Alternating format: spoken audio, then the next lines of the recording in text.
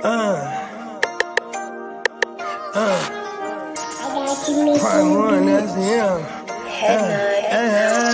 Scott, thought you thought, but I wasn't born yesterday. All I do is ball. You goofies underestimate. Heavyweight bag, step on your weight class. I done moved across states, blood I can't cap. Strap with it on my pivot, clocking digits.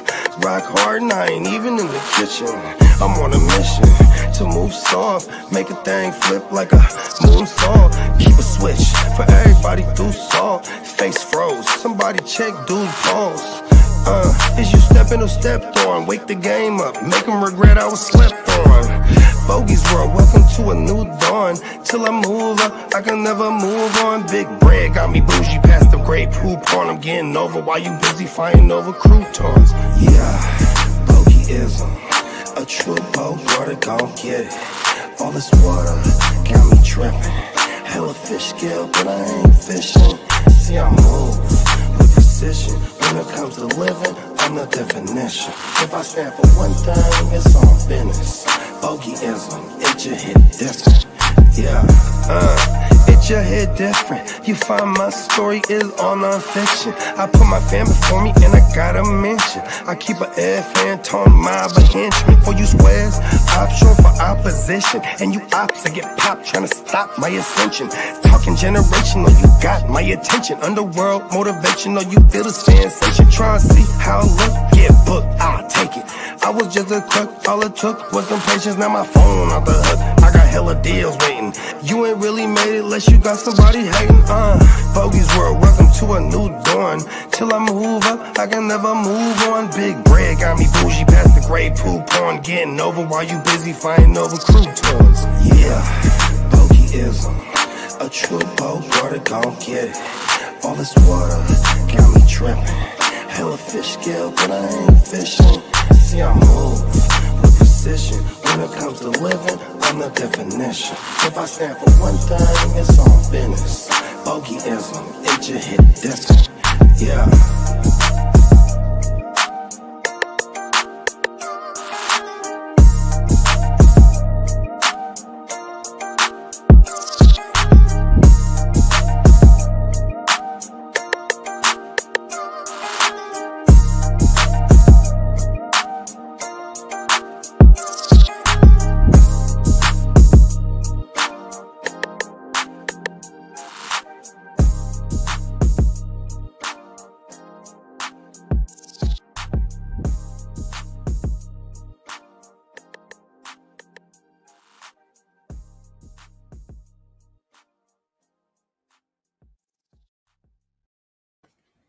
Yes, sir.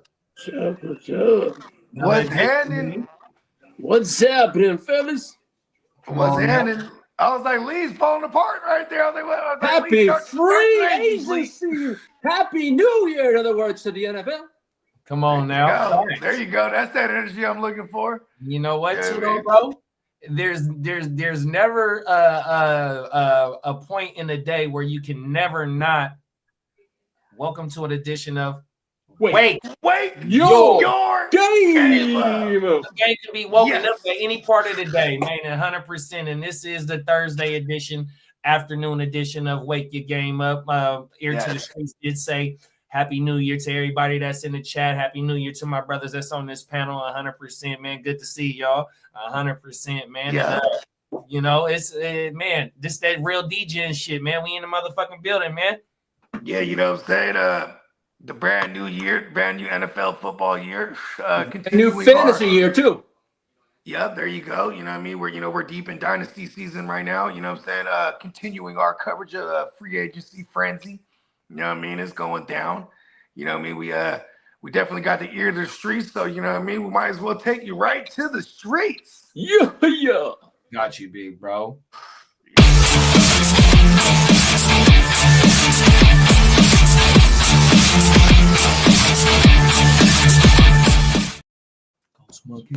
For all those people wondering how the Kansas City Chiefs are doing all their signings, well, I got the news, and it's deep down in the streets. Well, Patrick Mahomes and Chris fucked up Jones restructured their contracts and made $51.6 million in cap space. to sign those free agents on those lowly whooped up Chiefs.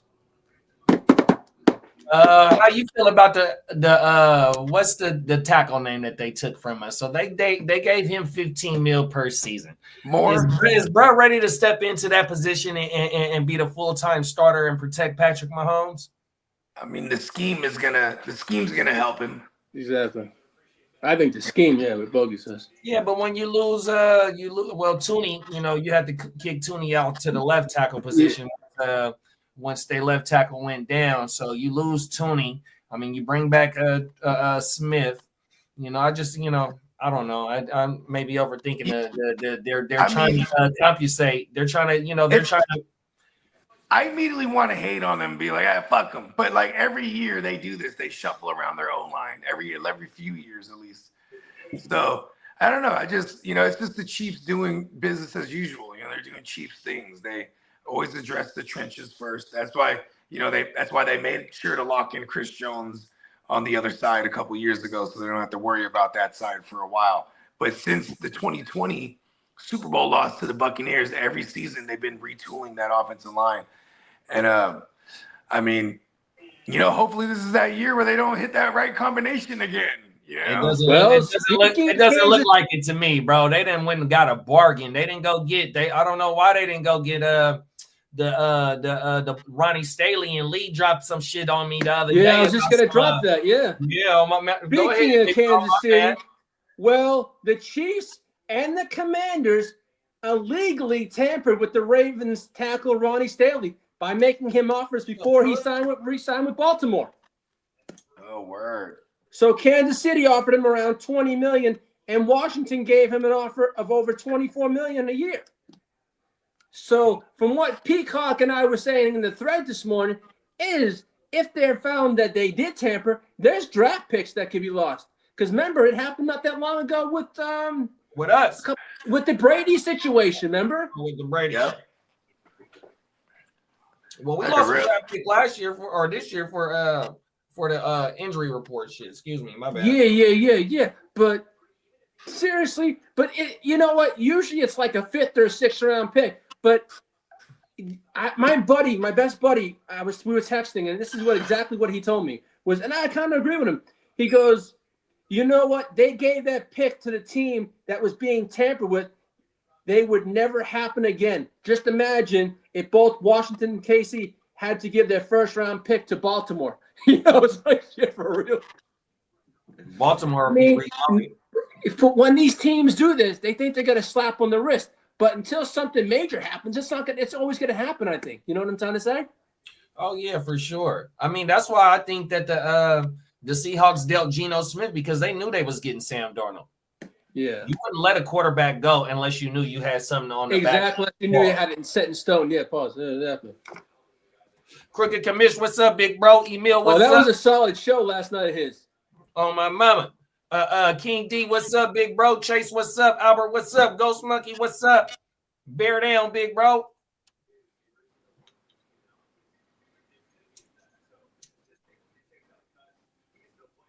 So yeah, fucking I don't know about that KCO line though, bro. That LT. I mean, if they seen something in that LT, I wish they seen something more than what we seen, because our offensive line is hurt. We sure could have used bruh as a viable starter on my mama. That's the only thing I'm pointing out.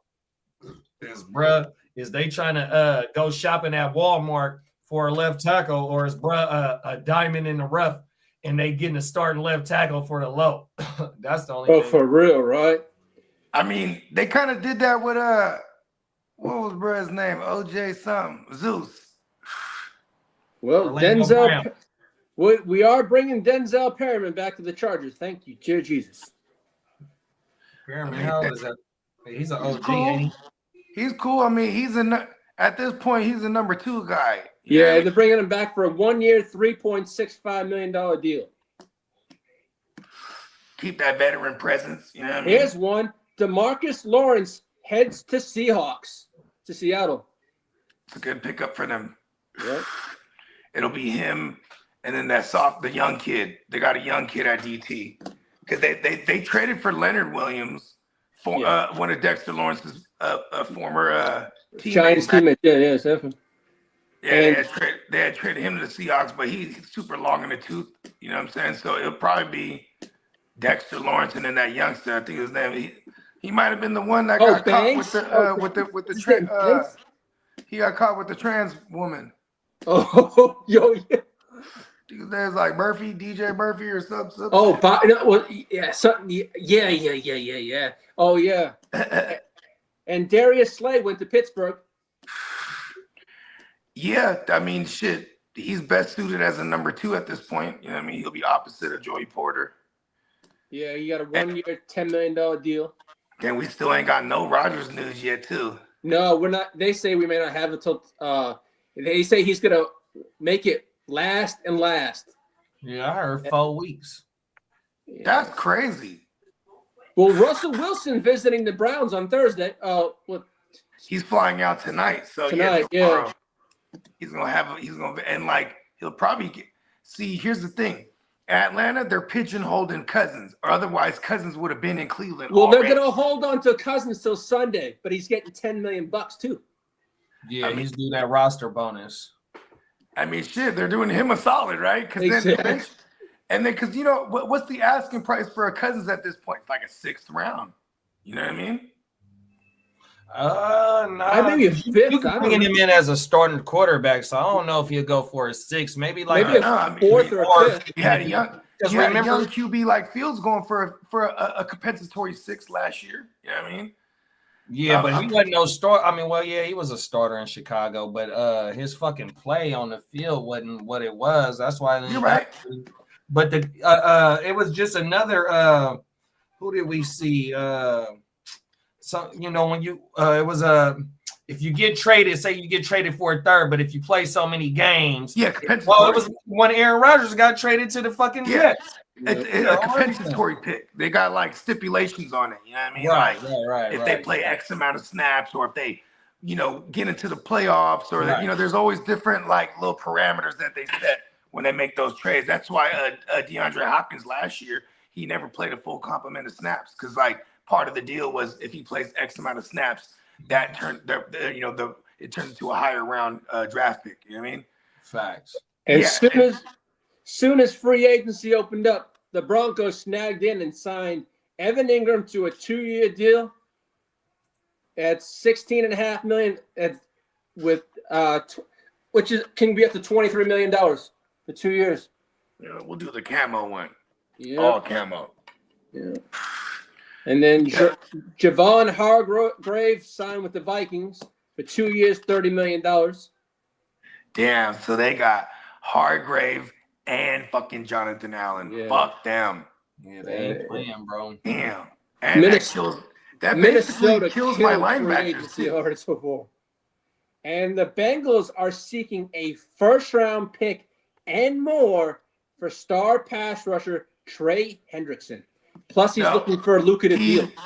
Say that again, big bro. What? I didn't hear you. My bad. Trey Hendrickson, they are looking for a 1st-round pick and more. You mean T. Higgins? No, Hendrickson and T. Higgins, they're looking for both. No. They want a 1st-round pick and more, not a 2nd-round tender. They want a first and more. I thought that's ridiculous for both of them. That's their asking price. Yeah, what are they going to do? And so they got franchise tag on Higgins. So they're on Higgins.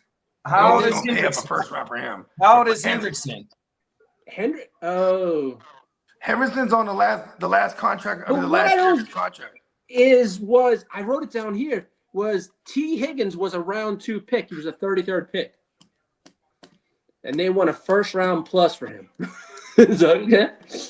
I mean, yeah, he's outperformed his contract for sure. Mm-hmm.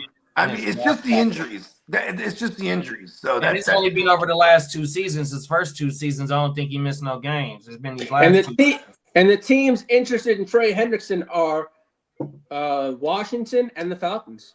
Yeah, but see, and that's my thing. If I'm Washington, I'm giving up a 1st round for him. 100%, bro. Them is facts. You know what I mean? Because it's a late pick. They was in the motherfucking NFC Championship, so they probably gotta pay. They gotta pay him too. So yeah, they got to. They got the dodo. They wanted the top. They do got the dodo because they got the young QB that's not sucking all the money up. 100%. And they got the owners willing to spend the money. Like another place that makes sense. I mean, they let Zadarius Smith go. Another parent would be Aiden Hutchinson with him. 100%. That'd be a nice. But they got a lot of people. All right, the Cowboys are finishing up a trade right now for Kenneth Murray Jr. Oh, the linebacker. That kills my youngster. Luafu. Linebacker, where's he at? In Tennessee? Kenneth Murray? Yeah. Because the Cowboys are finishing with the trade for the Titans, Kenneth Murray Jr. And they're swapping late round picks. That's a good spot for him because they don't have an inside linebacker like that because now that Kendricks is gone. That's why just a couple rounds ago I drafted that youngster Liafu. Liaufua, yeah.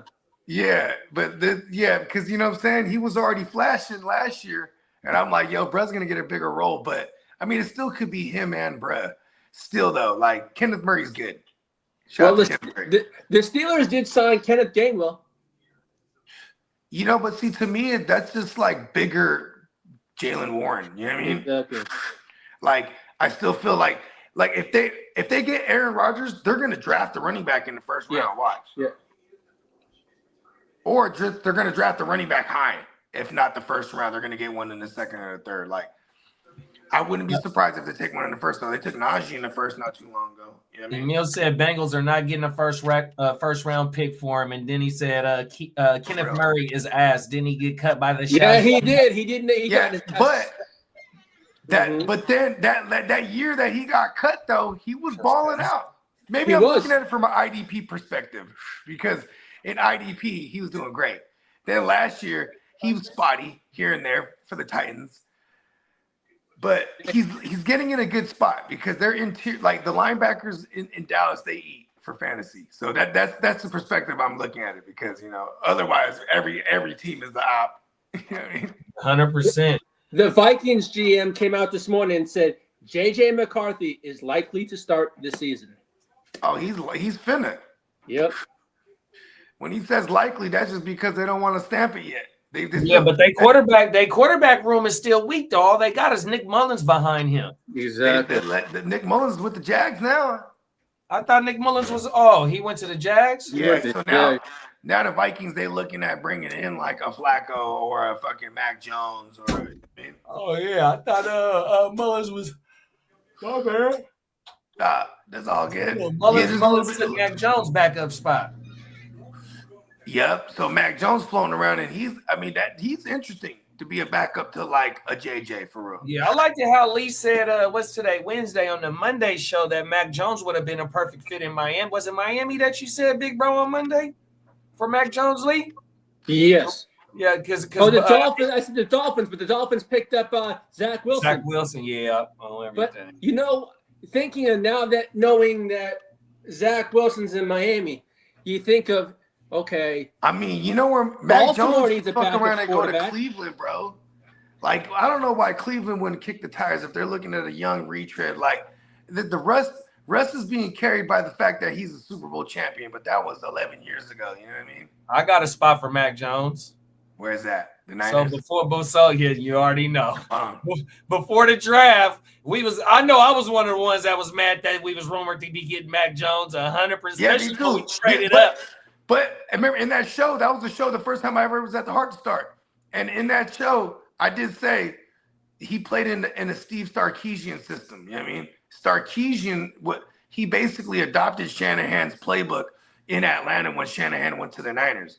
Mm-hmm. Then he parlays that into a gig over there in college in Alabama eventually. You know what I mean? And Mac Jones and him had success. So I was like, okay. It's going to be it's a play action system. And he's going to be, I'm just saying maybe history is different if we ended up with fucking Mac Jones. I mean, he was the only QB to get into the playoffs that year.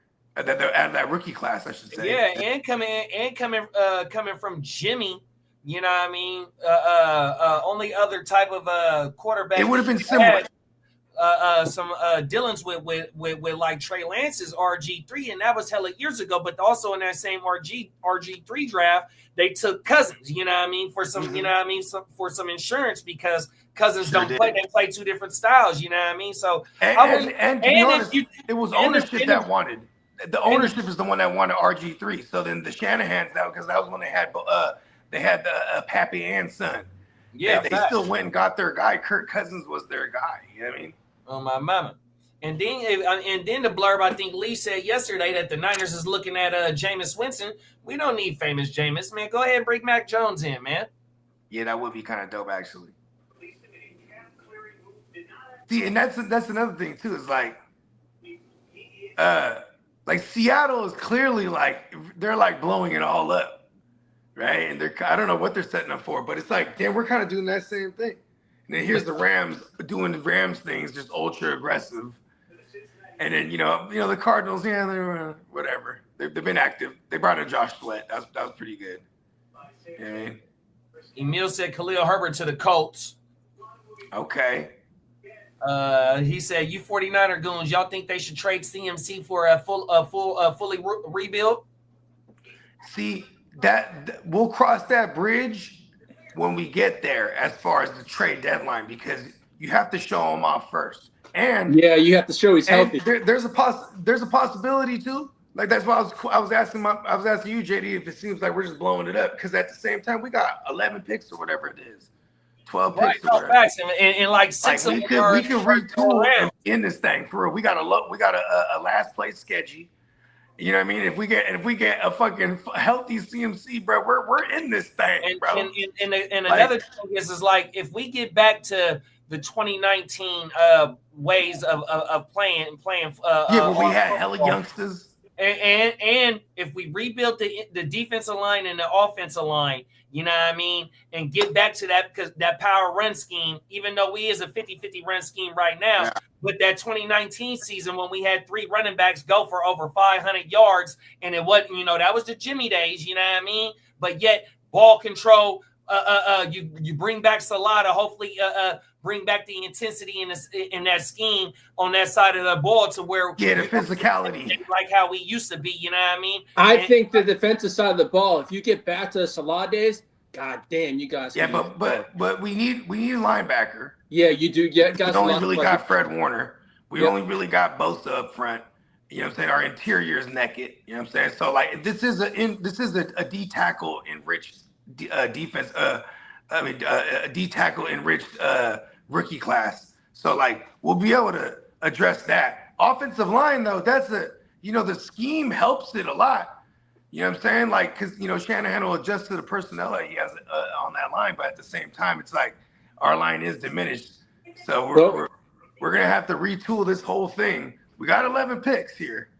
You know what I mean? This might be, like I said, 6 of them in the first 4 rounds. I mean, Kevin Zeitler is signing with the Dolphins. Oh, hold on. Let me get the right thing here. He's signing with the Titans. Sorry. Yeah, Zeitler. OG Zeitler too. Yeah, Kevin signing a $9 million deal, 1 year, $9 million deal with the Tennessee Titans. Yeah, I think we shouldn't trade even when the trade deadline comes, and even if we only win 9-10 games this year, right?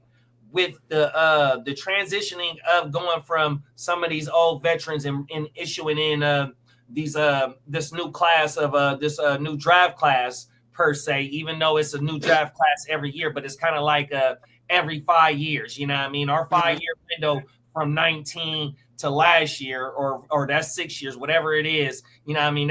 That's definitely closed. But here it is now. It's time to start retooling through the draft, start moving on from these vets, these high-paying vets, because like you always say, Bogey, cash over cap. You know what I mean? Yeah. That was one of the ways that we were maneuvering through this window that we did have with those players that you seen get cut or released or traded yesterday all on one list. You know what I mean? It's kind of trying to retool. It's not a rebuild for sure. I don't think it's a rebuild. And also I think part of the reason why they let a lot of those players go is to make room for Brock's contract.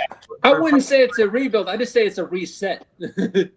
I mean, you can say reset, retool, however you want to say it, but I don't think we're I think we're still trying to compete. Like that's what I'm saying. Like, well, especially because you're That's signing why- Brock. like that's why I don't even put it past us getting a weapon. Like, say there's a great offensive lineman, but like, you know, I don't know, that tight end falls, Warren, or like even McMillan. These are like unlikely they fall out of the top 10. But say they did, I wouldn't put it past Shanny to grab a weapon because we just gave up Debo. You know what I mean? And we got Ayuk who's coming off a major injury. You know what I'm saying? We got CMC who's coming back from the dead. You know what I mean? And like, I like the idea of this last place schedule. Like, we can make some noise here, bro. So my thing is, I don't think they go for a weapon. I think they go ahead and invest in the inside of the D line or the motherfucking offensive line because, like how and that's totally what we should do. And if I like how I brought up the 2019 season when we lost to the Chiefs in the playoff, I mean in the Super Bowl, that team, that offensive team, you got to remember that was a Jimmy Garoppolo team. We traded for Emmanuel Sanders. You know what I mean? It was mainly Kittle. Yeah, we traded for Jimmy. See, that's what I'm saying, bro. You know what I mean? So it wasn't like how it's been the last couple of years compared to 19. These last couple of years been high power with CMC. You're able to pick your poison with the receivers. You had Brandon Ayuk break out 2 years ago. You had Jawan Jennings last year. You know what I mean? You invested in Pearsall a first round. So what I'm saying is the way that the philosophy has been for at least 3 years, even though but it's also been circled around having an affordable QB, right? So now here we are. We got to pay this motherfucker, but there's an argument that we don't got to, right? But still, I still think this is the opportunity to lock him in, even if it's just okay. If it's a 3-year extension, so we would have him for 4 seasons because it'd be a 3-year extending on top of this year coming up, right? Or this season. And if you give him something like, 180 guaranteed, you know what I'm saying? Or 180, 180 guaranteed. So that's 45 a year. You know what I mean? Like, that's hella under the market value for the high paid QBs, and we'll be able to maneuver. You know what I mean? Yeah, but he don't want that. Right. He wants to get like into the 50s. You know what I mean? At minimum, I'm assuming. Because I'll be damned if he's in there talking about, listen, I need 60, bro. You know what I mean? Right. And what he got working against him is the injuries, right? Like, it's the same thing with Joe Burrow. Joe Burrow, he had the major injury. He done got them into the Super Bowl, and he still had to be like, they still took it all the way down to the beginning of his 5th year before he got paid. You know what I mean? Hey, Daniel Caps, don't worry about it. About the Diggs signing. We all see those fake reports. Don't even worry about it. Where's Diggs? Oh, yeah, don't worry about that. Yeah, Diggs, where did Diggs end up signing? He hasn't been signed yet. He hasn't signed yet. Okay, come to the Niners. We're making a run for it. Emil said the Niners is looking rough. Emmanuel Sanders was years old. Off top though, Caps, you already know, big bro. Yeah, it's all good, man. I've made those mistakes on live many times. What's up, Caps? Yeah, man. What up, Caps? We got lowercase Caps, man. Man, you know what I'm saying? The Caps is in the building. Everything. What else we got? Let me go through my shit. Rico ain't signed yet. Amari ain't signed. I want Amari Cooper. That's what I really would like. Yeah, I remember you were saying that too. That'd be a great pickup for y'all. No, that's out of the wide receiver bunch. That's what I want the most. Yeah, just have him, and he can play outside for majority of the time. Yeah. He's soft though. No offense to him. He's soft at the line. He's a great route runner, but like, man, you get physical with him on the line. That's how you take care of Amari Cooper and shit. Let's see. I like that Evan Ingram to the Broncos. That was legit.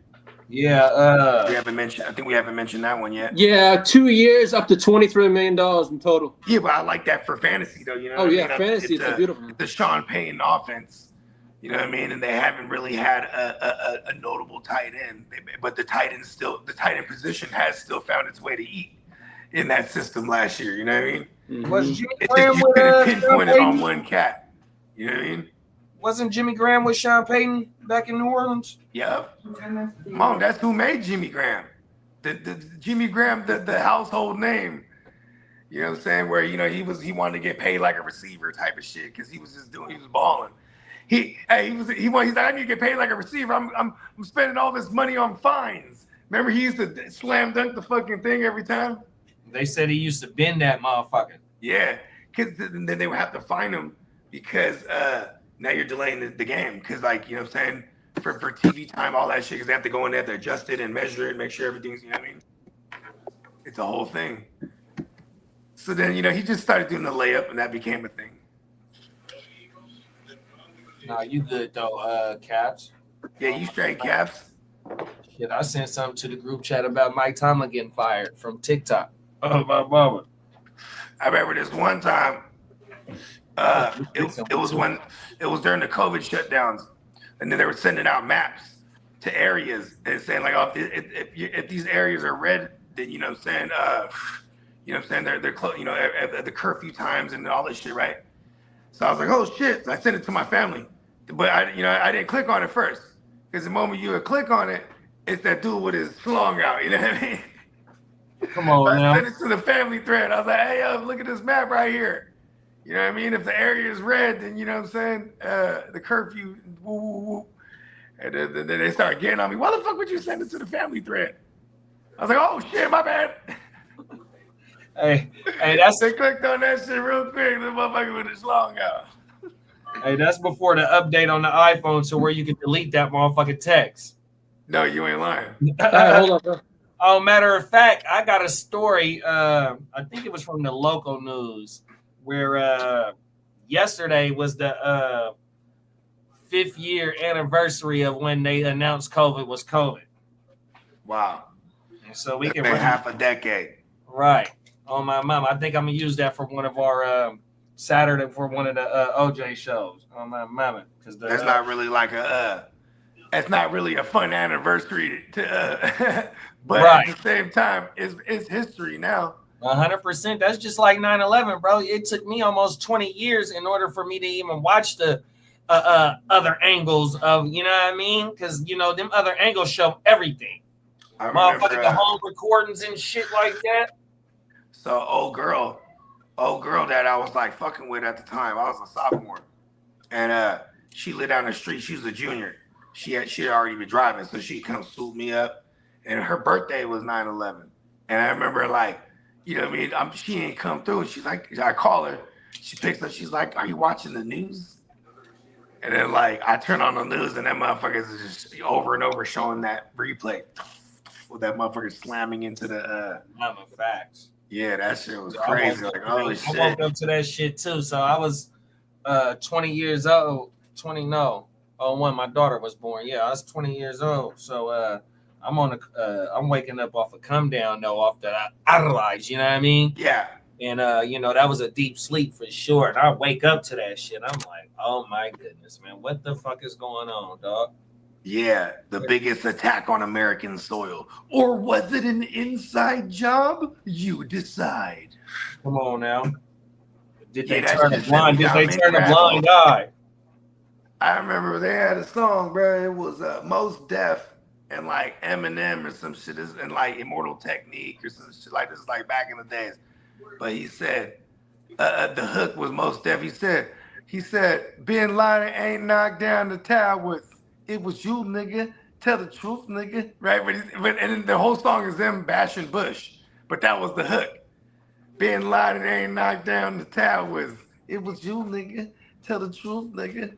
I was like, oh shit. They was talking that shit. They was talking that shit. They was like, hey, come on, bro. Hey, you gotta remember that's Kanye too, though. Kanye go on the one thing and like he said Bush don't like black people. 100%. He said straight up. His motherfucking mind. And then it was Mike Myers, the Austin Powers. Yeah, dude. that was standing next to him. Standing next to him. He said, he started kind of veering away from him, like, I'm not with that shit. Yeah, Kanye been on his He said Bush don't like black people because straight up they was talking about FEMA a relief and shit like that. Oh, that's what it was for they were the talking about that because it was hurricane. I thought it Katrina. was for 9/11. And then, I mean, you got celebrities and shit, like Mike Myers, and they're like, yeah, and for all everyone's efforts and this and that. And he just come on there. He's like, man, fuck that. Bush don't like black people. Facts. That's exactly what it was for. Oh my You know what I mean? He was just like, hey, man, see, here's the thing. With Kanye, they definitely systematically made him out to, to be like a clinically a crazy bipolar. I don't want to say crazy, but excuse me for that. But you know what I mean? They got him as bipolar, and he's saying he's not, which is what I mean. But we've seen him do this to Britney Spears and to Wendy Williams, where it's like, I don't know. The Britney Spears one was funny though, because that was just somebody trying to get in on the money. You know? Man, Britney, she put her on all them, but she was doing wild shit though. Like she was driving in the drop top, had her kids on her lap. Yeah, you know what I mean. And then like child services came in, all this shit. Hey, my dad used to drive with me. That's how I started learning how to drive. Yeah, come on. Oh my mama. She was in the drop though, and she's Britney Spears, so there's paparazzi, everyone taking pictures. She's like whacking with the kids and shit. You know what I mean? But at the same time, once child services came in there and shit like that, boom, she's on pills and all kind of shit. You know what I mean? Man, so it was like, oh shit, Federline knew what he was. Hey, her husband Federline, he knew what he was doing. He seen it from a mile away. He probably got her on the pills to begin with, huh? Now that I don't know. I'm just allegedly. I'm not wearing the allegedly. Hey, he's seen the cash cow though. He didn't knock the cash cow on everything. Here's the thing too. It's like when you're a megastar like that, it's circumstance. He was a backup dancer. So because of the circumstance, he was able to holler at that thing. And then he shot the club up real quick, huh? Boom. Knocks a couple kids out of her, and then he got you, bitch. That's what he said. Bitch. Oh my mama. You know They done spent many nights on the road, late nights on everything turned up. Oh my mama. Shout out to Federline, boy. You better get a big bag. You better have a big bag, bro. Oh, everything. Cap said Cardinals use restricted the tender. I don't know. Restricted offer tender on Greg Dortch, the Human Torch. That's one of my guys. He ain't never produced yet consistently. Yes, it is. The only good report was DeMarcus Lawrence. Excuse me, Caps. To Seattle. The Seahawks. Pause. My dog Emil said this is a boring off season. Yeah, it ain't really been no big splashes. I mean the DK shit, the Geno shit. What else we got? Fuck, bro. But yeah, I mean, yeah, it's kind of mid right now for sure. You know what I mean? Fucking Godwin going back home or staying home in Tampa. That's a good thing. Good thing for fantasy wise, because I think Peacock was the one that said Godwin and Chase up until Godwin got hurt. What I mean? Man, McMillan at the end of the season came in a strong pause. You know what I mean? Right. Back. Cade Otton was one of my guys I did solo on 100%. Yeah, I love the Tampa Bay offense. On my mind. Yeah, Tampa Bay is one of them offenses I'll stack up in redraft. 100%. Well, only player that's probably really going to boom up is Bucky. And I don't know if I'm going to pay up for Bucky this year. You know what I mean? Because Bucky did go crazy. You know what I mean? And it's hard to replicate that. That's the thing, right? And then you have a difference. It's the same system, but it's because they're elevating. But for what it's worth, they're elevating their running back coach to OC. So maybe there is some emphasis there. But at the same time too. But why there's a combination of things why Baker got up there. Is because first of all, Baker balled out, but their defense was really bad, giving up hella points. So he's just every week he's in a shootout. You know what I mean? Maybe minus the Denver game because that was one of the games they lost, and what is it called? It was just a lower scoring game. But besides that, they're shooting it out with everybody. You know what I mean? And then you had guys like Patrick Mahomes, who wasn't in the top 5. Stroud, who couldn't replicate what he did in his rookie year, because there's many variables of the reasons why. But then so Baker, there were some usual suspects that we would assume to be in there.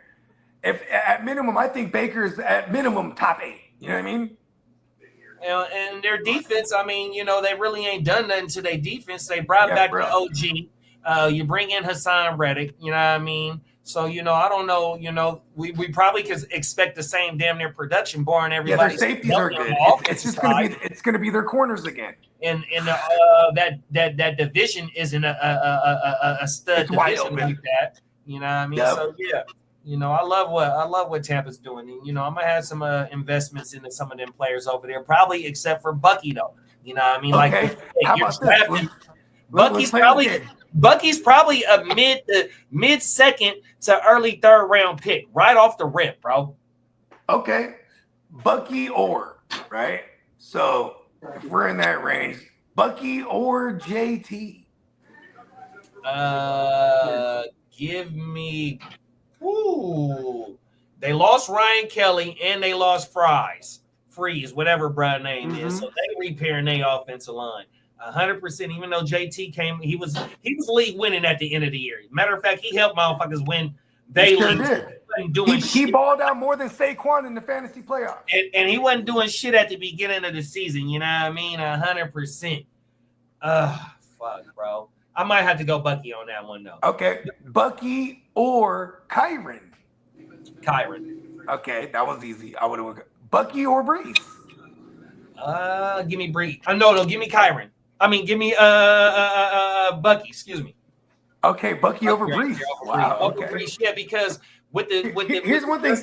Baker does throw at the running back. He has a 25% target market share to the running back. And not only that is that Tampa's going to score more points. That allows Bucky to get more opportunities. Red zone opportunities. I don't know if the Jets is going to be scoring 30s like the potential that Tampa has. Okay, I like that. I like that. Okay, what about? Okay, Bucky or I know you take him over. Okay, how about this? I'm trying to remember who else is in this range. Oh, Bucky or Chase Brown? I think I might have to go Chase Brown on that one because with the absence, I like that. Let's put some respect on Chase Brown. The absence of Zach Moss and with them bringing in Herbert, we didn't see nothing from Herbert, so it showed that Chase Brown can carry on that load that he did for the rest of the season when it was no more Zach Moss. So I like what Chase Brown brings to the table, especially with Joe Burrow. If they was able to retain Higgins for one more season, I would love to have Chase Brown, and you're going to have to pay up for Chase Brown this year too. Yeah, for sure. Okay, I'm with you on the Chase Brown because here's my thing. I'm okay if I don't have any Bucky. It's like I feel like Bucky was the shit because he was the value last year, and then this year now we need him to replicate that or better in the price that we're paying. You know what I mean? I'd rather there's too many receivers in that range. I'd rather have over Bucky or anybody. Bucky is a 2023 Rashad White. 2023 exactly. White went crazy, and then 2024 it was Buck. And you know what else is crazy is I think we said this on the other day on the show. Historically, I can't even think of a running back outside of Doug Martin in the last 15 years where he actually had a cool little run there. And it was still spotty as fuck because of injuries. He went crazy 2012, then it was 2014, and then 2016. Otherwise, he was whack. And then since then they didn't have nobody Jacquizz Rodgers and fucking Peyton Barber. It was Jacquizz Rodgers. Yeah, Jacquizz Rodgers, Peyton Barber, fucking. Then Ronald Jones was supposed to be the savior. He didn't do shit neither. Then it was. Then legit when Leonard Foreskin was there, he was balling. You know what I mean? Because it was with Tom Brady. He's scoring a bunch of touchdowns. He's catching a bunch of balls. You know what I mean? Pause. But yeah, he was catching 7 balls a game, bro. Real shit. Pause. He was a damn good. And he's not even a route runner at all. It was just dump off. So it was just greasy money. You know what I mean? Let's go. Give me them greasy receptions. And we in this thing. It was James White, but huge. Pause. And James White was the route runner though. I don't want to. James White was bad. He was badass. That's one of my guys too, for sure. Matter of fact, he was he should have been the MVP in the Falcons Super Bowl. I mean, he was going crazy. He had the game winning TD in overtime. He had another TD in the because they was, I mean, we all know he had the ham. T. Yeah, and he caught one. Here's the thing.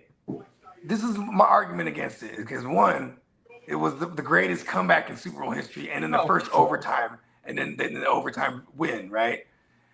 And he in his face, in Troy Aikman's face, because it was Troy and Joe Buck calling that game. Tom Brady broke his Super Bowl passing record because Troy Aikman held it for like 400 yards or something like that. So he goes and shatters the fuck out of the record, throws like 500. Yeah, it's kind of crazy because the following year, both Foles and Brady, they threw for like a combined 900 yards. They both went crazy again. I think Brady threw for like 500 again. So it was like, yeah, Brady was a bad motherfucker. Because he threw like 50 attempts that game. I remember that Eagles Super Bowl that they lost. Yeah, hell yeah, because they were just playing from behind from the gate. I remember they tried to do a trick play to Brady. Remember that shit? They threw it to Brady, and then fucking it was a bad pass, and they just didn't catch it, or he didn't catch it. Then they hit him later on with the Philly special. Like, oh, we can throw it to our QB too, man. Come on now, we've been practicing this shit. That is funny though, cause like that footage, there's that famous footage where he's like, "So what you like over here?" He's like, "Philly special." He's like, you want Philly? Running. Like, yeah. And he's like, okay. You know what I mean? Nick Foles called it, bruh. Doug Peterson wrote a whole book. And then what was the 2-point conversion after that? What did they run for? Didn't they run a 2-point conversion after the Philly special?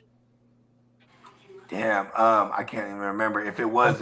I want to say they did, bruh. And fuck, man. Oh, that's gonna bother me right now. That sequence of I don't remember if they did, but I did. But yeah, that was definitely one of those nail in the coffins because that put him up like 2 possessions, that Philly special. Hey, Ignorant Thinkers podcast, man. If you see this shit, let me know, bro.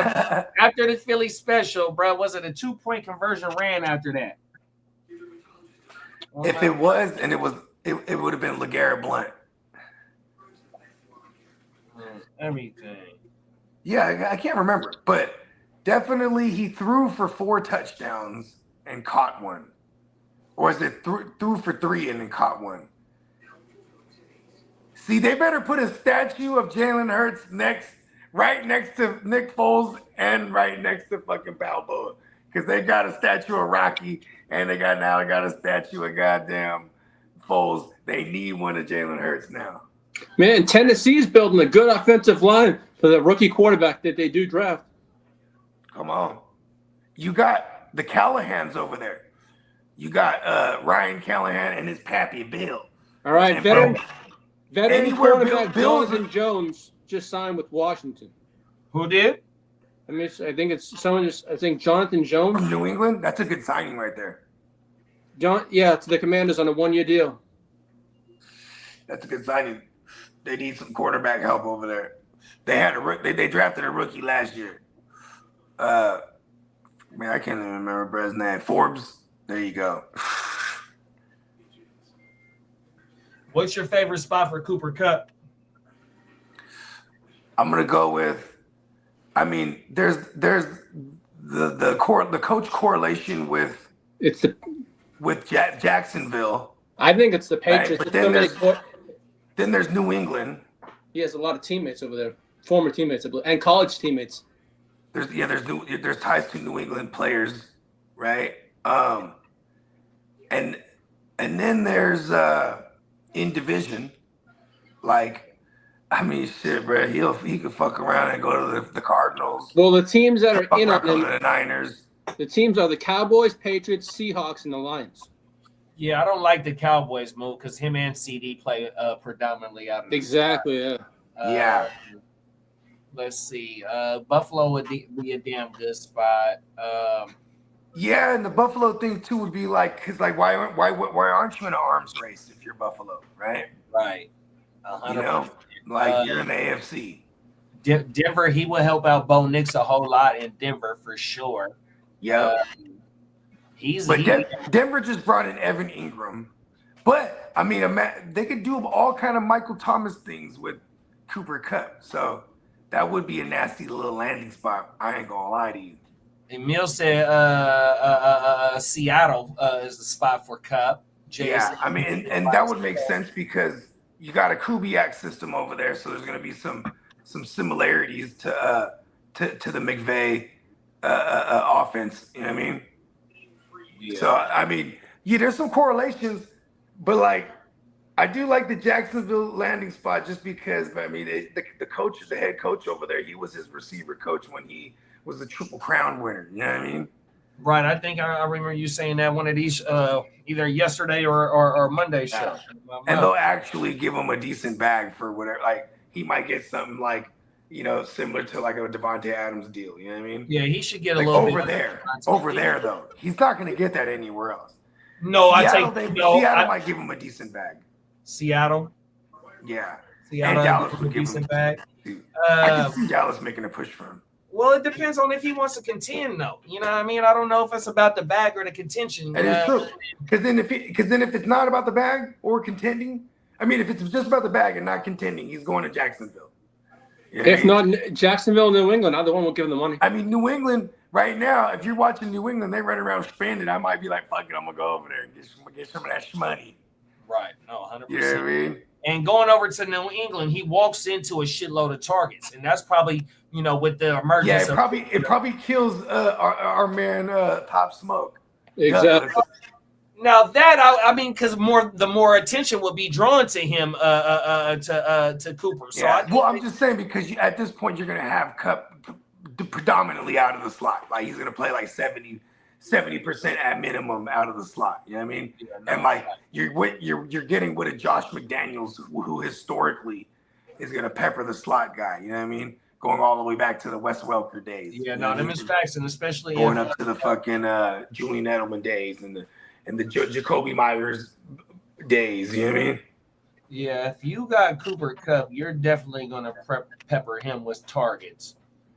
You know, yeah, and if you're in his career, you know, he's 31 years old. Are we expecting 150 targets out of Cooper Kupp wherever he goes? Okay, if he lands up in the Jacksonville, maybe 100 targets because I feel like there's going to be close to 600 pass attempts over there, if not 600 plus out of Trevor Lawrence if he's, you know what I mean, if he stays upright. You know what I'm saying? So like that'll be enough to if you're funneling between two options predominantly. You know what I mean? We're gonna get him up there. But like, yeah, you get to New England now. It's like, okay, how many times? What is this offense gonna be? You know what I mean? Are they gonna, you know, the team more than likely is gonna be a team that wants to play defense and then run the ball as much as possible. You know what I mean? But they do have a QB this time that can sling it. So maybe this is a different identity. And for someone like Vrabel, who came from having, you know, success having a defense and running the ball. So that's the one thing too, is like how much are they gonna trust this rookie? Plus he's learning, it's like another rookie year for him. He's learning a new system. So I feel like, you know, I wouldn't really want Kupp. I mean, if Kupp went there, we're gonna get a lot of high percentage targets, shorter A dots for sure. And that'd be cool. PPR shit. Have him as your 3 or 4 on your team and you're all right. You know what I mean? And I'm glad you brought all that up because I went to player profile and I pulled up one of my guys. You mentioned him, Pop Smoke Douglas. You know what I mean? I do got he is going to be one of the players featured in one of my videos. Slot snaps 493, 72% rate, fourth at the position. Yeah. Routes run 442. So if Kupp was to come over, he would he would at minimum 70%, right? And at minimum 70% for sure. And then his target rate over there was a 19.9, and his target share was a 17.6.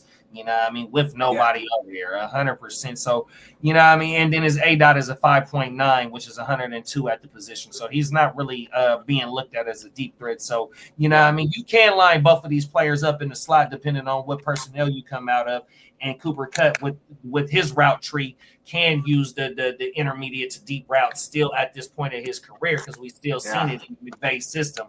You know what I mean? So what they're doing right now too in free agency all together in New England, right? It's like they're beefing up on defense. Like it feels like they're gonna make a run at it. They're trying to compete. They're not like, all right. And then it's like, okay, the next step is putting weapons around your young QB while you have him in this young contract or this rookie contract, right? So you get a veteran, that's par for the course. Boom, maybe Cooper Kupp, then you draft something. You know what I mean? Maybe they don't draft it in the first round because I think if Travis Hunter's there, that's just a smash for them because it's kind of 2-for-1, right? And then like maybe later on they get they get some receivers or something. I don't know. I mean, maybe they fuck around and take McMillan at 4 for all we fucking know. Right? Just get their young kid at number 1. You know what I mean? Because that's what a lot of these teams should be doing. Like for example, on the flip side, when you have a team that's paid their QB, now you got to get them some young weapons like Herbert. Like so they go and draft McConkey. You know what I mean?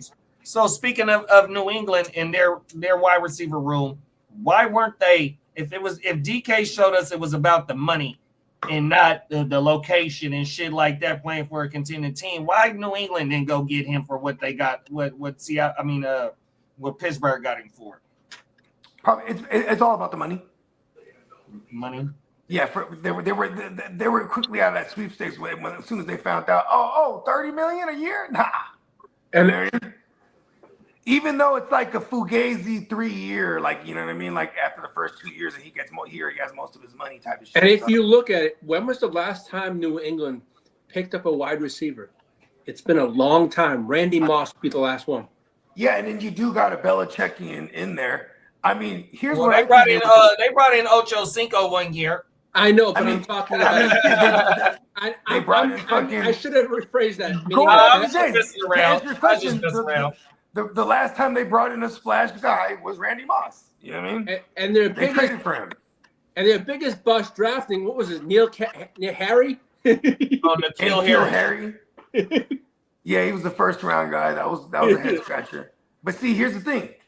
You got a whole different regime. It's different over there now, right? But you do have someone like Mike Vrabel, who like if he was to make a splash, you know what I would think to do is they really try to hammer home trading for AJ Brown, because Vrabel was not on board with them trading away AJ Brown when they were in Tennessee together. You know what I mean? Matter of fact, it's kind of funny because that first week of AJ Brown, the first 2 weeks, he balled out with the Eagles, and then they fired the GM got fired in Tennessee. They're like, see, and they ended up with what's his name, bro? Burks, Treylon Burks, bro. Bust and a half. That shit was crazy. The bro had asthma. El Busto. Oh, El Busto. Oh, man, did you see Derek in the thread? He was ripping up bricks when he saw that shit with the Cowboys go. I mean, it wasn't Elon, like he was a former first round guy, right? Yeah. I think so. Who was? The Cowboys gave up picks for someone. They traded for a cornerback from Buffalo. From Buffalo, yeah. It was like 2 years ago. I want to say he was like he was a former first rounder, if I remember correctly. Yeah. But he just never was a guy like that in the league. Let me ask you, fellas, what you thought? What's up, Bakes? My bad, Lee. We got Bakes in the building. What's up, Bakes? What's up, Bakes? Big Bakes. Oh, they said you only got 40 minutes left on the clock, too, Lee. All right. My bad, big bro. No, it's all right. Yeah. Make the pick, Lee.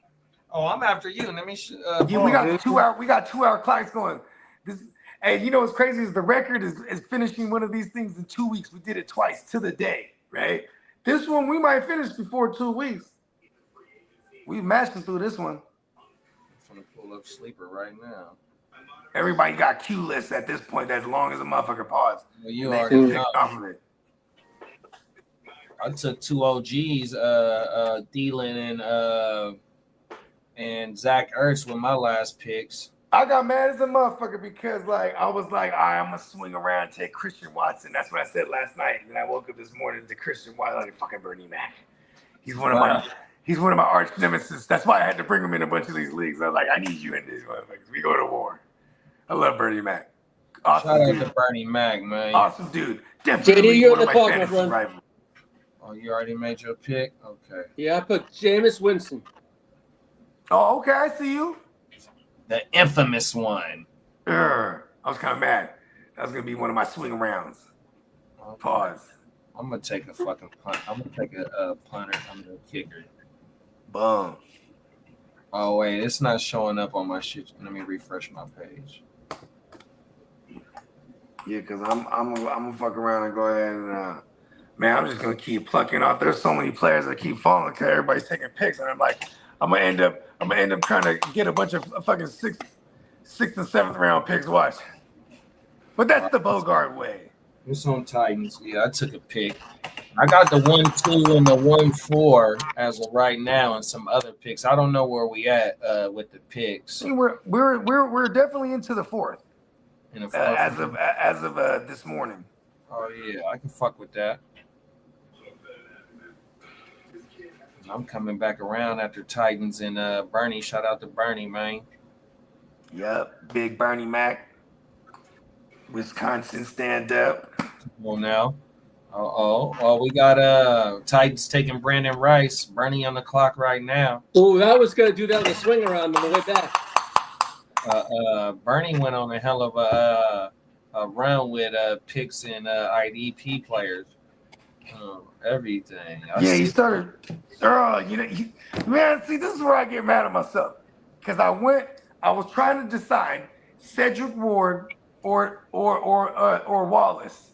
So I take Ward, and then which was dope because it feels good too because they traded away Kenneth Murray because I knew Kenneth Murray they're either gonna they're either gonna cut him or something. But it was something they traded him. So I'm like, yeah. But I said I'm gonna swing around and take Wallace. And then I woke up that next morning and he took Wallace. I was I'm trying to get spoiled at the position. That's the Bogart way. Come on now.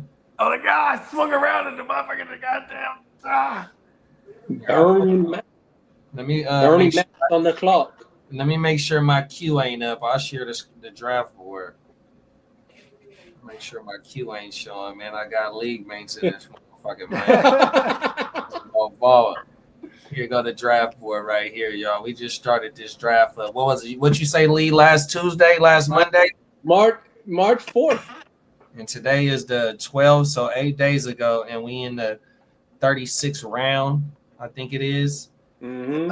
We in the 36th round. Oh, we got the 35th, 35.12 right now. But Brody, he doubles up right there. But yeah, here we'll pull up my team first. Out of us three that's in here, and I went Chase, Neighbors, then Baker, then the 102. So in this league, kickers are representative as rookie draft picks for the this coming rookie draft. And then I went McPherson, Ayuk, Fields, Mixon, Swift, Stevenson, Keon Coleman, and Leggett. That's one thing that I'm worried about is Leggett. I'm pretty sure that that Carolina attacks the wide receiver position for sure. But Leggett had a few good games, so I'm hoping that Leggett did establish some type of chemistry with the young bull Bryce. I mean, here's the thing. Whatever receivers they do draft, they're not going to be some high-end receivers. There's not too many in this draft class that are, first round. Yeah, but we seen AJ's not a first round pick. DK, they came in they second round picks. Oh yeah, you're right. So they can still target someone in the second round. Yeah, just anybody, bro. Anybody could just step in and take targets away from Brett. But you still got the OG over there, TT. You know what I mean? Ain't no telling what we getting out of him one more year. And they did bring him back one more. 100%. One more again. Come on now. Everything. I lucked up with the Greenlaw news going to Denver. I love that. Patrick Queen, Christian Harris, Greenlaw. That Christian Harris was a good pick. Fucking Peyton Wilson, Jeremy Chin, free agent, another rookie pick, Dorian Williams, Omar Spites. I got Dorian Williams was a great pick too. You got me there. Uh-oh. The Eagles just signed. The Eagles just signed A.J. Dillon. Oh wow. That's big. The Jewish jackhammer's back. Well, that's a good move right there. Somebody in this league just took Will Shipley too. I know that shit made me hot. I was like, right. I should have just scrolled up on my queue. I would have remembered about Will Shipley on my shit. Especially with that Gainwell news on everything. I took Gainwell in this draft too. And to close the year out, they were going to Shipley, and whenever they were spelling, whenever it was like, all right, close the game out, they were giving it to the white boy. Well, even in the playoffs, he had Ship in his name. Look at him, and he got one. Huh? he got one, bro. Rookie year. Same thing with fucking the cornerbacks too. It's like, yo, you hit pay dirt.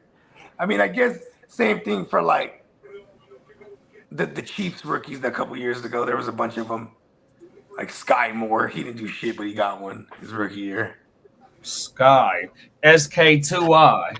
SK2Y. There's an article that came out from a former Ravens wide receiver, right? And they said that former Greg Roman's system pushes guys away. So that's why the one reason wide receivers don't want to come to the Chargers. I mean, that's because they got a block. Yeah, exactly. Yeah, well, but also because, okay, so for example, what gets you the big bag? Putting up the big numbers, right? Mm-hmm. So it's like they're not going to do that you're in in LA. that system. Yeah, like if you're in that system, you can't. It's hard to get big. Like Michael Crabtree, he got a cool bag for his time, but then like he didn't get he got the bigger bag when he went to the Raiders. You know what I mean? Because our system is just not gonna pay. That's how the Greg Roman system is. It's like look at Hollywood Brown. Hollywood Brown couldn't fully break out. I mean, he had a hell of a rookie year, but then like to do it on a consistent basis, where it's like the tight end is actually the look. So it's kind of cool last year because now we're actually seeing Greg Roman for the first time with an actual QB that could throw the ball. So, you know, because outside of them not really spreading the ball around too much in the passing game, they're a run first team. That'll also add to why receivers don't want to go there because, like you said, JD, they're gonna have to block. How am I gonna get my bag? And I'm out here blocking and shit, and I can't really put numbers up. You feel me? That's like IU, bro. He did 1350 on 75 catches. You know what I mean? On 100 and some targets, 120 targets. He's not getting the 150 to 170 targets like these number one receivers to show that he can do that type of work. You know what I mean? And that was his argument going into last year. Y'all not giving me enough to where I can show that I could do what them top dudes is getting 30 mil. And another thing about DK, like it's only a few receivers that deserve the 30 mil. And you know what I mean? DK ain't even on Devontae's level. DK ain't on Tyreek's level. He ain't worth no motherfucking 30 million. You ain't lying. But he sure as hell got the bag. Let's go. Sagittarius, baby. Free agent safety Juwan Thornhill will visit the 49ers on Thursday. They just signed two DBs. That'll just be depth. Because you know what we did bring in? Justin Pinnock. That was a great pickup. I've seen that. That was a great pickup because Mustafa is in the boxer, and then we got Pinnock, who's way better in coverage than a Jair Brown, who I was really hyped for, but just you get burned one too many times, you don't last long. You got the depth now. And the other safety that they got, he was a 2-year starter before too. I think the one they just brought him right now. Did that lead? Yeah, it's two DBs. Yeah, Juan Thornhill. Yep. Not Thornhill. Thornhill's been around for a minute. They signed two people yesterday, and Pinnock was one of them, and was another DB. The other DB they signed, he was a 2-year starter, I think, in Atlanta. Next to Richie Grant. Yep. Richie Grant. He was a bad motherfucker, bro. Hey, Richie Grant for one of them years. He had like 90 tackles, bro. Like it was insane. I was like, okay, Richie Grant. Facts. Yeah, I was reading a little shit on him on my mama. Yeah, I fuck with Richie Grant. I even went tried to go look for some shit on Luke Farrell. I seen a few little things. They say Luke Farrell. He's a top 5 rated blocking tight end. He's a hell of a blocking tight end on my mama with athletic ability. And when I say top 5 is because you have to qualify for the amount of snaps, right? He just qualifies for the amount, and he's top 5, baby. Let's go. And the motherfucker, but the film that I was watching on him, it shows him blocking in the pass game and in the run game as well. Mm-hmm. Exactly, and we're gonna need all the help on the line because now think about this: we might need to free up Kittle a little more in the passing game. Kittle at some points would run less. He would run like a little over 40% routes on dropbacks. So that's not a lot, but he was able to make do because when he's running the route, hey, throw me the rock, right? But see, we might get that up to like 60% of dropbacks he's running a route because we got a fucking blocking tight end. You know what I mean? Facts. Who also possesses or presents the ability to catch the ball too. Watch a little bit of film on Brad, man. That motherfucker kind of nice. Because Smelly Dwelly, phenomenal blocker and sneaky okay hands, right? And then who else? We let go of another tight end. But they were just heavily involved in the blocking game. You know what I mean? Like so, and because people were like, "Oh, why we pay this guy so much?" I'm like, "That's not a lot. One, it's basically 11 million for 2 years, and like for our scheme, we need blocking tight ends." And I see you guys picked up Demarcus Robinson.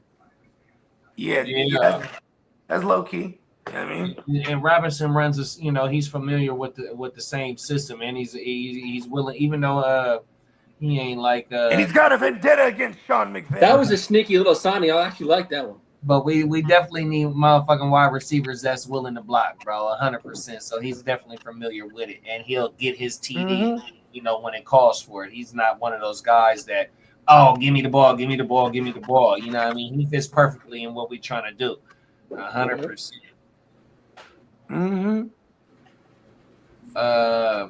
Fucking Kittle, 357 Magnum PI routes run last year. Route precipitation, 70.3.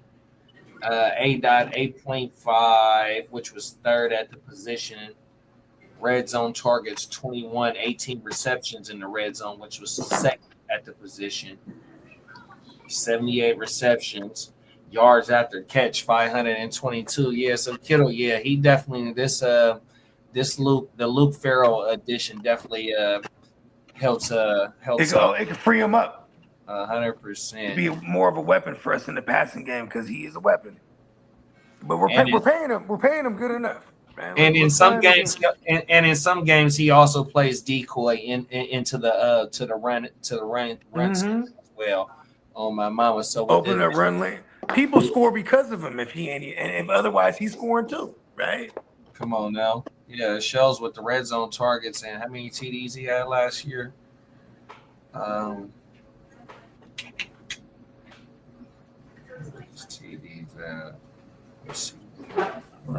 Oh, he had 8 TDs last year. Damn. He needs to get those numbers up. Get those numbers up, kiddo. Well, shit, he hit 4,000 last year, and he only had. No, I'm just talking shit. I'm like, we need to get him up to 12 tugs. Let's get up to 1,200 yards. Damn. Okay, kiddo. Yeah, Kittle's the. What's funny is in the startups last year, Kittle's going like in the double, 9, 10. But yeah, he was going like double-digit rounds for this year. Look, there was some respect on his name. Like Bakes took him like the 6th round. I was like, damn. It's like, there goes my 8th round aspirations.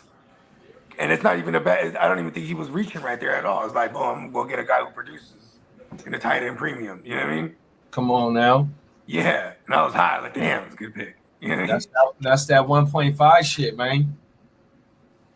You know what I'm saying? Good thing. 2.5 even. 2.5, excuse me. It's arcade mode. Ooh, excuse me. Well, I can't get the burp up. Pause. Oh, there we go. We got Lee's team on the screen. We got Lamar Jackson. We got the Scottish Slide. We got Dak Prescott. Doc Prescott. Lee, oh my mama, Lee took a draft pick. Then he got both of the Scottish Slides, Toddy McLaurin and Lod. The Lotties. Alvin Kamara, Debo, Devontae, James Conner, Aaron Rodgers, J.K., Olakun, Nick Bosa, Derwin, Jack Campbell, QJ, Pop Smoke Douglas, the OG Kendricks, Brian Burns, Josie Jewels, Austin Eckler, JOK, Minka, Jawan Bentley, the OG Flacco, Evan Ingram, good pickup right there for sure. Late. Ooh. Trent Simpson, Trent McDuffie. Yeah, I'll be looking for the goddamn lighter, and then it ends up in my fucking pocket. Like, how the fuck did that happen? For you to trade out of the third round, bro, and for you to get the players that you got, you're still in win now mode. You have a lot of players that's producing points. And he has the 103. Yeah. And you got the 103. Oh, and Yeah. see, you picked before me. Well, And you got picks for the future already. I got the 10. I got the He be 10. doing his thing. I got the 102. You know what? I've been watching Bogey too much. Nah, I fuck with you for that. You know what I mean? 'Cause see, I remember before some of those teams you showed me, he was like, I need to rebuild, right? I'm like, no, you could turn this thing right around. We're competing. Fuck that. I'm like, what? Hey, real talk. I didn't commission a gang of trades for Lee's teams, and like that I'm not in. Like the ones that I'm not in. I'm like, all right, just send me the screenshots. Let me see what we're talking here. You know what I mean? And I've been competing ever since. Bro, yeah, real talk. We've got some Super Bowls. I'm like, because he knows how to manage his teams, but it's like making the trades, like looking at what he got. So I'm like, oh, yo, you can flip this, and that, or like being able to do, what do I need? I'm like, listen, you need receivers. Like, you know what I mean? Like, Yeah. Like being able to diagnose what the team needs type of shit. Yeah. Like, I mean, and all I'm telling them is the shit I would do. Yeah. You know what I mean, like, I'm not afraid to flip a big name. I call it the wanna bogey compete. way. The bogey way. The bogey way. Yeah, because having a big name, like say you have a Jefferson, right? And like, that's all you got. Yeah, you might spend a couple years, putting pieces around Jefferson, or you can get like real greasy and then sell Jefferson for the absolute farm. You know what I mean? Well, if you look at it, but you got to put that other person in that position. It's like now this person basically, you want Jefferson, you're like in rebuild mode now. Oh well, I could pull up a Jefferson trade in this league right here. Yeah, but see, I was just about to say that this is a different story though, because this is within the draft, right? So he was able to load him up on picks immediately. Yeah, and then we did that trade last year with Ricky McFaddies. Remember, we getting Joe Mixon, and I fucking came in second place. Come on. I only lost one game the whole season, one year, the whole year. But yeah, we saw in draft trade. It was my brother-in-law Candlestick. Shout out to my brother and Bakes. But I think Bakes sent him. It was like Marvin Harrison and AJ Brown, a pick, a rookie pick. Yeah, a pick that ended up to be Pickens. And George Pickens. He sent him 4 players for Justin Jefferson. Yeah. And see, that's something like say that it wasn't in draft. That's something I'm gonna hit someone over the head with if I have Jefferson. Plus picks. And then plus future picks. Like I'm on 4 players plus some future picks. Boy, I got you. Want Justin Jefferson or not? You know what I mean? That's how I would hit somebody over the head after the fact. You know what I mean? And Candlestick's wide receivers got BTJR, Marvin Harrison, AJ Brown, George Pickens, T. Higgins, Josh Downs. Them is his top hitters right there. He got like 5 top hitters, bro. Maybe 6. 3 Who does he got in the run game? I know he got Achan over there. Achan and fucking Chuba, Zach Charbonnet, Trey Benson, but he got draft picks too, though. Okay. 2 draft picks. Yeah. Shout out to Candlestick and Bakes a lot for setting the league on fire. Let's go to Bakes a lot's team. He got Justin Jefferson, Caleb, GW, JJ, SLP, GKO, Cooper Kupp, Kelsey, Enrique, Russ Wilson, Sam Howell. We got Spillane, Rashad White, Devontae, EJ Smith, Yoshi. He got Garendo in this league. Chubb, Algier, Albubu, Roman Wilson. That's another motherfucker that can help out in the Pittsburgh receiving game. We did not see Roman Wilson at all last year. If they get somebody that can deal the ball, right? Like if they get Aaron Rodgers in the mix. All right. Facts. Mac Jones, Eichenberg, Levante, Matt Milano. I'll be right back in 1 minute. I'm going to jump on the computer. Malcolm Coops, Nate Hobbs, Cade Otten, Turner, Will McDonald, fucking Chop Robinson and Hendon Hooker. So his team, even though he gave up 3 wide receivers in one of his draft picks, it didn't hurt him too bad. But he's relying on Russ for 1 year, even if if McCarthy's back, he's not relying on Russ. You know what I mean? But I think he still has some picks too, though. Nah, big bro, I don't even got no picks. But I ain't mad at him though to have GW and Garrett Wilson, and he got his stack 100%. Then he got the 1.5s in SLP, or the 2.5, excuse me, in SLP and George Kittle on my mountain. So that might make up for losing them wide receivers. Let's go to Bogey's team. Let me go over to the comments. Shout out to everybody in the chat. What's going on, y'all? You know, we on this motherfucker talking this free agency frenzy, day 3 of this shit. It's not the tampering no more. It's fully legit now, Lee. Huh? Yeah. They can sign anyone. As of 4 o'clock, they can sign anyone. It's fully legit. And shout out to my dogs on the East Coast. It's 6:08 over there. What's going on? No, y'all? there's no issues now. As soon as it hits 4, that legal tampering is over, and they can just sign it on the dotted line. Sign it on the dotted line, man. Let's get a message from our sponsor going real fast, y'all. We'll be right back. Yeah, make sure.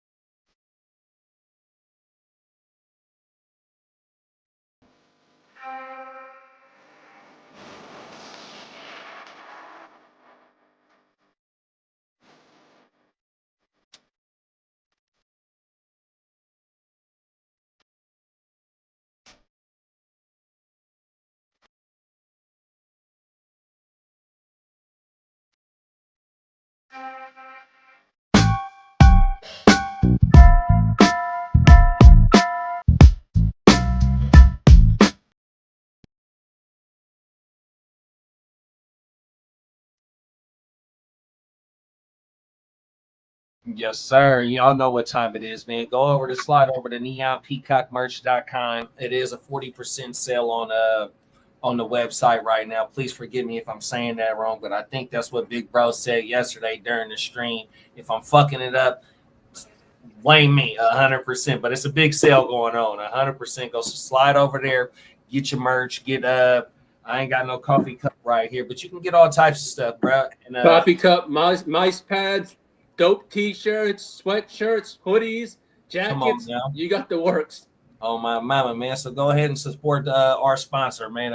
Every show that we put on, it is sponsored by neonpeacockmerch.com, man. Slide over there and go get locked in, man. 100%, man. Excuse me. What else we got going on? So we got Bogey's team on the line. Let me look. We did have Bakes in the. Oh, we just looked at Bakes. So we got Bogey's team. Let's look at King D's team. So this is the second league. King D in here with us. You know what I mean? We got Jalen Hurts, Saquon, Perfect Purdy. We was just talking about Chase Brown. He went on a wide receiver run with Tyreek. Xavier Worthy, Zay Flowers. Then he started off with Zaire. His IDP run was Zaire. Then a rookie pick. Then B-Rob. Then the defense MVP and Zach Bond. He traded out of the 12th round of Bogey. Double back with Antoine Winfield, one of the IDP safeties for sure that be putting up numbers. Then another rookie pick, then the Kobe Dean, Nick Cross, baby Big U. If y'all don't know who Big U is out here on the West Coast, you know he is a staple in the community that he's from. 100%, that's his son. Then Charles Tillman, who had some big boom games last year, and that's the thing with this Cleveland passing game. You know what I mean? They got some weapons over there in their passing game. Jerry Jeudy showed out last year. Tillman has some good games. One thing that and speaking of the Cleveland passing game, I wanted to ask you, Lee, When did Elijah Moore become a free agent? Did they just cut him, or was he a free agent already going into this? Elijah Moore? I don't know. I have to check with that. Yeah, because it says he's a free agent. So did they just cut him, or Elijah was he Moore. always a free agent going into this period? Look at that right now.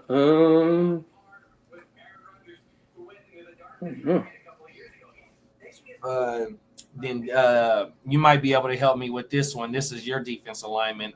What's his name? Tully. Oh, Tully. Yeah.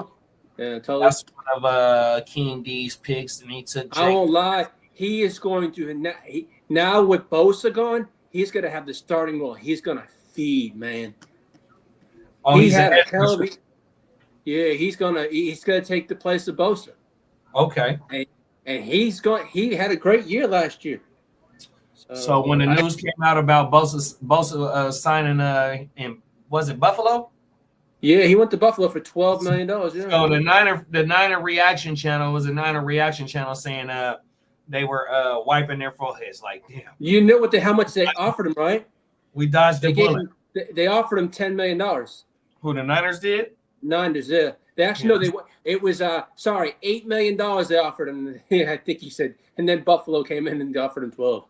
That's good. I'm glad, because man. Well, let's see. Tully last year. What did he do last year? He had 38 tackles, 8.5 sacks, 1 forced fumble. So you said 8.5? 8.5 sacks. Oh shit. And he had 4.5 the year before. Oh yeah, bro, I might be ready. Y'all running 4-3 over there, or y'all running 3-4? I think it's 4-3. 4-3? I think it is, yeah. But no, he had a good year last year. I can see him having a much bigger year this year too.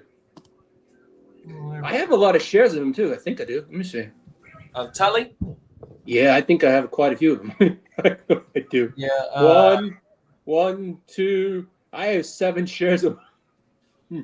And King D is he's a Rams fan, but even though he's a Rams fan, he's out in SoCal, so he definitely knows what's going on with y'all team too. I have him in the next gen wealth. I have him in the next gen and the gen wealth. Yeah, I have him too. Yeah, he got him he went and took him in the 19.06. That's good value. That's good value. And then he doubles back with B. Young, Jake Ferguson, then another rookie pick. Then he took Alex Singleton, one of my dogs, Keaton Mitchell, and Braylon Allen. A. Taylor, I don't know, bruh. Then Keenan, he got Keenan in the 27.6. That's a damn good pick. Zach Wilson, we know about Tua. Trey Tucker, Brandon Fizz, Jalen Naylor. That was somebody that was eyeing in the later rounds. Debo, the fucking massage. Never mind, forget him. Michael Wilson and Jalen Phillips. Oh, he got me with that Michael Wilson right there. It was right after I made my pick, but it was that Michael Wilson was definitely someone in that range. I was like looking at, and he snatched him up. I was like, damn it! Oh my mama! Shout right out when to I passed. That's King D. That's the second league that he in here with us, man. Oh my mama, good looking for joining, bro. Proud to go to motherfucking war with you, big bro. Oh my yeah, mama. man. Shout out to King D, man. We going to war. California, stand the fuck up, man. 100%. We got the CEO. We got the CEO's team pulled up with this shit, man. And we got the motherfucking Give Me Money network, man. Let's go. We get the money. Come on now. He went and ripped off his stack in a savage ass trade. He went and got Joe Burrow, Nico. Then he comes back and gets CJ to follow up with the Nico pick, and then comes Drake London, J-Mo, motherfucking Roma Dunze, TT, Do You Love Me? He gets a starting quarterback in the 7-7. His third starting quarterback in Sam Darnold. Then Godwin, Slick Rick, ETN, a starting running back in Najee, who's probably going to get 320 carries. Let's go. Give it to me. You got Tank Bigsby, who's also going to get a lot of carries this year for sure. Yeah, and just to be safe, I had to get up and get Tank Bigsby just in case I was wrong about ETN. You know what I mean? No, 100%. Well, that day that you got Bigsby, we were talking about Bigsby's numbers, and Bigsby was a top 24 running back in carries. I ain't gonna lie to you. That had a lot to do with when I made that pick. I was like, oh, 100% on top of I'm like he's on it. If he ain't just on my radar, you know what I mean? He's on everybody's radar. I was like, shit, I got to grab him up now. No, them is facts. So with him being top 24 in RBs and carries, and with all the advanced metrics that was just off the fucking radar when he was on the field carrying the ball and receiving the ball, it showed his breakaway runs. You know what I mean? 100%. Tank, when he get the ball in his hands, it's looking like he's ready to do some damage. 100%. And that's part of the reason why ETN is falling as well, though. It's been a few of these leagues where ETN was like a starting running back, but that was, just kept dropping and dropping and dropping. It's the injury and then the recency bias. Like, because just the year before that, he was a top 10 guy. You know what I mean? And he's still young enough. Yeah, but they was boo, even though it was an injury, but they was boo boo last year. This year was boo-boo. And when Tank got on that field, it was looking like Tank was the better running back. 100%. Yeah, he was the one that was putting some life into them. Facts. And then you went in the 12th round back-to-back picks with Freddie Warner and Terrell Bernard. We got Brian Branch. We got T. Edwards. We got Ivan. We got Pace. We got my bad, y'all. I gotta go stop the dryer. I'll be right back. Yeah, do you think? Yeah. I'll be right back. It's fucked up because I regret taking Aziz right there. Because the moment I took Aziz, I was only going to be comfortable taking Aziz if I could swing around and take H2O. And then I swung around, didn't take H2O yet, thinking that he's going to come back to me. And then Steamboat takes him later on in that next round. So I knew I was in the vicinity of having to take him. I didn't take him and he got took. I was hot. Because I'm like, H2O is basically the one to have. I shouldn't even touch Aziz, but because I wouldn't have mind having both of them locked in. I'll even start both of them. You know what I mean? Like they eat. Same thing with Christian Harris. But we haven't seen all three of them healthy yet. You know what I mean? And I'm pretty sure Peacock will be able to break that down more, what to expect. But there's money to be had over there in IDP. I got 2 questions for you. So look, if you don't want Aziz, send him over here because everybody need a crash dummy on their team, and he's going head first, literally. So send him my way. 100%. Oh my mama, send me. We might be able to kick something up when it's all said and done. Some stuff for sure. Then my second question gonna be to you and Lee. Do you think we can get flagged for the dryer music, the dryer sound, because that dryer sound is famous in other platforms and shit? So they gonna flag us every time the dryer go. Oh, hey, does it really hit like that? That shit. It's got to be the same exact one. Here we go. Hey, if that sound hasn't been trademarked, we need that. Oh my mom. Then they gonna start to pay us using that shit. Everything. I bet you if there is a thing about owning sounds, there's motherfuckers that already own everything, bro. Exactly. I remember back in the days, the homie used to sit there and just buy up hella domain names. You know what I mean? So shout out to my man Dino Dolo, my man Derek Thomas. He Coach Derek. Coach Derek. Yeah, I used to make music with him. You know what I'm saying? He's from the town. He's from West Oakland. But his pops is from PA. So you know what I mean? He grew up in both sides, type of shit. You know what I mean?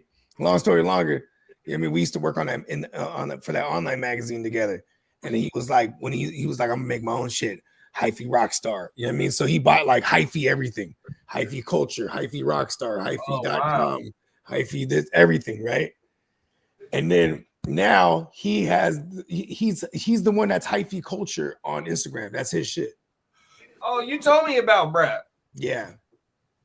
Oh, everything. You told me about. Yeah, that's my boy for real. Yeah, you told me. It's funny because there was a few times he was like, give me an alley-oop. Back when he had 5,000. Or say now that he's selling ads, he's like, listen, I can't just show you love. People be like, how much did it cost for that? You know what I mean?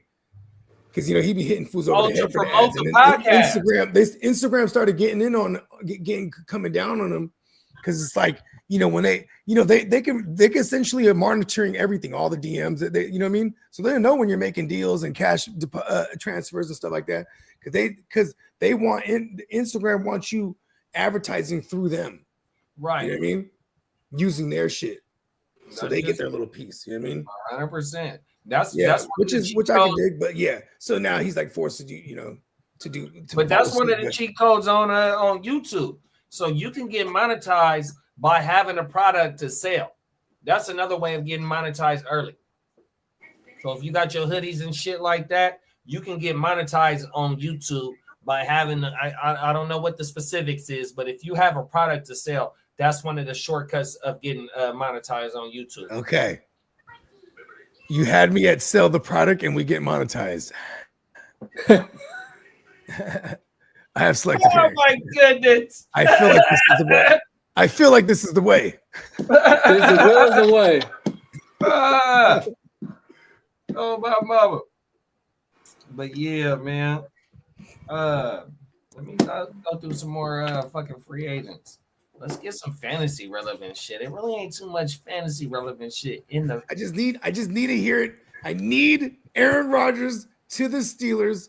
Well, as much as I'm going to say right now, the Vikings are now in the mix now, a lot more now. Of course, they're in the mix. Yeah. But and then that would mean, hey, look, kid, you're going to sit another year, and we're going to go with Aaron Rodgers. I don't even think that is going to sit another year. It just means that he ain't ready. I'm just saying, though.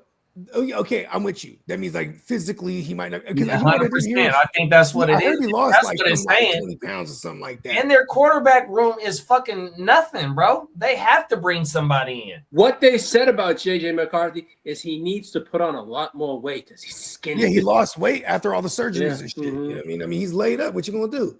But at the same time, and you can't just try to keep on the weight with some bad food. Like, and that's the thing too. Is like, man, where's Minnesota on that? You need to top notch everything. This year, your potential future franchise kid. You know what I mean? Make sure he's on everything righteousness. You feel me? Like he makes sure how is this guy losing 20 pounds under your watch while he's recovering? Yeah, exactly. I mean, that's kind of crazy. It's like, do something. I got a question for all three of us. And me and Bogey got the same team, Pause, and Lee right down the street from us on the I-5. And, we could use a OG wide receiver to come in and help with this with our young quarterbacks. Keenan Allen, Cooper Kupp, and Amari Cooper out of them three. And Diggs. I want Cooper. I want any one of them, to be honest. Like if I can get Cooper or any of the Coopers or fucking Diggs, I'm hella happy. Because then like that shows me like, oh, we want to compete this year. When we don't bring in one of those guys, we're not. That means that we're gonna like. Because I feel like we're in prime spot here to retool and actually have a go at it. You know what I mean? Yeah. I feel like Cooper Kupp could be a part of that, bro. So for like situational football, Keenan Allen, third downs, move the change, short, third and 5, third and 7, still that type of shit. Cooper Kupp just to basically run the same scheme and still be able to be somewhat of a intermediate to where a deep drought as well. Red zone target, playing the blocking game, he'll fit right in. 100, he'll fit right in. 100. I won't be shocked. I want to say this right now. I would not be shocked if we bring back Keenan Allen on the Chiefs. Yeah, but see, this is why I don't want this. Is like I don't want it either. I guess, I guess you can put him out wide and have him as a. Well, 3. see, let's go to Keenan's usage last year because I don't think Keenan will hurt the Scottish lad. Oh my god! Because the Scottish lad played a gang of snaps out of the slot. Keenan shit. Oh, excuse me. Let me share that instead of view sleeper type. No, not view sleeper. It's raining in a motherfucker. It has to be good. Okay, here goes Keenan shit right here. He had a 24.7 target rate and a 27.2 target share. He was top. He was 11th at target share. That's targets. Yeah. And it measures the percentage of all team passing targets directed particularly at a wide receiver, bruh.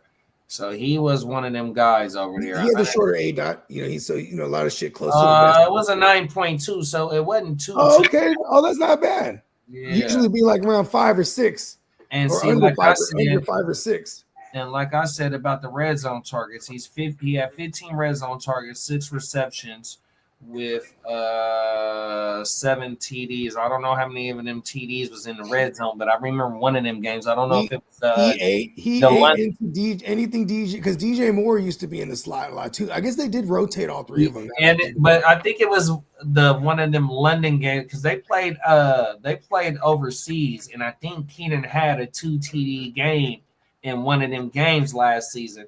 And both of them he had two multiple TD games on every game. There it is there. Yeah.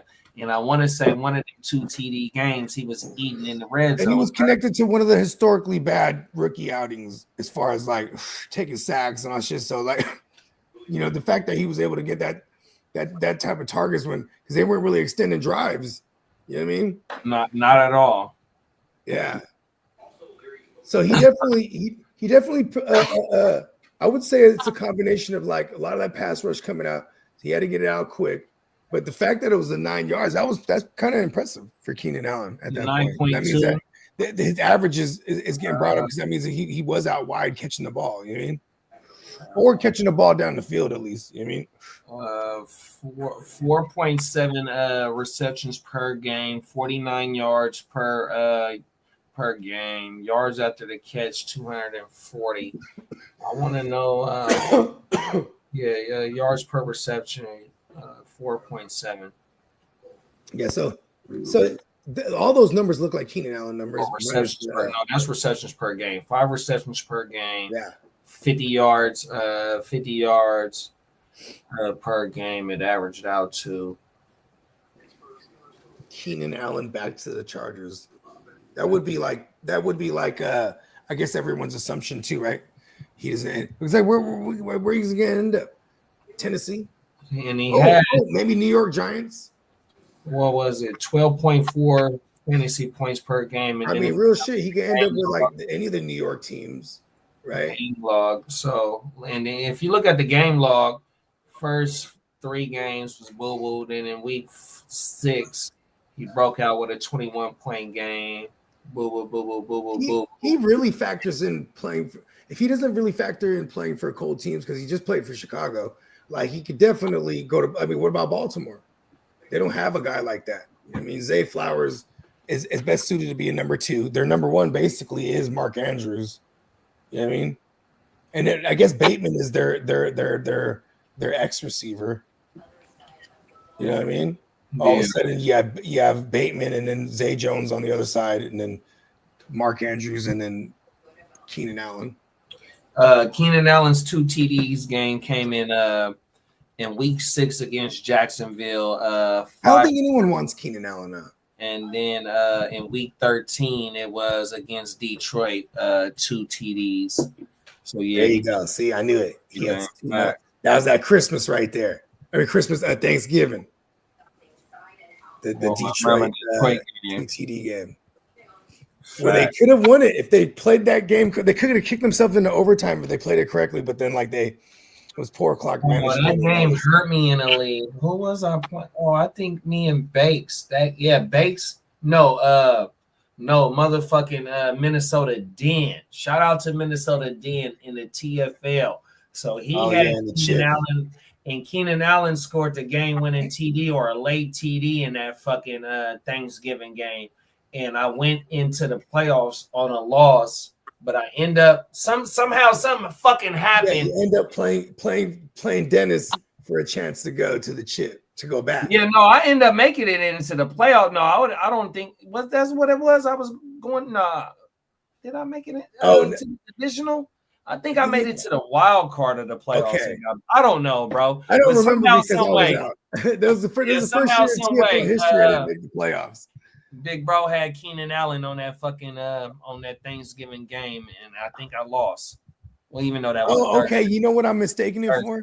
In the championship, it was him versus Eastside Eric, but there was a Keenan Allen touchdown. There was a flag on it. Then they go, and then the next play they run it in with Swift. So but if that Keenan Allen touchdown counted, he would have ended up winning. Also because also he had JMO in the end on a Monday night that almost got him there. Like that last year championship was decided by less than a point. I think I remember you saying that, bro. Yeah, shout out to Eastside Eric. Year number 2, you took it down. Banks said Cup to the Raiders makes sense, or to the Broncos. They are hurting in the wide receiver department and just signed an old tight end, Evan Ingram.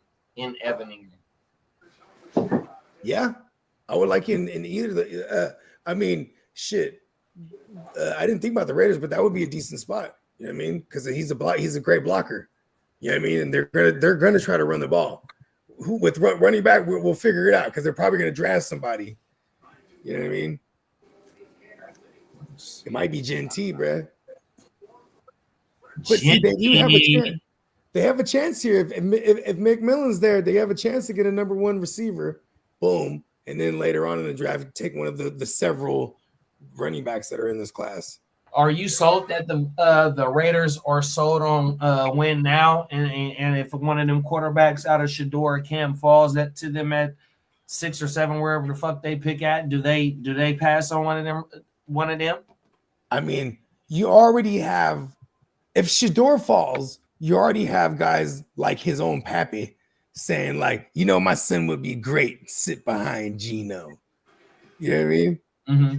He didn't say Geno is verbatim, but he said he'd be great to sit in Vegas. You know what I mean? And like, I mean, maybe he does have a relationship with Tom Brady. Tom Brady could be like, we're doing this. Tell the GM, like, you know what I mean? Like, look, if he falls, we're taking him. Because then you only have Geno for about on the 2 years for real. And then you get to develop your guy. Maybe it only takes a year. Maybe even Geno catches an injury. You get a good look at him early. Yeah, you get to throw him in there a little bit early to see what Brad. Yeah, for sure. Not like Geno's the greatest bill of health. He's tough as nails though. He'll play hurt. Yeah, that's true. Played hurt a lot last year. Give me your outlook on the Rams' offensive fantasy outlook. I love it. I think it's gonna be a high volume offense. They run enough plays that everyone's gonna eat. Yeah. They throw, the run pass ratio is usually like around 50-50, but and it's concentrated down to 2 targets. So it's like, with no Cooper Kupp, you have Devontae Adams now. So I don't think. And one thing, it's not like when we're thinking of Puka, we're not thinking about touchdowns anyway. We want Puka to get more touchdowns than be like, Puka to the moon, right? But at the same time, we're already vetted where it's like, the expectation of that much, especially when you add in someone like Devontae Adams, who has a career average of 26 red zone targets a season type of shit. You know what I mean? He's catching touchdowns, bro.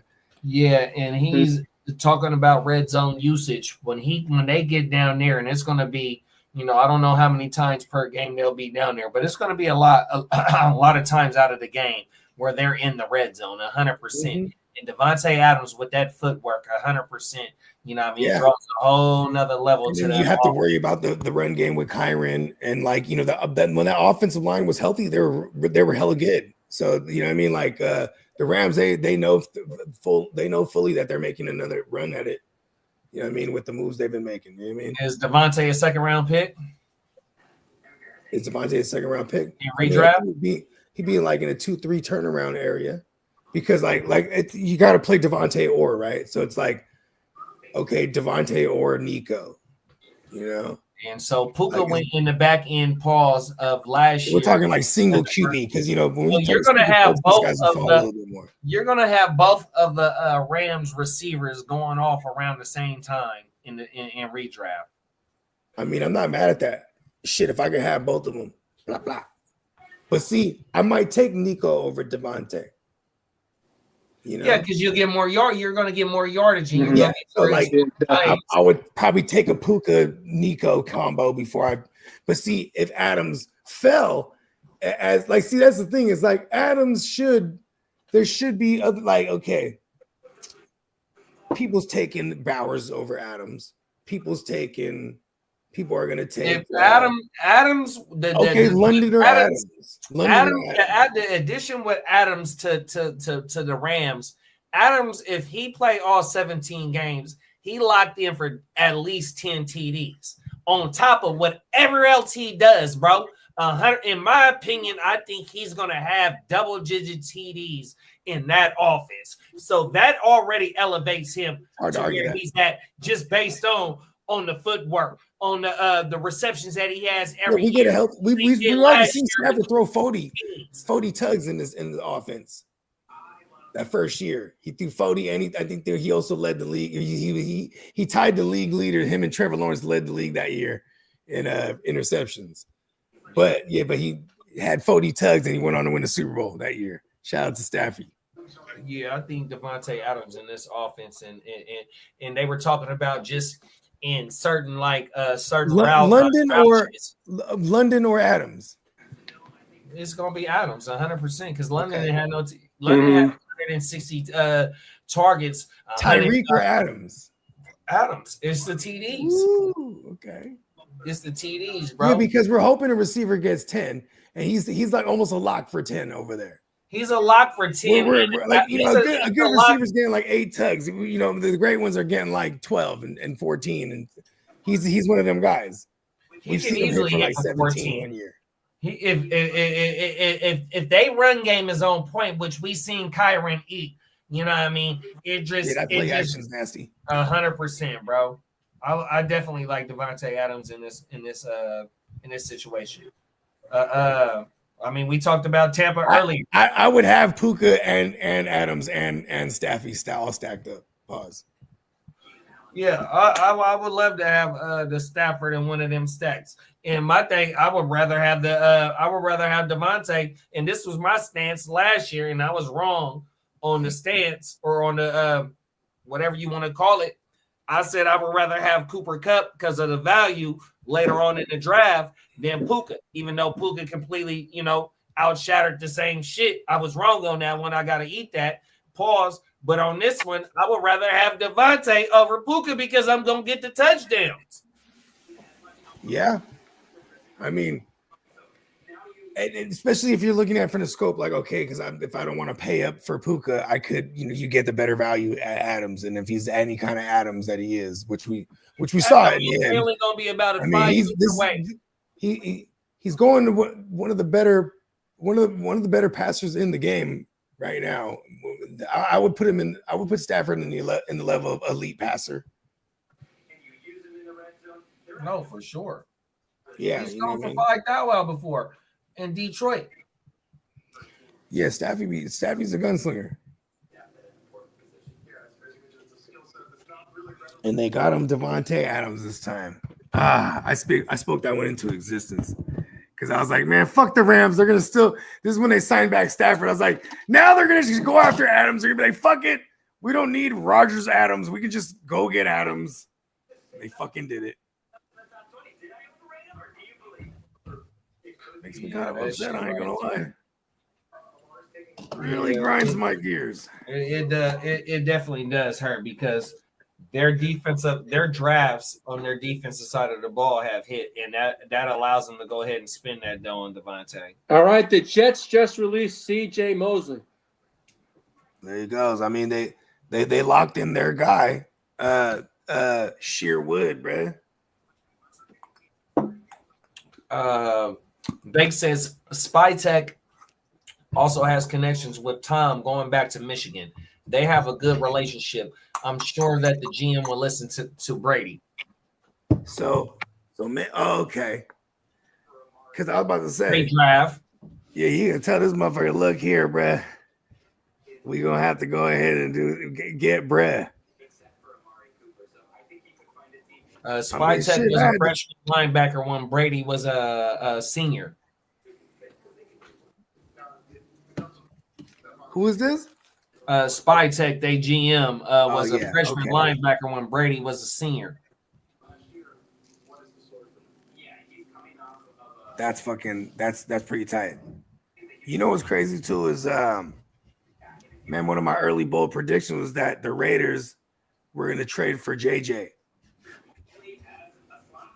because of the Michigan connections and like the fact that like, okay, maybe they don't like what they see. You know what I mean? But now that with their QB situation the way it is, and they let go Sam Darnold, that's because that was in the event that they were going to keep Sam Darnold. You know what I mean? Yeah. But they wised up. They were like, well, what the fuck, keep Sam Darnold? That was lightning in a bottle. I mean, I'm still going to say it. It was the weaponry. You know, he safe space Sam is still safe space Sam. He makes a lot of mistakes. I kind of like that he's over there in Seattle now. I like it for JSN too, and especially if JSN is truly like the only guy. Like if he's being tied to, if Cup is being tied to Seattle, cool, because then that doesn't, you know what I mean? Like, okay, I guess that kind of does hurt JSN because he had a lot of his production out of the slot too. You know what I mean? 100%. I could pull this. But he can play out wide as well. So there, but just the I want some hyper pepper target action here. I'm gonna put JSN shit up right now. I got a crazy thing. What do you think about Cooper Kupp going to Minnesota? That'd be nasty because he'll play directly in the slot. They would have a crazy arsenal. Wasn't he there with Kevin O'Connell? Oh, somebody just made a pick too. Fucking JSM Bogues and Lee. Yeah. 701 slot snaps. He was first at the position. See, all of it.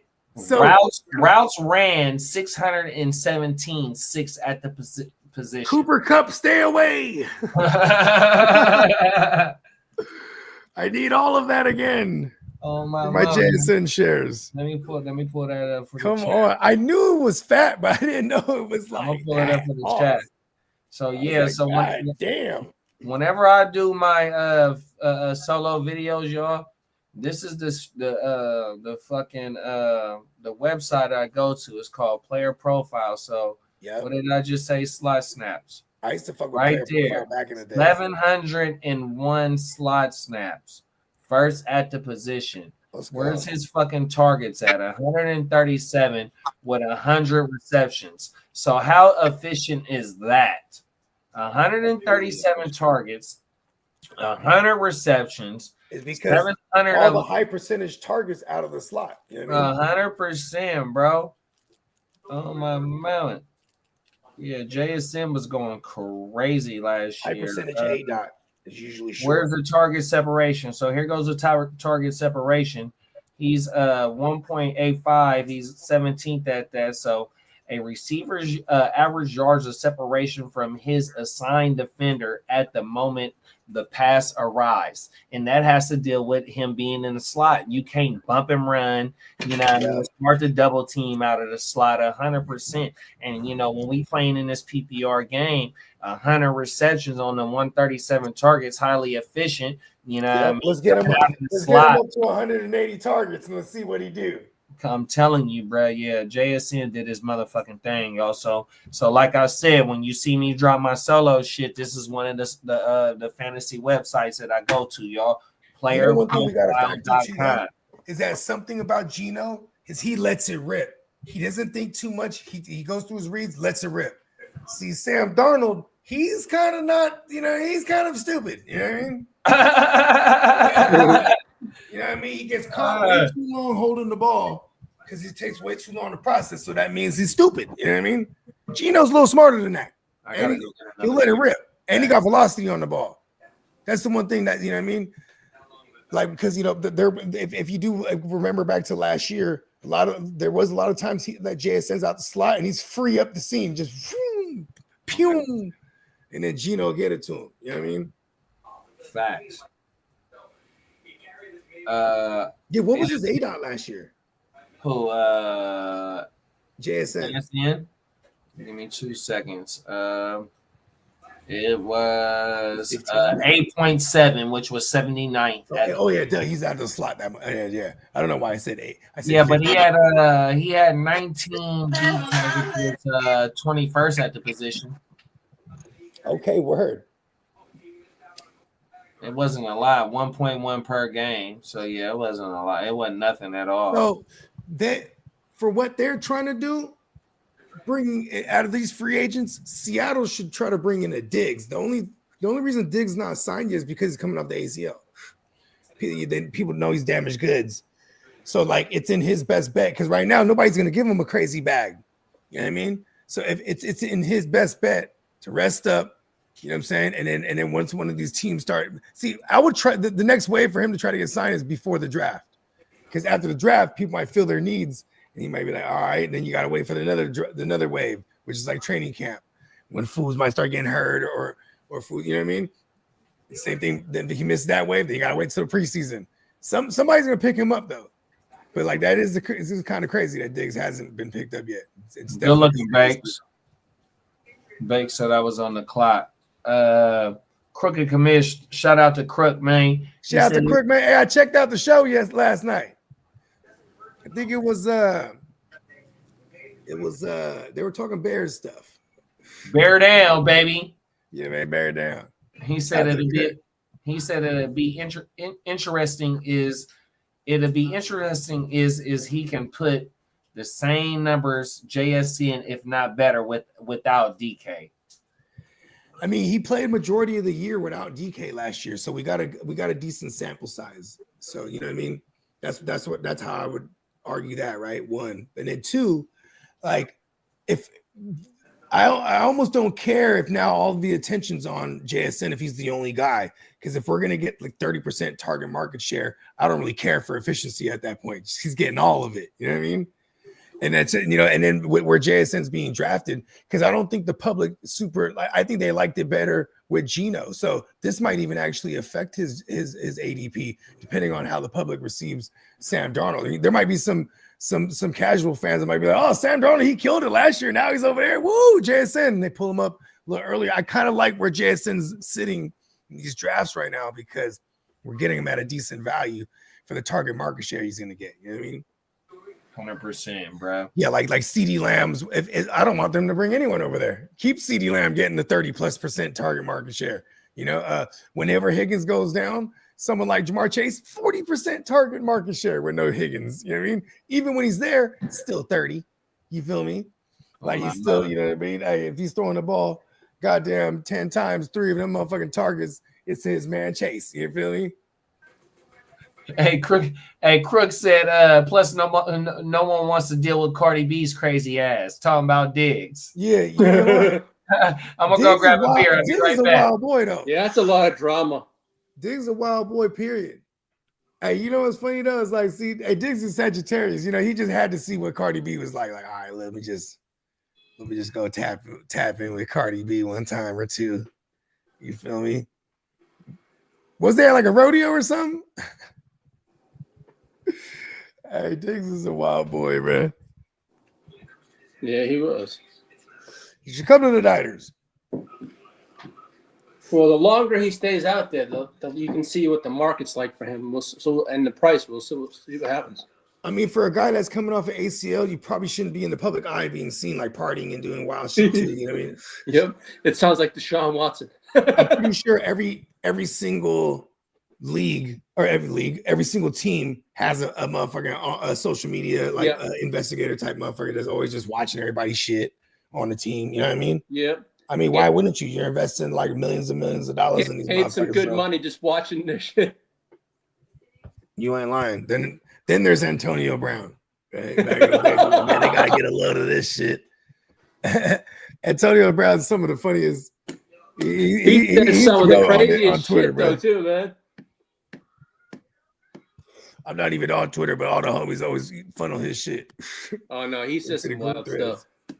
Yeah, he be tearing it up. That's some funny stuff, man.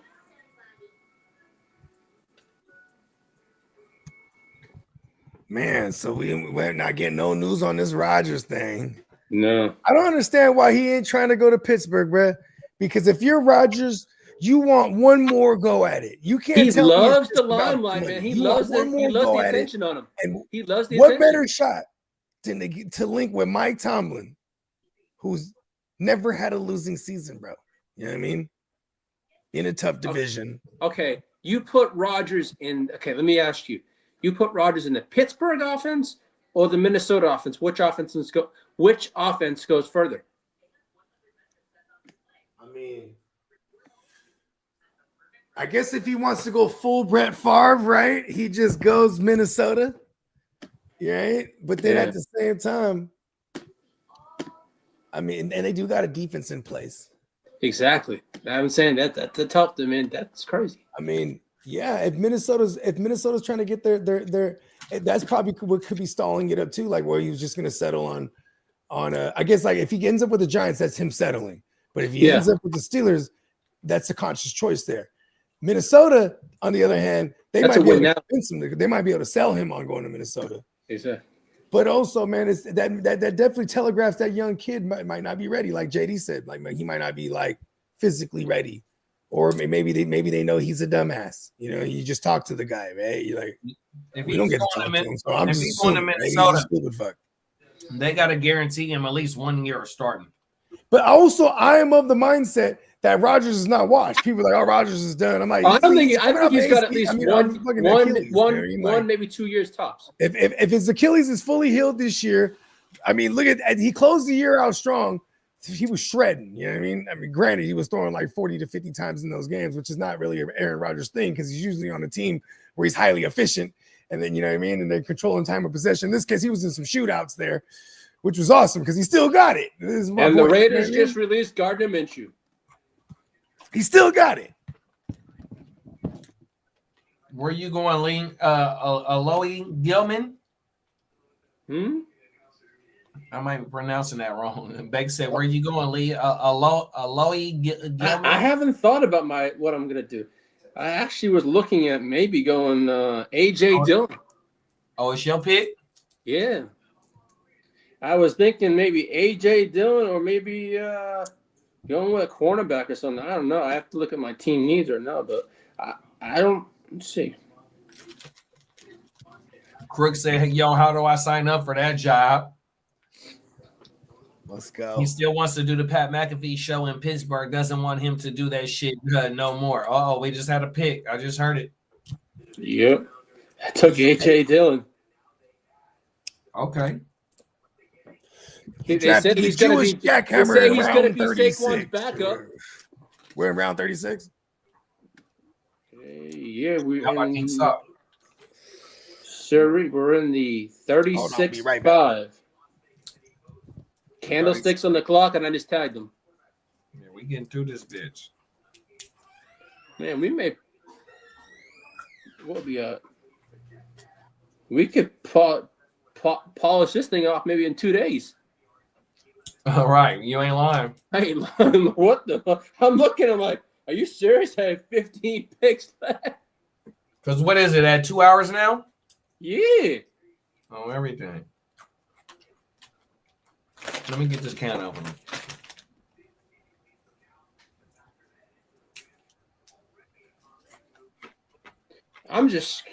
They're all talking about Cooper Kupp right now.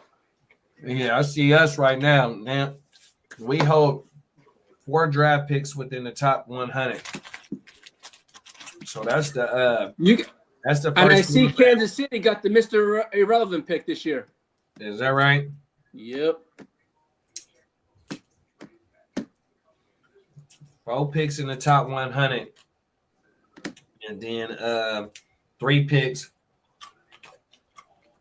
in the 4th round. We got a lot of players. We got a lot of picks. 100%. Let me pull that shit up. Let me make sure I'm 100% correct on that. You just said first in the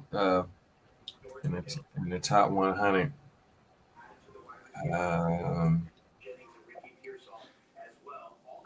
Let me go right here.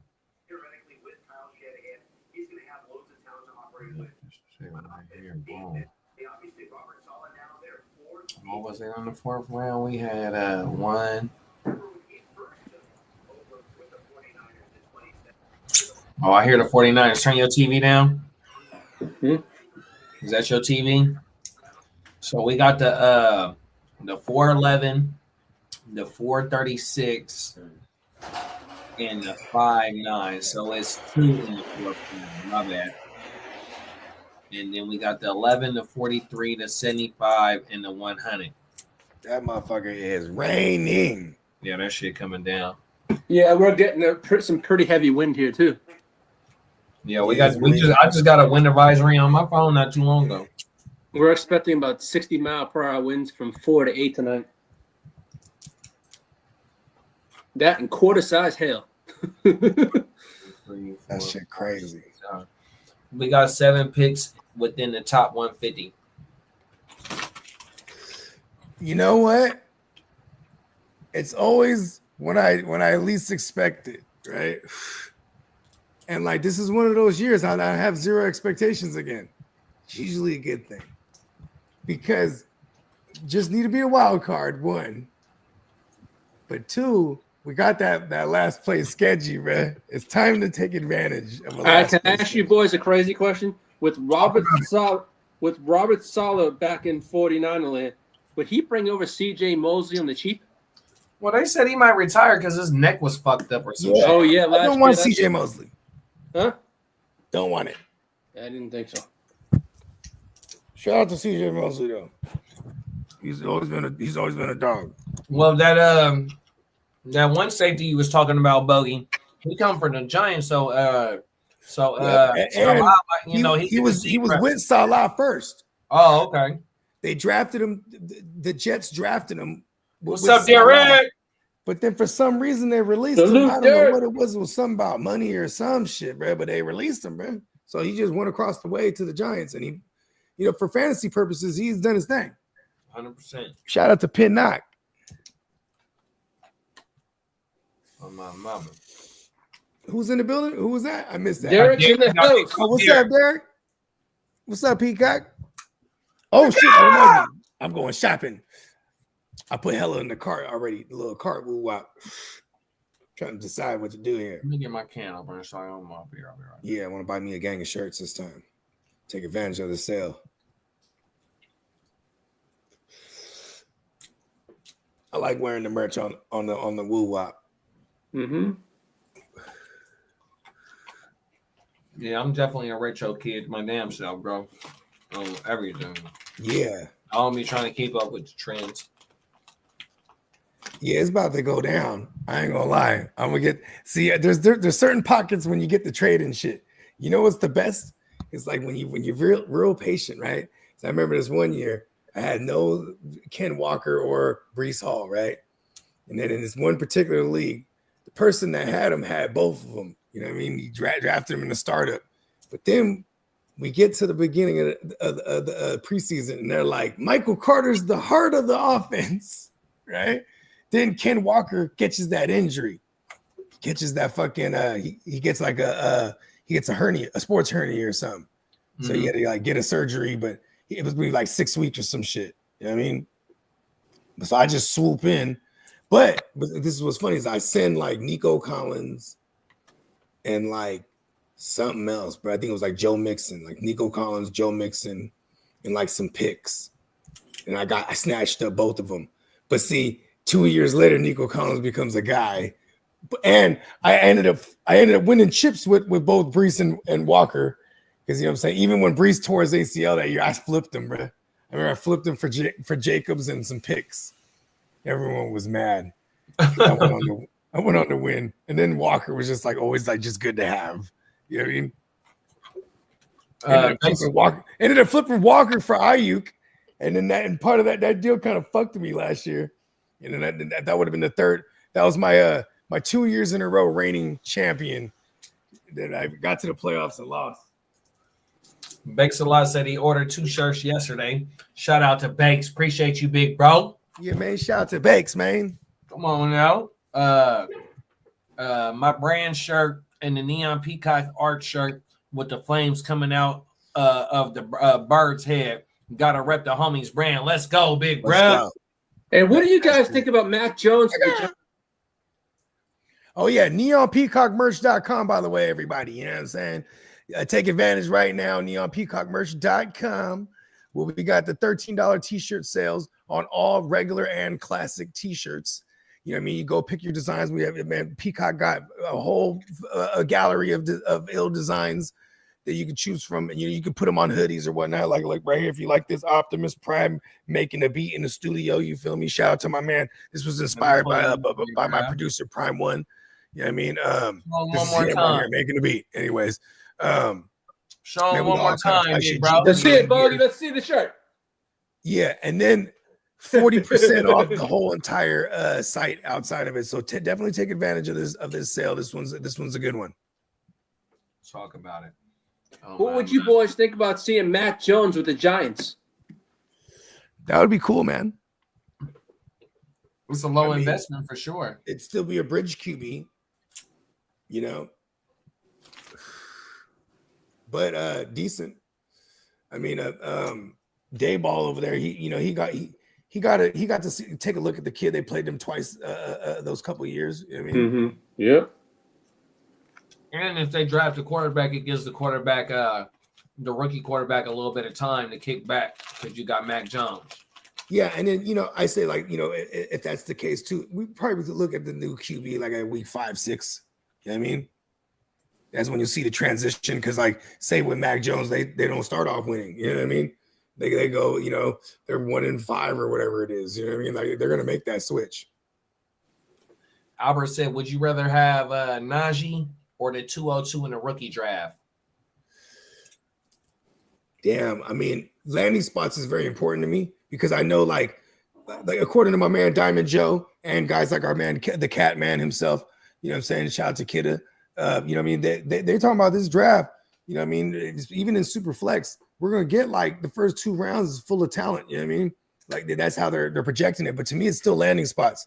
I do like where Najee landed. Speaking of landing spots, because they're gonna run his ass into the dirt. But it's clearly a 1-year rental because they only paid him for 1 year, and he's he is a running back that got hella mileage on him. So the 202, if I'm competing now, I might flip that if I'm running back needy. Otherwise, you might be able to draft it in the running back there, but it's going to be a guy you have to wait on. You know what I mean? Because we got like 15 notable running backs in this draft class. If they all land in spots, you know what I mean? A lot of them, there's only a couple spots that have a clear path to being a starter. Otherwise, they're going to be sitting behind somebody. Like, you know what I mean? Yeah, if I'm Albert and if I'm contending, I'm definitely keeping Najee because just for this 1-year rental, he's gonna be a Hertz rental. So when me and my homies we used to get the Hertz rental for Black Family Night, which is a big event when I was a kid, and everybody in the whole state of California was at that motherfucker. We'll get the rentals, and Mom said, as long as it don't got no dents and shit on that motherfucker, we good. We can run this motherfucker to the dirt. You know what I mean? Mm-hmm. So as long as Najee make it through the season, we know we gonna get 320 attempts from that motherfucker, right? And if he putting like 13, 14 points per game, we know we getting that as a solid. So if you use that, and like if you're a heavy wide receiver in redraft mode, you know what I mean? I tend to end up with running backs like Najee because like he's going to be the value. You know what I mean? Even though he's in a good landing spot, it doesn't mean like people are going to boost him up super high. He's still going to go after that. He's going in that second wave, that third, close to the back of that second wave. You know what I mean? And he's definitely going to a way better landing spot than Pittsburgh because better quarterback play. I ain't gonna say better coaching, but the offensive scheme in Roman and Harbaugh, what they want to present to the table, 100%. Yeah, they want to run the ball.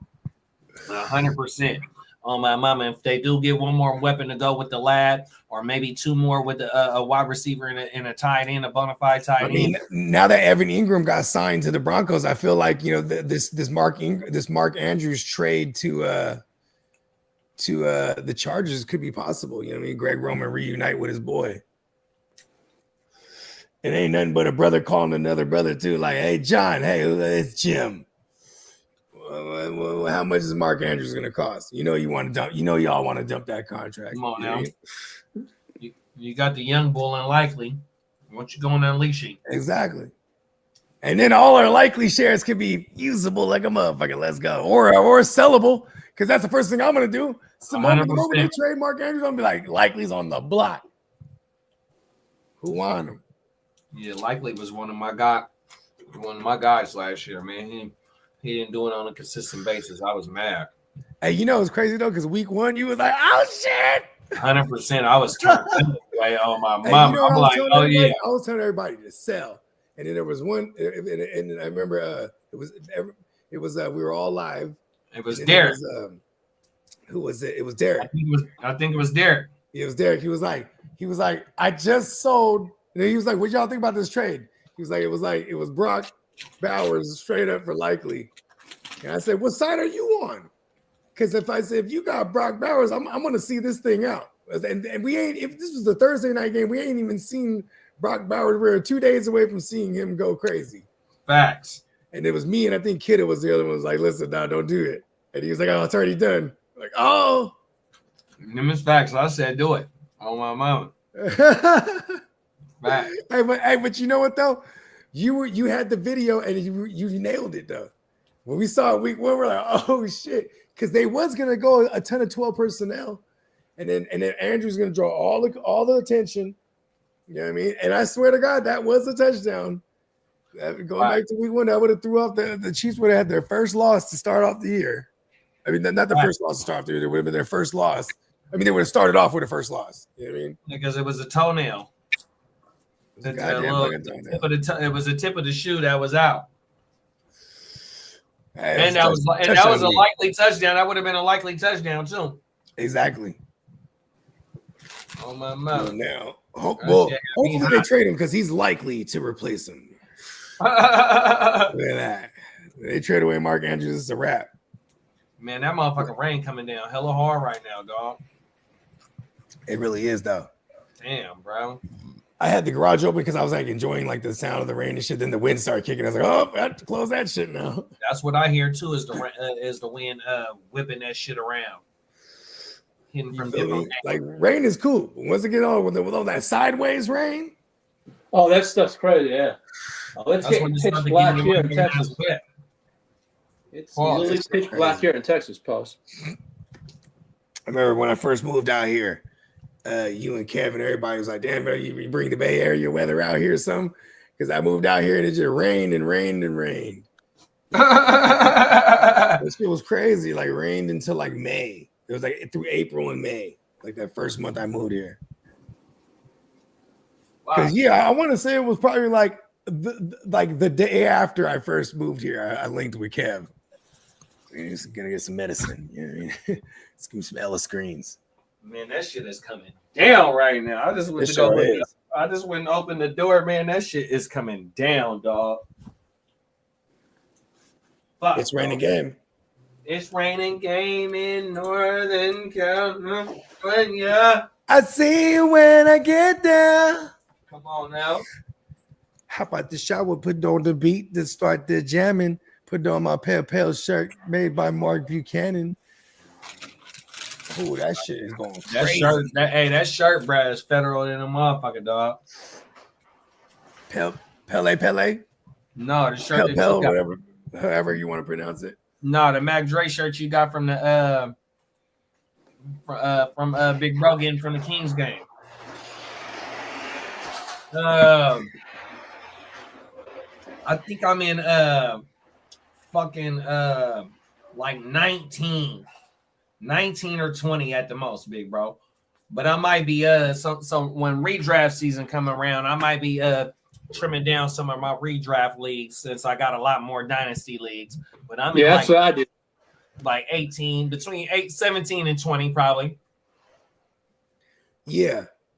I want all the smoke. To me, they're all tickets to greatness. I think I have 4. I think I have 1, 2. I mean, it's part of it, right? Like I have 12 dynasties. Here's the thing, too. The way I always work is like, all right, boom, I'm in this league. I'll put the bread away. Bam. You know what I mean? In this one, boom, I have a whole account just for the fantasy shit. You know what I mean? Then I could just see the history of the transactions because every time I'll shoot like 100 or 200, I'll be like, all right, because that's my fantasy fund. You know what I mean? Fact. A lot of times when I win, I just throw that fund right back into that shit. You know what I mean? Like, all right, cool. Exactly what I do. Money already. Going right back to buy more tickets to the lottery. The lottery that you can control and make trades in, though. You know what I'm saying? Woo, that shit coming down. I looked at this year.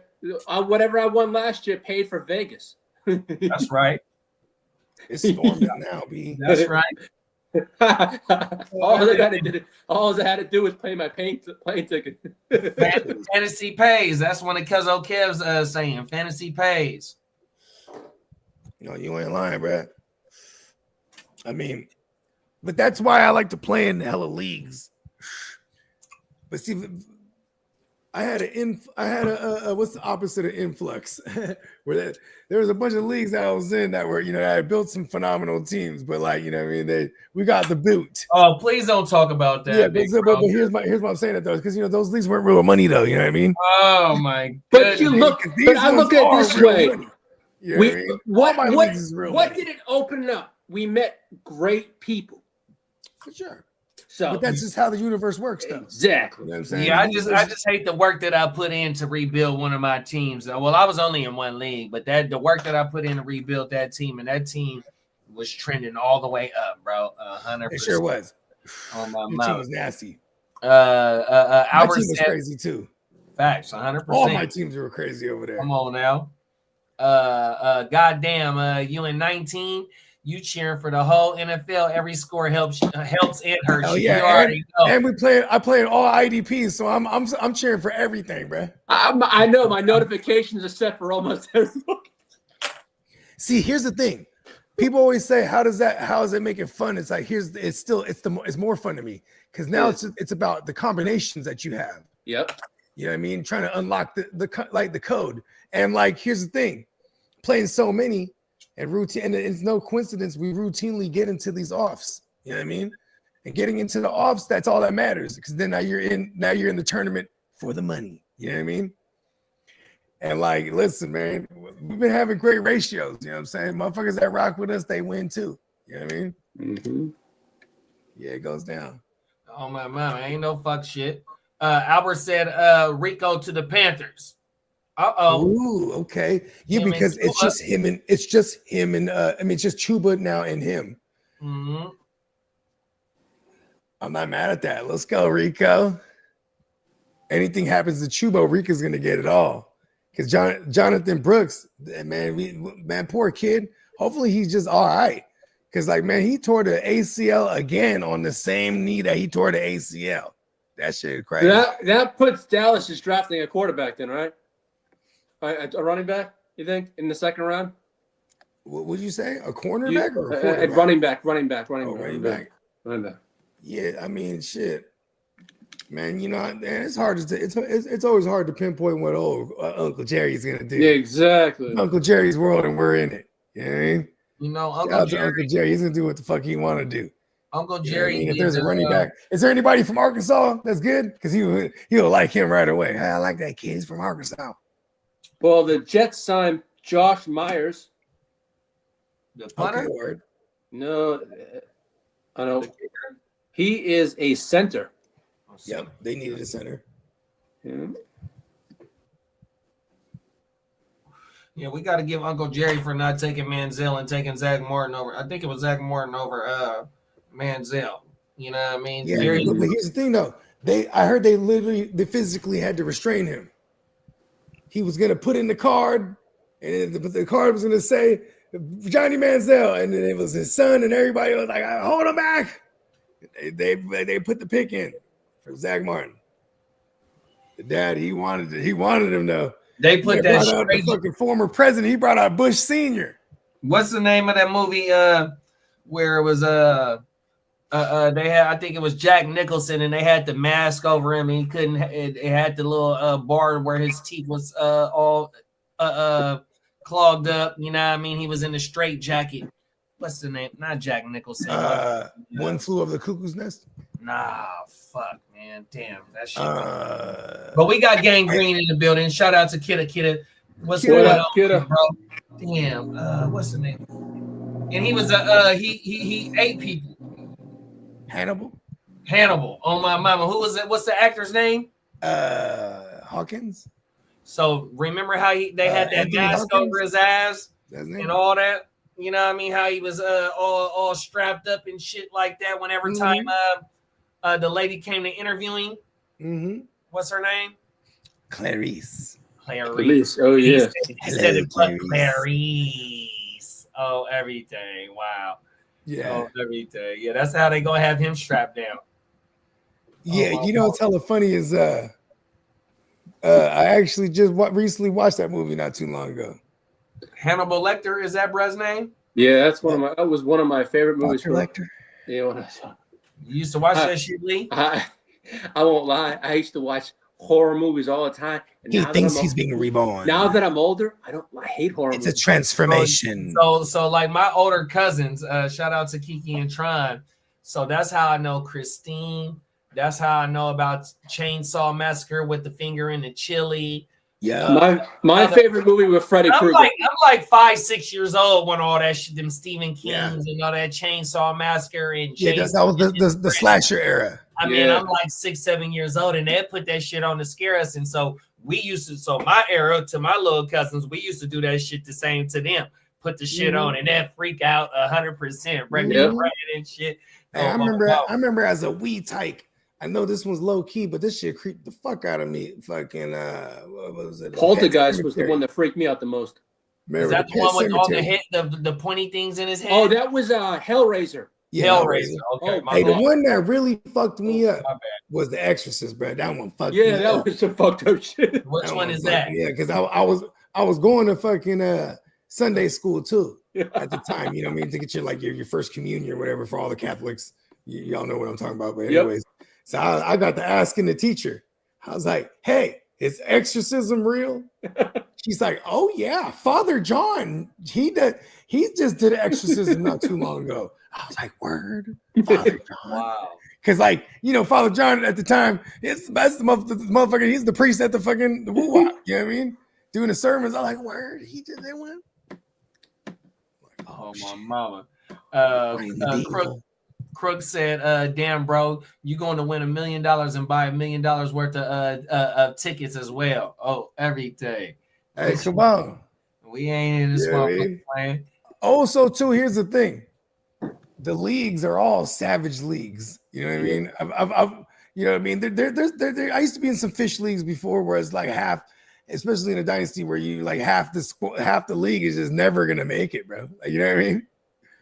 Like, remember that one we was in, JD? Oh, yeah. Like, there was like half the league that is never gonna make it. There's probably like 8 of us that are like fucking duking it out like every year. You know what I mean? Come on now, and I don't mind that because I'm always gonna be one of them 8. Because I was gonna say some fuck shit. I mean, some fuck shit that was going on in that, but we not gonna get at no light. Yeah, it's all good. That don't happen over here, man. This is all bloody warfare. It's the savage. Is the savages of the savages. 100%. It's fully entertaining. You know what I mean? We own this motherfucker every day. Well, I ain't gonna say every day. Yeah, we got the epic Vegas draft coming up, right? That's a little $200 woo wop. We got 12 for sure. We're gonna get this thing up to 14. We got we got a gang of maybes.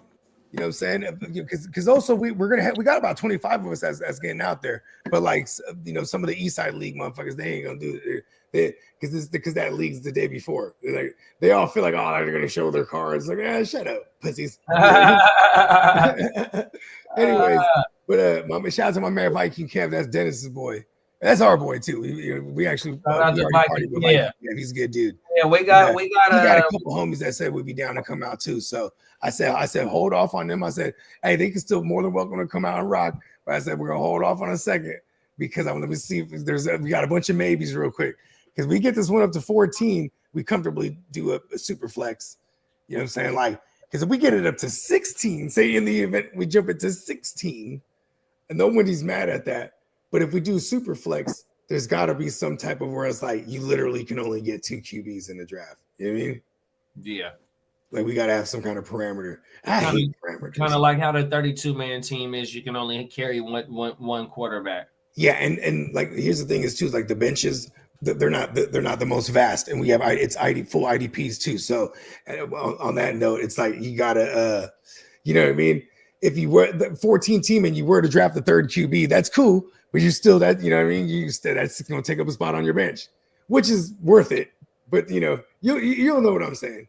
I mean, like the TFL, it's 12 team. We got hella starters. I make the benches deep. That way it provokes trades. You know what I mean? And trades do go down like crazy, right? So in this one, I haven't really figured out the schematics. It is going to be 3 wide receiver set. You know what I mean? 2 running backs. We're going to put a tight end spot. You know what I mean? Not going to make a tight end premium. And it's either going to be 1 or 2 flex, more than likely 2. So it'll be hefty. You know what I mean? and Yeah, I ain't 2 of mad at each on that. IDP. You know what I mean? Thanks a lot. Said everyone agree on the $200 buy-in. Yep. I mean, I don't think I've told anyone that it's not going to be 200. Because at first I was like, oh, maybe I'll see if if the majority wants 100. But I'm like, you know what? If I just tell them 200, most of my redrafts are 200. I mean, For outside the of maybe TFL or for the Vegas League? the Vegas one, the TFL is always 200. Oh yeah. Since the beginning. Because then it'll attract a certain a type of individual too, like a hitter. You know what I mean? Or a gambler. Because in the TFL, I do got a couple gamblers. You know what I mean? They just get down because it's like, yeah, it's a $200 league, and they do get it like Young Neff. Young Neff, we did raise him right though. Me and Candlestick. You know what I mean? That's my girl's godson. Shout out to young Devontae. You know what I'm saying? But I didn't raise him in these fantasy streets. And now He just won the TFL like 2 years ago. Is that right? What's his name in the TFL? He changes his name all the time.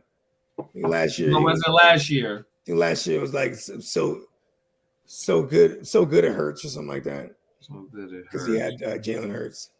Oh, okay. He has in the TFL. This is kind of astonishing. Every year, he's had Jalen Hurts since Jalen Hurts has existed, and it's funny. His son's about 4 years old, and his son's name is Jalen. One of the rallies not last year, the year before last, when Jettis got hurt, I ended up letting CD go when CD went crazy, and that was to one of the rallies in the league. We had to put off a trade. I forgot who it was. I was madder than the motherfucker. I let the wrong wide receiver go. Yeah, because that was the hamstring year for Jefferson. Oh my mama. Dang, even the fact that you're able to acquire both Jefferson and Lamb. Right. For me, I would have always sold Jefferson because in the TFL, the SBI, I don't never prioritize quarterback early. I always go for get a labor on QBs. And I've always made the mistake of going early because I haven't had success in the SBI. The TFL, that was the first bad year. The first bad year in the Tyrannosaurus. But see, that's probably another reason why I ain't never won that motherfucker. So I've been back-to-back championships and I ain't won that bitch. Oh my mama. So I might have to switch it up this year in the SBI. I don't know. I probably wouldn't change it up. I'm going. Like, here's the thing though. Like the Eastside League. That shit took me 7 seasons to win it, bro. And that's that's one of my home leagues. I hate all of them. Fuck all y'all if y'all watch it. Facts. You know what I mean? It's always wartime with them. You know what I mean? And I've that Damar Hamlin shit fucked me up because I was like 13 points down with a Burrow, Higgins, Gabe Davis, fucking Logan Wilson. I had McPherson. I had some motherfuckers like I was about to win this thing. Damar Hamlin dies, and I'm down 13. So technically, I lose. They closed his ass. Yeah. Then the following year, which was 23, I was one of the better seeds all year, and then I get knocked out of the top 2 in week 14, and then I'm 1 and done in the playoffs. But all my team, everyone just started dying on me. Last year, though, everyone all the same was dying on me. But I made it, bro. I dominated all the way to the finish line. Shout out to my man Johnson. You know what I mean? Sorry it had to be you, Johnson. But it was just fill in the blank at that point. It was destiny. You know what I mean? But finally, it took me 7 years, bro. I'm like, and the SBI is getting up there too. I think we're going on like years, 20, 21, 22, 23, 24, 25 years. This is year 6. I ain't never gotten to the playoffs in that one. Yeah, I think I've been in the playoffs every year in that fucking league and back-to-back champions. I've been like 7 several times. The last 2 years, I've been to bottom 3. I was just like, I have the injured team that everyone's been dying on me. Like last year, I had the Stroud Dak pack. You know what I mean? So Stroud just sucky all year, and Dak dies on me. Like, again. Fuck, bro. It happened to me again. Yeah. And then I think Kenneth said bags don't fly free with Southwest anymore. Oh, that's a bitch. I'm flying cheap again. Fucking dumb shit. Oh man, what happened? So they don't come in. I guess they're gonna sneak it in, even if you pay for the free one bag check-in, right? Or they say it comes with a free bag you can check in. They're I'm putting that flying into the American price. Airlines. Thank God. They're I think I'm putting that. American. That's right. Oh, everything. Yeah, that shit crazy. Huh? I'll be right back. Let me see what else we got. Free agency losers. Oh, wide receivers. That's funny. Let's see.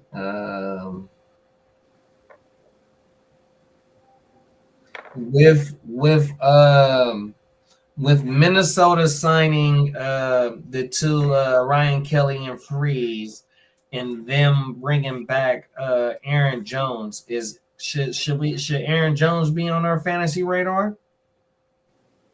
Yeah, you know. Let's see. I have him on a couple teams, but I don't have him in any dynasty. I have 2 shares of him in dynasty, I believe. Yeah, I think I got 2 shares of him in dynasty still too, big bro. On everything, probably because of the question where Aaron Jones is just what the quarterback play gonna be. Well, you thought thinking JJ was going to do it last year, they would have bring in a rookie quarterback. They'd run the ball a lot. You know what I'm trying to say? And then JJ gets hurt. Well, if early in the season, if it is JJ and he can adapt to the NFL defenses, then then they're going to try and play start blitzing him and shit like that. You know what I mean? To where they might play one-on-one with Jettis and Addison. And even though that's pick your poison if you do, but still though, it might shut down. It might shut down what they're trying to do if he can adapt pretty fast. You know what I mean? He hasn't seen a lick of action, and we're thrusting him in, pause, in the week 1 as a week 1 starter.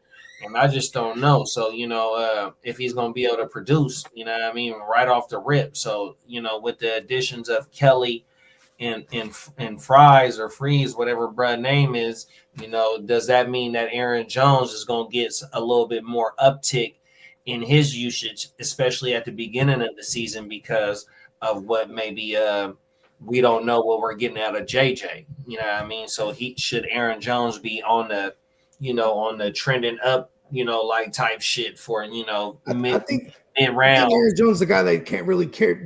Maybe his max would be like 120 carries or something on the season at this point, but he's going to get worked in a lot of third downs and he pass pro. So, he is important for a young QB. I feel like they're still going to bring in somebody. Not bringing somebody. They're going to draft somebody and at minimum bring in somebody. You know what I mean? Like,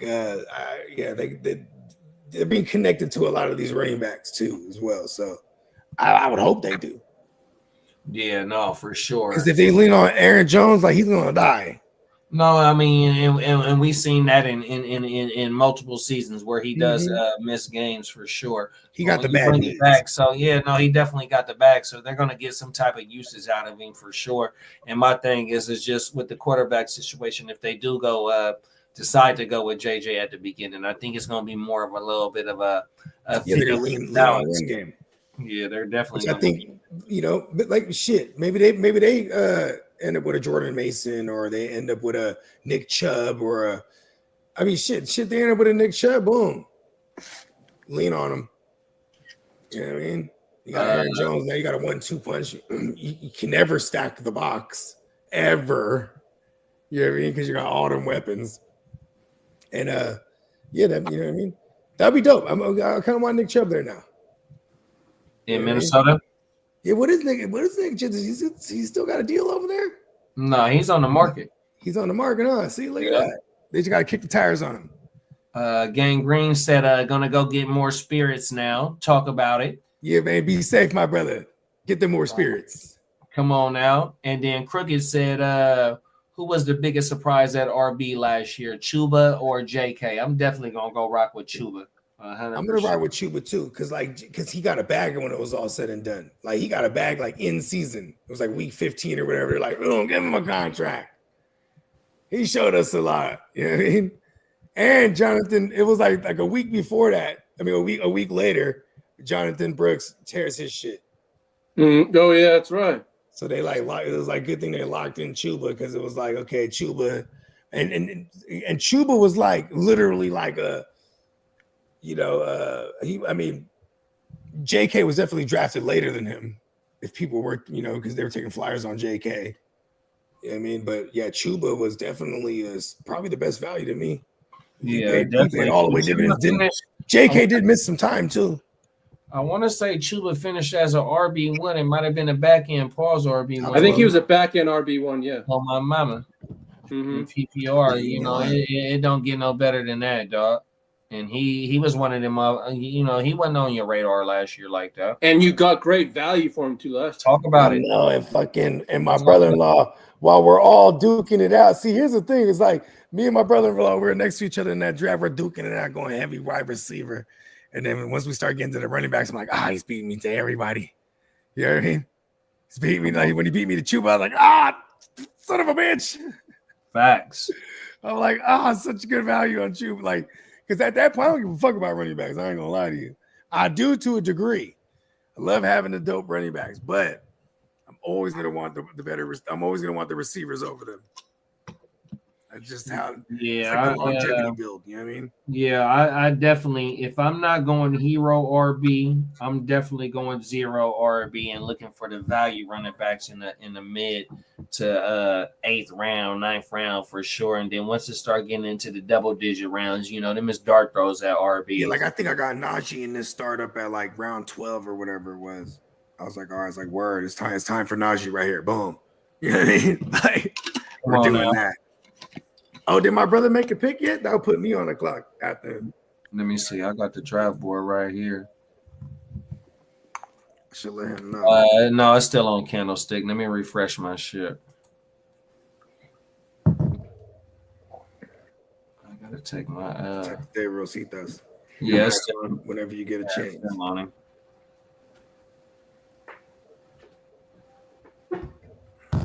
Hell yeah.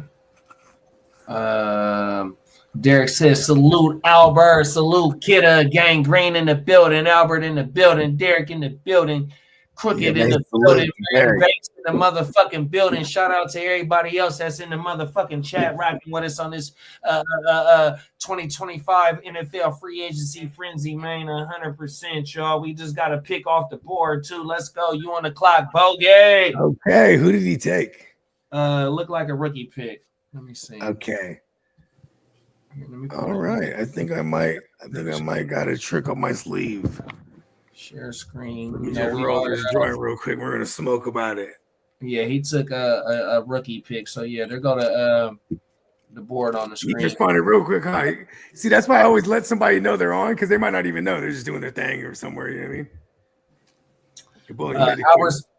Albert said Chuba went in the 10th last year. Yeah, that was a damn good value pick, bro.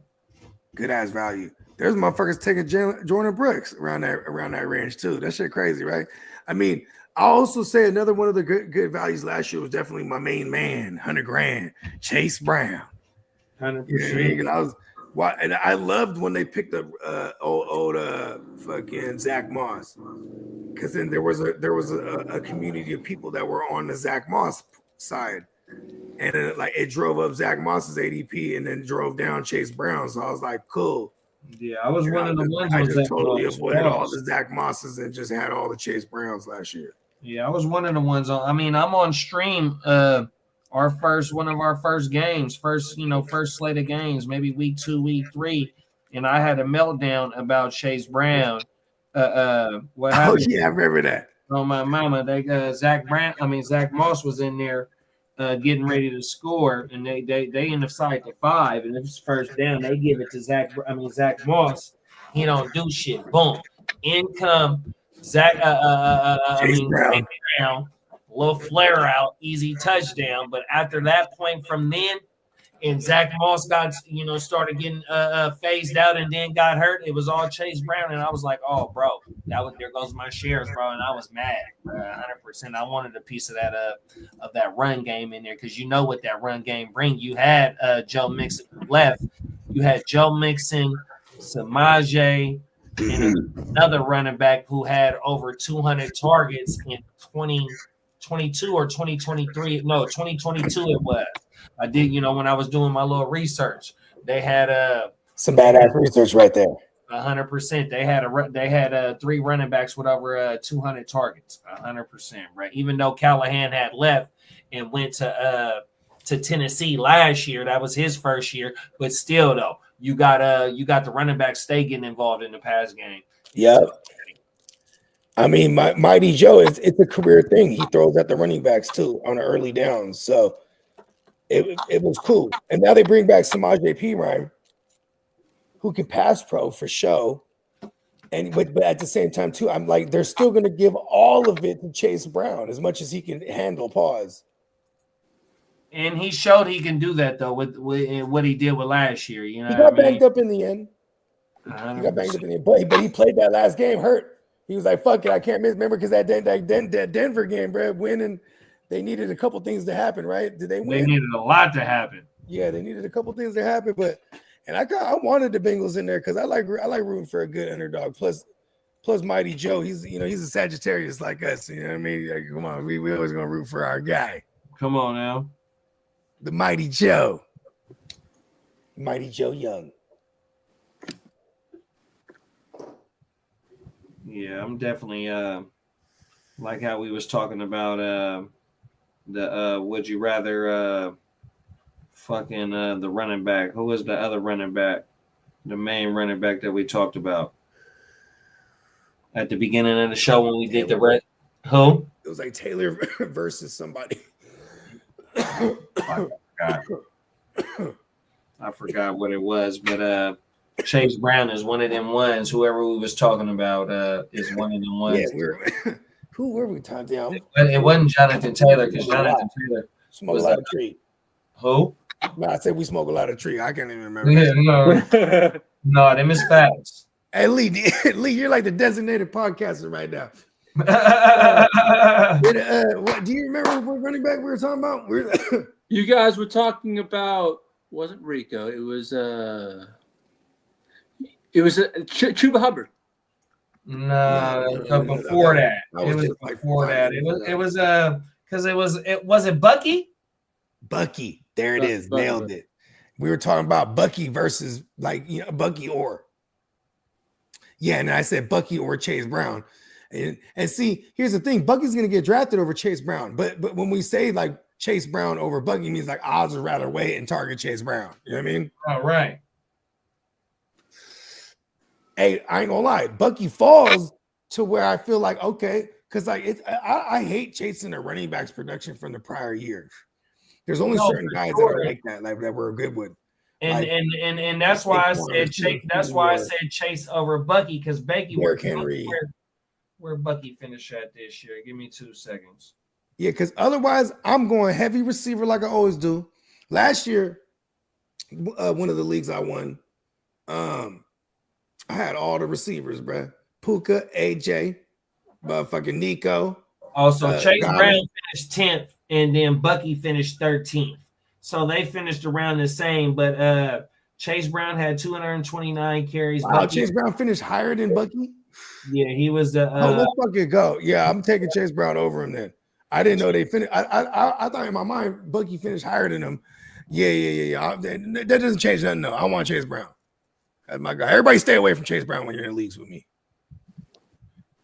Chase Brown, 990 on the ground, 54 receptions, 360 yards, 4 and 7, 11 TDs total, and then Bucky, 207 attempts, 1122 on the ground, 47 receptions, 392. So you got a 1,500 yard out of him, 8 on the ground, and 0 receiving. So he had 8 TDs. So the difference between Chase Chase and Bucky is the TDs, and then the 1,500 yards total combined between the 1,000, so 1350. So they almost had the same combined yards, but Chase had more TDs.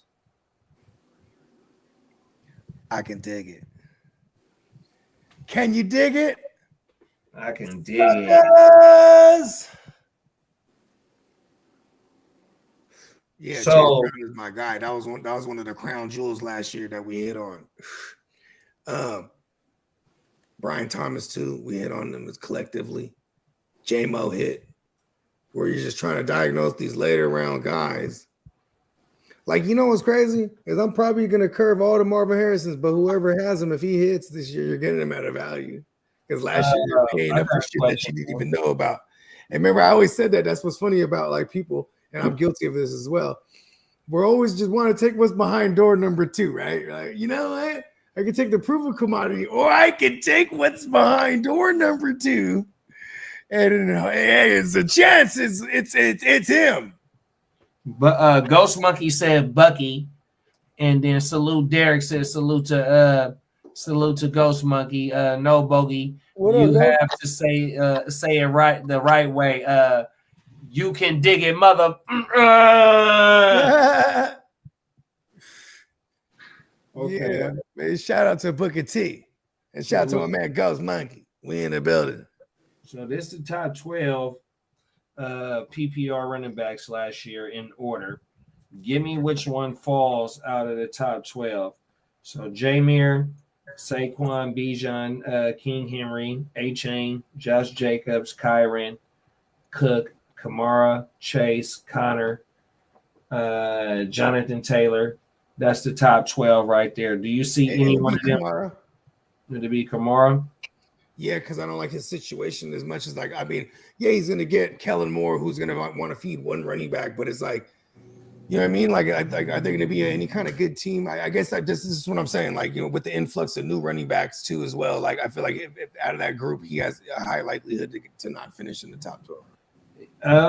So they extended him during the season as well, and he had almost 300 we need all the receptions. That's what we need. So that's what I was finna say. He had 68 receptions with 228 carries. He had 300 touches with a 1,500 yard season last year, bro. On top of, I guess it is still he had 5 TDs. It's serviceable. Okay, then I'll probably go with because then the other way I would say something is that it would be like the injury prone guys. Like for example, fucking Connor, Josh Jacobs, you know, Jonathan Taylor for what it's worth. But also, even if Taylor's healthy, you know what hurts him? Air 5 in the lineup. That just fucks him up, I think Josh Jacobs ain't going nowhere with that investment in the Aaron Banks. Yeah, and as long as he don't get hurt. As long as he don't get hurt, they're going to give him they're run him into the dirt. We got Sir Bongs a lot in the building. What's going up, on, Sir big Bongs? bro? Yes, sir. That's our guy. Long time, not long time, Sir Bongs. We haven't hit y'all with an evening show in a minute. Come on now, we in. I guess it's not. Well, I guess it's early evening now, right? Yeah, it's only 4:45. We only, you know, it ain't even 5 o'clock yet. 5 o'clock. It looks like fucking 8 o'clock outside right now. This motherfucker just storming. Oh, it's gloomier than a motherfucker right now, man. This shit crazy. It looked like nighttime already, this motherfucker. Let me go to the wide receivers and see who in the top 12, who finished in the top 12, and get your opinion on who can fall out. So we got Chase, Jettis, Amon-Ra, BTJR, Drizzy Drake, Malik, Scottish Lad, CD, JSN, GW, Devontae, and Jerry Judy. Out of them 12, who you think is falling out? Judy. And then because that was fun, but like you got to get if say you get Cousins over there, maybe it continues. Because if you get Russ in there, him and Russ, they never could get on the same page for some fucking reason in Denver. But anyways, that's just so Judy's out of there. If you get him a rookie, I guess so. Maybe, yeah, Judy's out of there. Let's say there was another name. Who? So it was Judy. Judy is 12. Devontae is 11. GW is 10. Oh yeah. Oh man, this is the one I hate to say. JSN, bro. That's the one I hate to say. But JSN on sheer volume alone, he should crack into the back end of the top 12. But the reason I'm saying this is because like you're gonna get Sam Darnold there now, and you're gonna get a whole different system that's not gonna throw as plentiful as they did in last couple of years. You know what I mean? Yeah, but he got 100 receptions. He got 100 receptions on 137 targets, which I don't think he's getting in this offense. I think he's getting like 140. You know what I mean? That's his range right here, even in this new offense. So if he could operate with some efficiency, yeah. But I'm just saying that's the one because I have a lot of JSNs. I'm just trying to think like realistically, like those other guys, they're in that motherfucker. Even Devontae, he's gonna catch so many fucking goddamn touchdowns in this offense with the Rams. He's gonna back end it. You know what I mean? Pause. Yeah, I don't think. And then what if Tyreek Hill comes back to Tyreek Hill? He's in this thing, you know, like he's in that top 12. Like there's still some guys here that like had some down years in that aspect.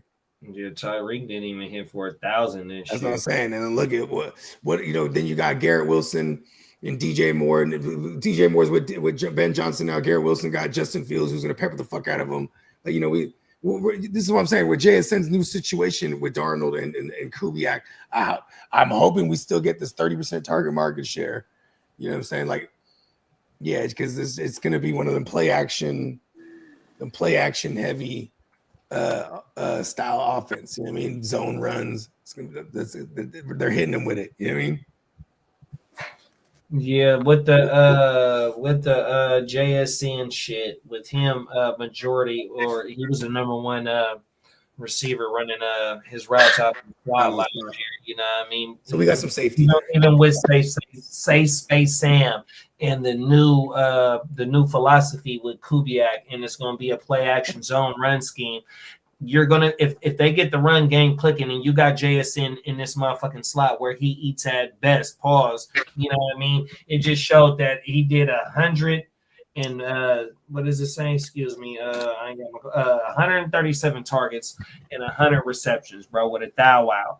You know what I mean? It's highly efficient. It just showed that, you know, his ADOT was 8.9, you know what I mean? So he's definitely shorter intermediate, which allows for him to get open a whole lot easier or be a better target for the fucking quarterback because, you know, he's going to be one of the first reads. It just showed he might have been the first read in that offense last year. And I don't think that Kubiak shies away from that. Okay, Adams or JSN?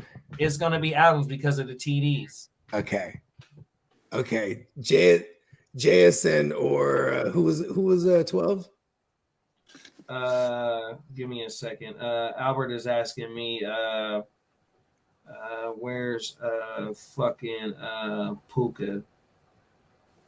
Puka missed some time too. So if we were to prorate Puka, he's finishing. Puka was 26, 79 receptions, 106 targets, 990 yards. Look at the 100 and some targets. And he only had 3 TDs, four total TDs. That's why Puka had a rushing. That's why he was he was basically a high NWR. He was also stopped at the one like 7 times for real. Yeah, Puka was a high NWR 3. They all turned into Kyron rushing touchdowns. Bakes, give me a second, Bakes. Bakes said, who is the next Jordan Love? My money is on Hendon Hooker. In the last 2 years he's played for Tennessee, he had 6,080 passing yards, 58 TDs to 5 INTs with a thou wow in rushing and 10 TDs more. Sleeping giant, 100%. They were comparing him to Josh Allen, but the only thing was as soon as he came out, he had the ACL. And then, you know, the Lions, they draft him. And, you know, he sits behind Jared Goff. And, like, you know, I mean, even when they're ready to, like, where they're like, okay, you know, we could kick the tires on Hendon Hooker. They're like, nah, hell no. Locking down Goff because he's just coming off the NFC Championship. You know what I mean? Come on now. And then he had him the number 1 seed, so it's money well spent. You know what I mean? All things considered, golf was only like, what, 31, 30 maybe? Yeah, because what was he, 2014, 2012? No, 2013. Golfle? Yeah. 2016. 2016? Yeah, him and Carson Wentz, they were 1 and 2. Bad. My bad. I'm throwing some years on him, bro. Yes, no, it's all good. You know, it's funny. The 2014 class, the only notable one that is still around is Derek Carr. Damn.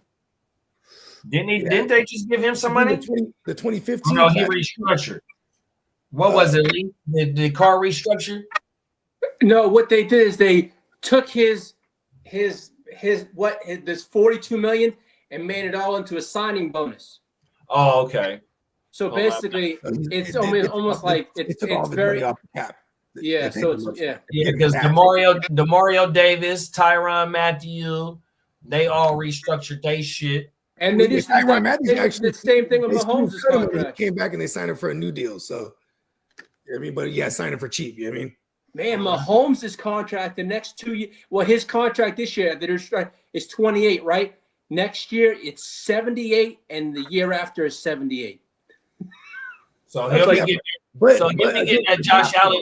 that Josh Allen deal here pretty soon. No, but here's the thing though. He's gonna get that money, but it's all gonna be back ended. It's gonna be like 30 or 40 against the cap. You know what I mean? Like they always find ways. He's never gonna be that much against the cap. No. But I think what they're going to do for Mahomes is he's going to get a new deal, just like Josh Allen. And his cap hit will be a lot lower. Yeah, it's going to happen soon. I mean, he ain't been talking that shit because they've been winning Super Bowls, and he has been one of the top 10 paid. You know what I mean? Top 10. It's not like he's lacking money anyways. I got another question for y'all. Let's get toned up. So let's talk about WR2s, who you might see jump into WR1s from last year's rankings. We got Ladd at number 13, Mike Evans, Cortland Sutton, DJ Moore, T. Higgins, Tyreek, Jacoby I can see Brown, Jordan Addison, Jamison Williams, Nico, and Jawan Jennings. I can see Cortland Sutton jumping up into a WR1. I can, and I could probably see Ladd also too. Depending on the it would be Godwin from rising from the dead for me. Oh, Godwin. Think of that. That's a good one, Bo. I didn't think about that one. He had 50 receptions and like 70-something targets when he died. Like this motherfucker was going in. He didn't finish as a WR2. I was saying as a WR2. Oh yeah. On my mind. Yeah, it would be the Ladd for me too. But you know what? And what's Terry McLaurin finish? What's so surprising to me as the WR2s is Jamo finishing as a back end WR2 I think he had like 6 targets a game. That's pretty decent because he gets the big one. Pause. And when he went, oh god, Jamo was he was. So he had 58 receptions on 91 targets, 1,001 yards, 17.3 yards per catch, and 7 TDs receiving, and 61 yards on the ground with a rushing TD. So he did a lot with not a lot, if that makes sense. I think that broke down to like what six targets a game on average, something like that, because he was going from like 6 to 8 on games. Okay, and then out of the WR2s, he averaged the most yards per catch out of everybody. See, so if he gets more targets, here's the thing. He might have action. Oh, that's what I was gonna say. Oh, everything. Yeah, but there's a lot of mouths to feed. So and at least he's connected to golf where the efficiency's been there. You know what I mean? Like, but even though that is a lot of mouths to feed, he can score for anywhere as well too, though. So all it takes is that one play, and for him to have them 7 TDs on them 58 receptions, you can divide that 7 into 58, and it'll give you how many TDs that he scored.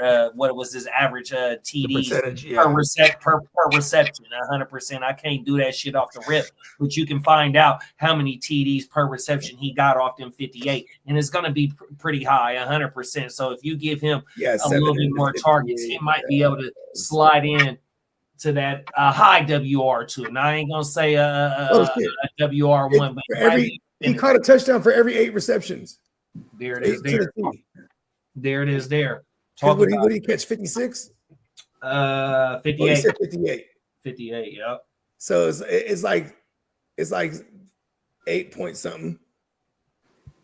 And then also you got Nico on that list who missed games. You had Tyreek due to the shit with Tua.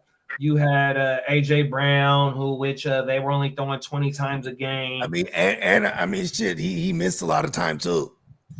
And then you had DJ. DJ had 140 targets with 98 receptions, who just missed 1,000. But DJ is a WR1 and has finished as I think a back end WR1. Yeah, and like in the Ben Johnson, even what's his name? Romo Dunze could fuck around and end up being a top 24 guy. Yeah, yeah, I think he had 100 targets this year. Yeah, like they're gonna be better at minimum. Dunze had 100 targets. Where it's at? I'm gonna pull it up. And I like that we're gonna get the value out of him this year in fantasy. I mean, I bought up a few shares of Odunze, got him at a value, like because I was just like, all things considered, if this was a startup last year, he was going up hella high. Oh yeah, 54 receptions and 101 targets, 734 yards, and fucking 3 TDs for Odunze. Yep. So that was damn good for a rookie year, even though you had the inconsistencies with the offense. It was spotty. Game. He still commanded 100 targets in his rookie season, bro. 100%. And they just invested into the offensive line. So, it shows you where Ben Johnson is going with this shit. Yeah, I like what they're doing over there. It's gonna be fun in fantasy. Because they got some pieces over there that we can't have right away. And we're gonna get value on DJ Moore and Odunze. All right, how about this? Okay, let's see here. DJ Moore or Jamo? DJ Moore or Jamo? I'm taking Jamo. Okay. No. Excuse me. I'm taking DJ Moore. Excuse me. I'm taking okay. the bona fide number 1 wide receiver. Excuse me. Okay, maybe the question is Jamo or Odunze. Give me Jamo on that one. Okay. Because it's kind of funny because it's like it's the guys from that offense. So but the only thing is that with taking a Odunze over Jamo, we just seen them both have the same number of receptions and targets, which Jamo is explosive and he goes exactly, and Odunze had 10 more targets, which ain't that much compared to the 91 that Jamo had. But just when Jamo gets the ball in his hands, like you just said, he's explosive. He can take it from anywhere. So in that instance, I would definitely take Jamo over Odunze. You ain't lying.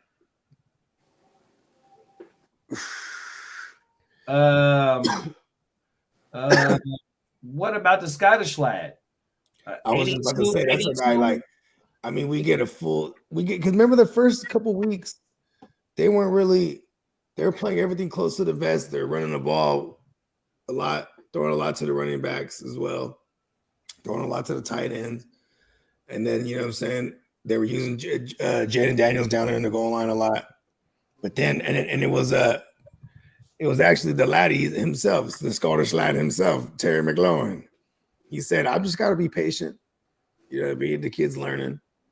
And then, but once they got on the same page, it was, He was going bombs away. So I like year 2 outlook from, but I still put him at like a high end WR2. He needs to catch all the touchdowns. That was the difference. That was the difference from his first 6 years in the league and last year is that he was, because he only hit for 1,000 yards last year, where that's where he always hovers around. Yeah, he's usually a thou-wow guy yards, and he only floats around 4 to 5 TDs for his career. This year it was the 13 TDs where he ate at, and he didn't have no rushing. He has 13 TDs where he ate at this year because he had basically his same numbers. Yeah, he get that 1,400 yards with double digit tugs again, bro. He's in there. He's in the back end at minimum. It was only 1,000. It was only 1,400 yards is a lot. Maybe 1,200. You know what I'm saying? And 10 because now you got Debo too, right? Who's a legitimate weapon. And not to mention Zach Ertz too, who's been his favorite red zone guy, which is also natural for a rookie. You're gonna lean on a tight end. Maybe even they call a lot of tight end plays. But we've seen with the 13 TD, even though we can't bank on that happening, the way that Terry scored them TDs, though, we've seen him take them from over the top, or we've seen him take a 50-yard damn near screen.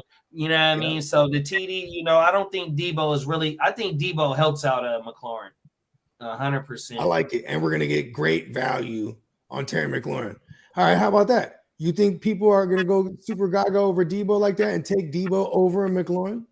Fuck no. Hell no, I wouldn't.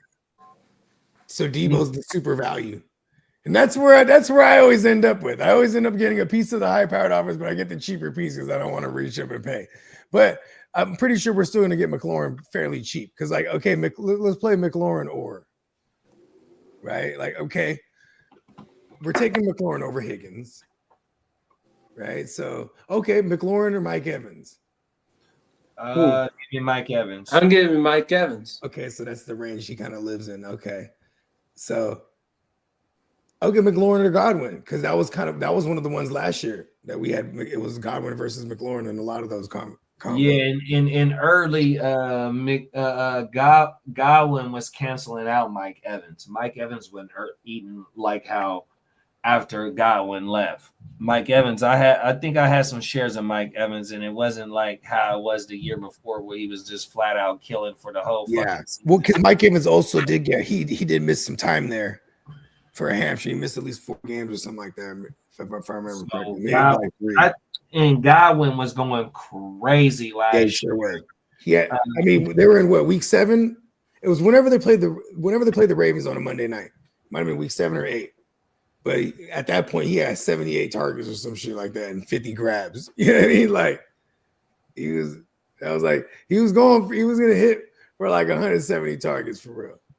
Here you go, right here. 50 receptions, 62 targets, 576 yards, damn, and 5 TDs, bro. That's crazy. Yes, Godwin in his name. Come on now. Yeah, he was going bonkers last year, bro, until that injury. Okay. Terry or Chris Godwin?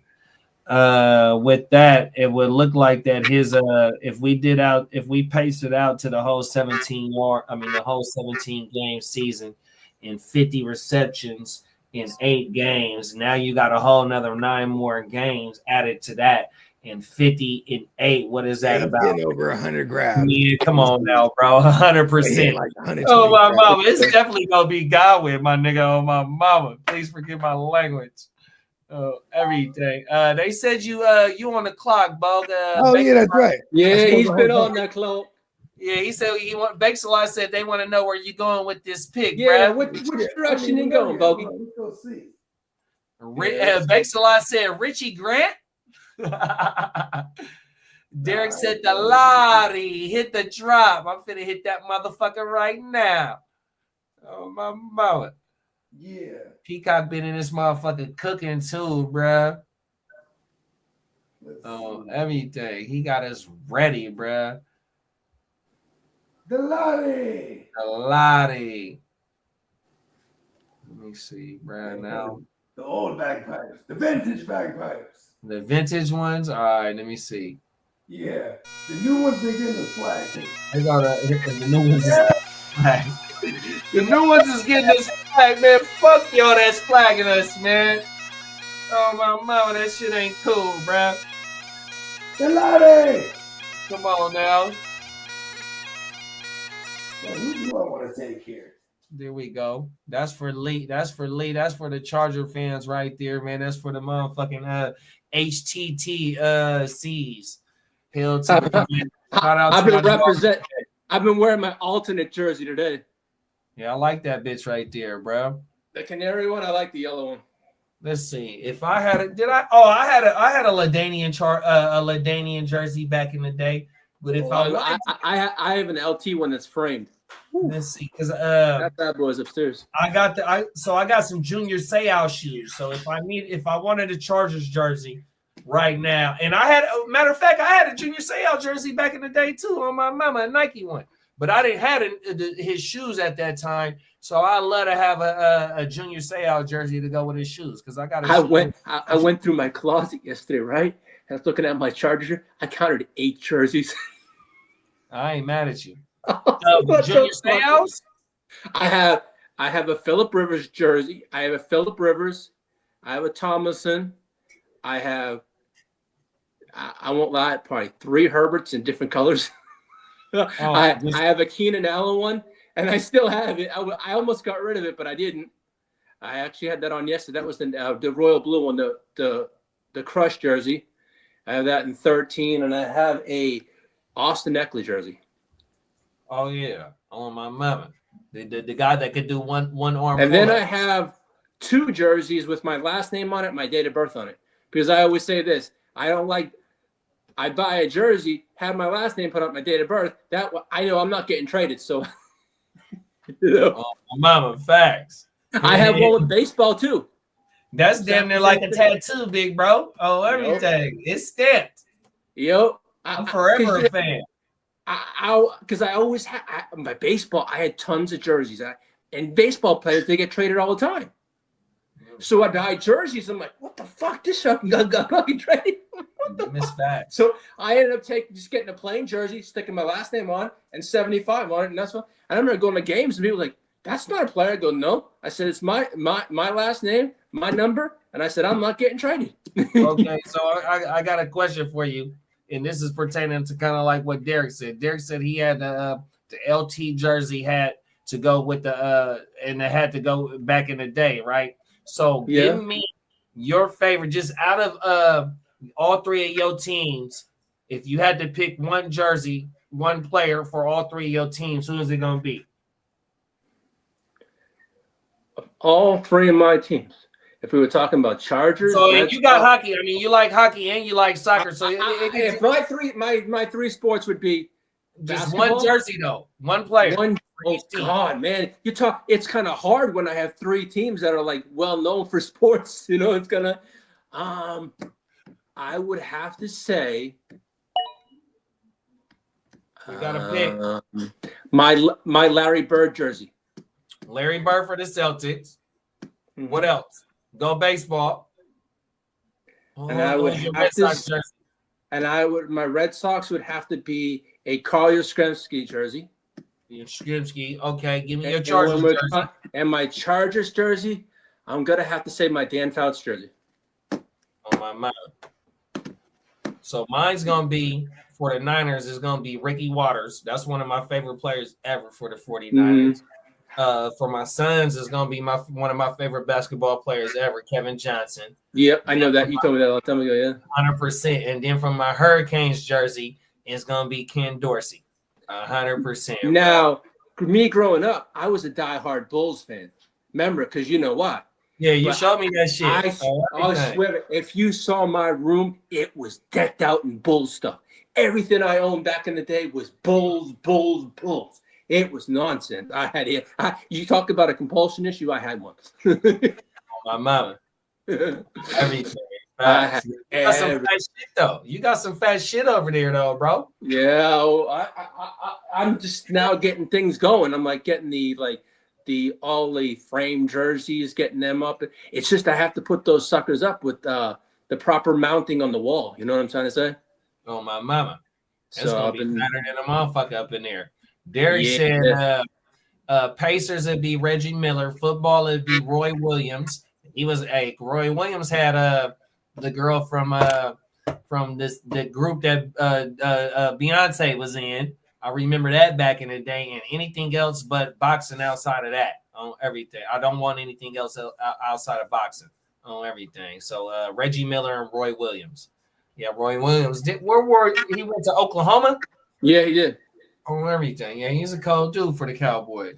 Destiny Child. Yep, that's the name of the group right there. My bad, big bro. Yeah, I remember when Roy Williams did the MTV Cribs, and he had that big ass fish tank right when you walked in his house. He had a fat ass fish tank, bro. Facts. Yeah, he had Kelly Rowland on my mama. Everything. Roy Williams, cold dude.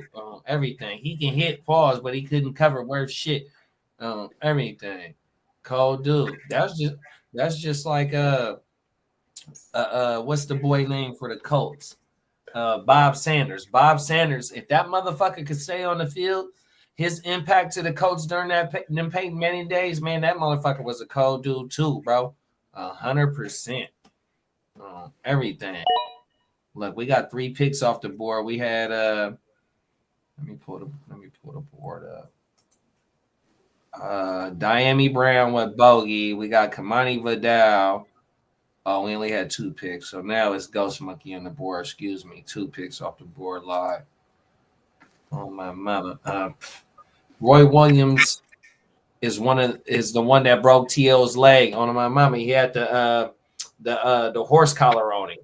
Oh my mama. I recall that. Yeah. That was during the regular season, and the Eagles went to the Super Bowl that year, and T.O. came back off that fractured fibula. It was a fractured fibula, the exact injury, I think it was. And T.O. Came back, played in the bowl, and he went crazy in that game, too. 7 catches, 100 and plus yards. I don't know if he scored in the game, but if the Eagles would have won, T.O. would have been in consideration for might have been the MVP of that Super Bowl, 100%. Oh my mama, I do definitely remember that. Had to snatch up the Brown, De'Amni Brown. Yeah. I was just talking about that on the stream. Yeah, because I was going there. I was looking for. I searched Brown. I'm like, I know I had him queued up, but my queue was hella long, so I was just search Brown. And I'm going there. I was like, oh, fucking son of a bitch. And then he picked Vidal right out the gate too. Right after, I'm like, fuck. I'm like, I would have considered Vidal on the swing around. Yeah, he quickly jumped on Vidal when you made It's funny though too, because I was thinking Vidal or De'Amni Brown or like things of that nature. Because I have, but you know what, great pick. Shout out to King D. That was King D right out the Bogues, man. We got the screen right on too. So the screen is, the draft screen is, the draft board is live right now for the viewer, for our rallies, 100%. So they seeing the shit live right now, which is kind of dope right now. So they see how we getting down. You know what I mean? For those that's not in leagues with us. And if you do want to join the league with us, if you ain't in the league with us, get at me, get out ear to the streets, get at Bogue on any social connect you. Platform. 100%. They got the baseball league. Let me pull the diamond cutters thing up because we do need some players. We got a draft. Yeah, we got 5 open. We got 5 openings left. That's on Sunday, right, big bro? That's Sunday. Let me check to see if there's. It's an auction draft. This one's a doozy. This is one go. Okay, so we have.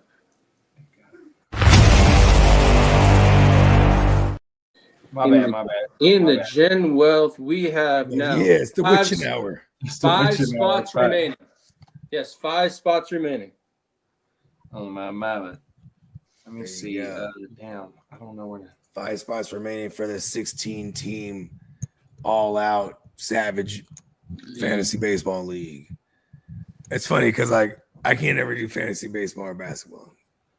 I did baseball 1 year, maybe 2 years. Man, that shit is like having a job. Oh, here we go, right here. Boom. It is a fucking job, bro. Oh my mama, man. I can't fuck with that shit, dog. Here we go, the diamond cutter shit right here.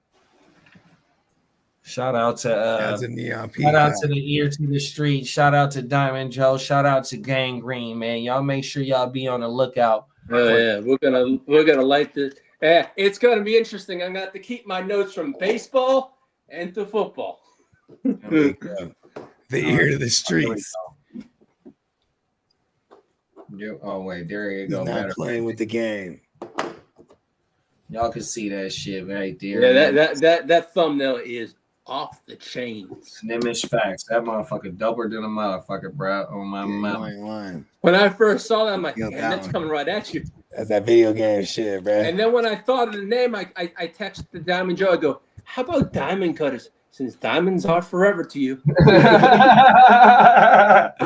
wordplay is crazy on that one. Oh my mama. Yeah, and you know what I'm saying? The goddamn I bet you we can get Diamond Dallas Page on this motherfucker. I ain't gonna lie to you. Come on, man. I know some people. Get that motherfucker on the show. Shout out to Diamond Dallas Page. Oh, everything, bruh. Yeah, we in this bitch. Shout out to everybody that's in this motherfucker still with us, keeping this bitch lit. We appreciate y'all from tuning in wherever y'all tuning in from. We are multi-streaming from 50 fucking platforms divided by 5, maybe 6. You know what I mean? Nah, Break man, 50. you know what I mean? Break that down. You had it right. We broadcasting at 50 these motherfuckers. 100%, man. We are 50 platforms. broadcasting. We broadcasted live and direct from the streets of the fantasy world, from the ear to the streets platform. 100% facts. You know what I mean? We are on the Miles Peacock Twitch channel. 100%. 100%, bruh. Facts. We are on the Gen Wealth, the mothership of the motherfucking the network that we are on. 100%, Yes. man. We have crash landed the mothership. Man, we in this bitch, man. Appreciate everybody that's in this motherfucker with us, man. And that's been in this with us for all week. It's our third day firing this free agency shit up. Yeah, man. How's everybody feeling? You know what I'm saying? Halfway through the work week, right? You feel me? You know what I mean? We getting back into the swing of things. You know what I mean? Just next month, we got the actual NFL draft. You know what I mean? We're gonna coast y'all all the way. You feel me? And it's facts. We got the NFL draft coverage coming up. We're gonna be cooking up for that. You know what I mean? Right. That John is lit, no cap. That's right. You feel me? Oh my mama. You ain't lying. That John lit. It was that Derek. Shout out to Derek. Nope. Only Philly balls talking like that. Come on now. You feel me? Shout out to Philly. Every day. I'm gonna run more, and I'm probably gonna. Yeah, Aaron Rodgers is holding everything up. Yeah. Oh. I'm gonna get Aaron Rodgers on the phone. I bet you we don't hear a thing until probably the weekend. The weekend. You know, I'll say, he never struck me as being like an egotistical guy, but man, he sure does like to be in the media. Like even he loves the limelight. Maybe he's trying to. Maybe there's something to it. Maybe he's not getting the. Maybe he never got the love from mommy and daddy that he thinks he didn't get. Well, you know what I mean? he just craves this attention. Well, he has a messed up family because his brother wasn't his brother. He's got a younger brother, I believe. Yeah, I don't think he talks to his family or some shit. Yeah, like he's got a messed up situation because I think his brother was married to some chick on The Bachelor. What's wrong with that? What's wrong with that? Nothing's wrong with that, but I guess it caused a big old rip. It caused a big I'm talking old about Aaron Rodgers. I'm not asking you what's wrong with that. I'm talking about for Aaron Rodgers. Like, why you hating on Brad? Who knows, right? I hear that all she's from the from wife. a television show, bro. Yeah. I can see him. I can see Aaron Rodgers being like annoying to the family. He just telling everybody where all their when flaws his darkness retreats and shit. He just tells everybody all their flaws. Like, you know what's wrong with you?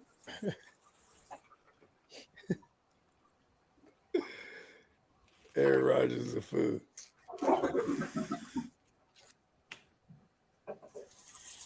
Yeah, could be clinical. Daddy wasn't there.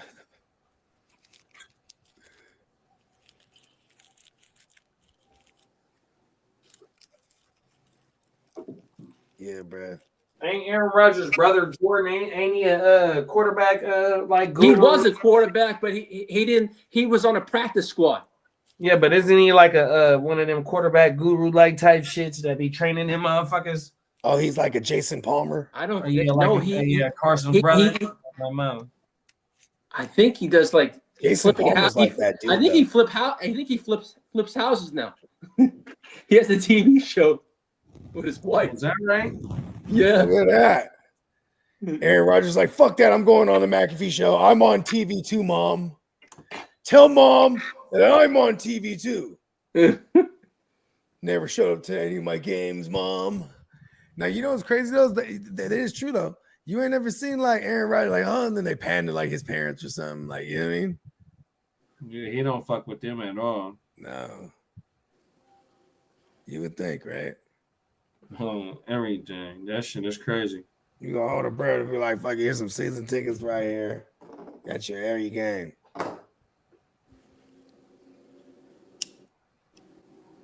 Damn. Maybe he was on his own for a long time. Well, Yeah, I was just in Chico.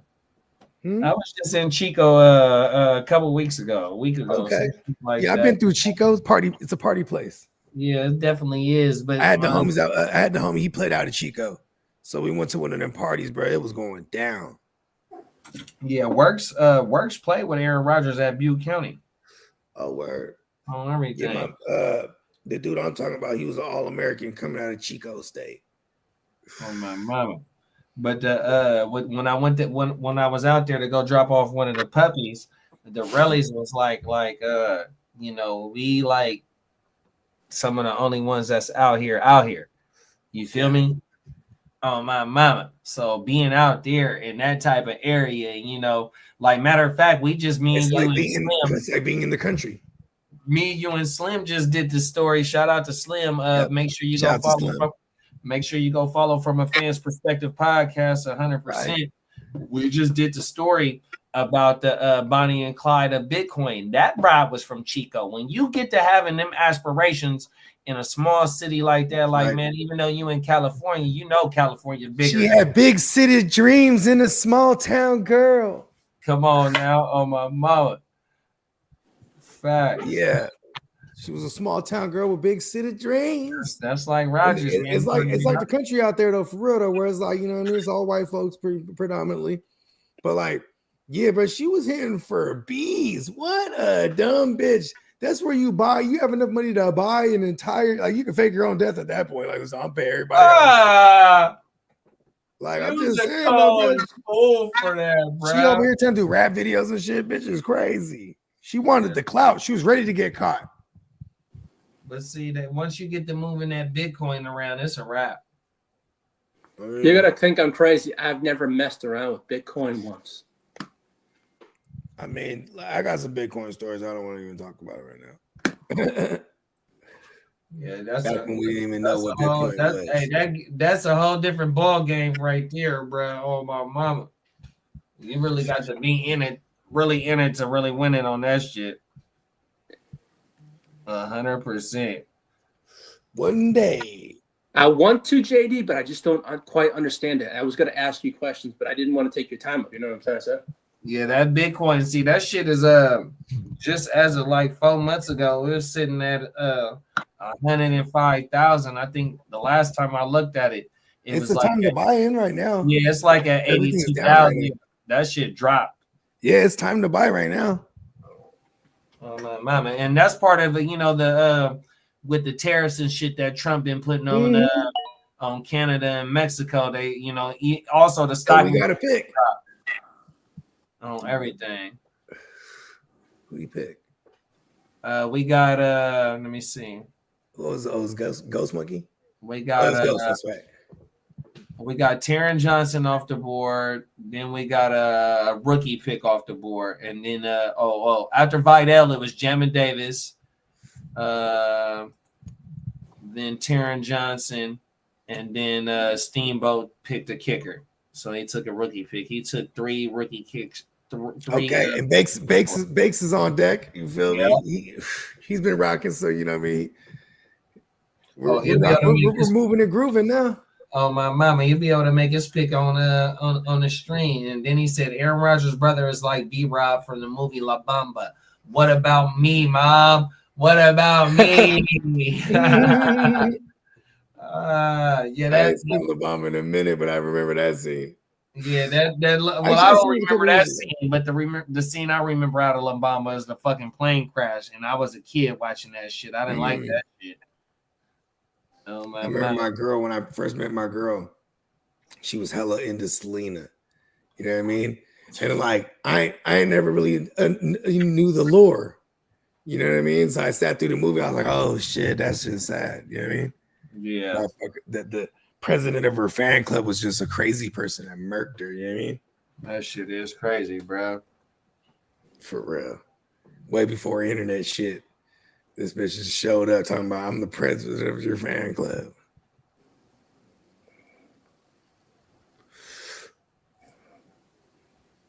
And she was crossing over, I think, too. Mm-hmm. She was starting to make it into the pop culture like type shit. Yeah. She was about to be one of them ones. Everything. Yeah. And J-Lo, that was like her first like starring role for real. J-Lo played Selena? Yep, J-Lo played Selena in the movie. Oh, I didn't know that. I never watched the Selena movie. I ain't gonna lie. When you watch it, you're like, oh yeah, that's J-Lo. When you see she got the booty. She got the cakes. She got the cakes. Oh, my mama, she got them little cakes, not little ones. Please forgive me, Miss Lopez. Hey, JD, what's your all-time favorite movie? Mm. Oh, Well, I don't know if I can give you all time, but I you can. know what's crazy? We're actually planning to bring back the bracketology shit this month. I can give you three. If we can say Godfather 1 and 2 is connected, that's one. If you give me that connected, He just cuts off part 3. Huh? He's like, fuck part 3. Right? Yeah, that shit is.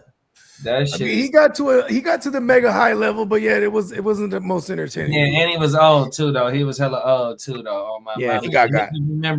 If you remember in part 2, they got whatchamacallit's brother to come in, and when he was testifying, his brother came in and he was like, "Man, I don't know nothing no more." 100%. They were mad. They had him all at the FBI protected witness shit and all that, and then he ended up killing himself. But yeah, though, I forgot Brad's name.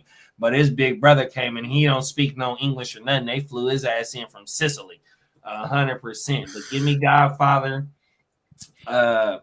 What else was I gonna say? Oh, give me Menace to Society, 100%. Okay, yeah, Menace is dope. What else I'm gonna say? Man, I'm trying to think, bro. There's so many. Like, yeah, I gotta. But see, my shit is like all based up in the same like type realm, like type shit. Like Superbad is like probably in my top 15. You know what I mean? I fucking love Superbad. That's even though that's not the top 5. Yeah, Superbad's a funny ass motherfucking movie. So you know what fucks me up about this question too is like, man, it's just something like, okay, look, when I was a kid, they used to rent. My mom said they used to rent the Top Gun so much they just fuck around and bought the tape. You know yeah, I mean? my favorite. Top Gun was like my shit when I was a sure. Then I remember that Ninja Turtles movie. I remember I ran that shit into the dirt. That first one. Then by the time I want to say that's when all the gangster movies started coming in for me. Menace, you know what I'm saying? Boys in the Hood. Right. Even Don't Be a Menace. That shit. You know what yeah, I mean, so like Eddie Murphy. Ace Ventura was like Ace Ventura is one of my all-time favorite movies. That too. So you got Beverly Hills Cop 1 and 2. You got motherfucking Harlem Nights. You got Coming to America. You got 48 Hours, another 48 Hours. Like Eddie Murphy in my childhood, that's who it was, 100%. Yeah. You know, my favorite Eddie Murphy Raw was the shit. I came across that having a black box when I was like in junior high. It was just on HBO. Eddie Murphy Raw was that shit to me. Like I was like, oh, okay, Eddie. You know what I mean? Because I was a fan of Eddie. You know what I'm saying? But more so from the movies. I didn't, you know what I mean? I was like, oh shit, this is the first time I seen him on some stand-up show. Like, this white, he was killing it. Yeah, I was privileged enough to see the Delirious and Raw when it was on TV. Because the only thing they didn't let me watch as a young dude as when they got to Getting It On. That's the only thing that I had to turn my head or close my eyes on. Anything else, it was fair game, 100%. Yeah. My 3 best movies would be growing up would be Goonies. Goonies, Goonies, Coming to America, and then it would be Good Will Hunting. The reason why I swear to God, I always say this because this is fact. For the longest, we had Netflix, and my girl be like, "What do you want to watch?" And I looked through this motherfucker, and I would always just put it on Coming to America. So for the longest, I was paying for Netflix, and I always just watched Coming to America. I'll be damned. Like Coming to America is one of those ones. I like that one, Lee. That was a good one. 10 points. That Coming to America is fucking classic. He went. And you know why? Because I had just came back from England, so it was coming to America. So I came from England to here, and that was the first movie I ever watched. Oh, he was coming to America. Yeah, because and then I remember because when I was growing up that year, the song that came out was Phil Collins' "One More Night," and my mother said I used to have the cassette tape, and I wore it out so much because I would listen to it because I always said "One more night till I leave from England to America." Oh my mama, that Coming to America is classic, bro. Oh, everything. And you know the reason why I came back over here?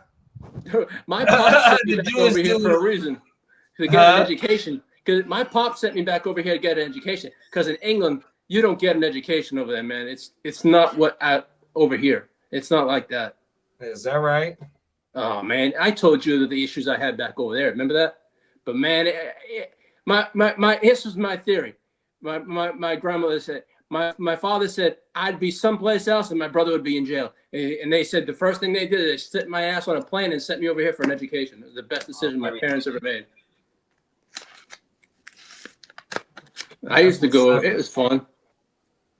You was eating them chippies. Oh my God, that was one of my favorites. If I was, come on, it was the shit when I lived there, and that was back. I lived there from what, about 7 years. So I was there from in the early. I came back here in '86, so about 78 to 83, 84.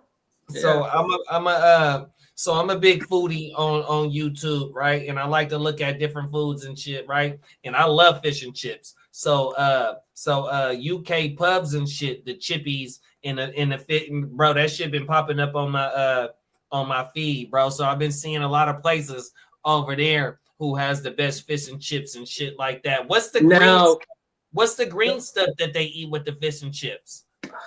It's like a dip or something like that. Yeah, that's kind of a new thing in the past 15 years. I don't know. Each pub does it differently, but I won't say the best places for fish and chips are pubs. Yeah. Because you know what? They use the batter and they use beer.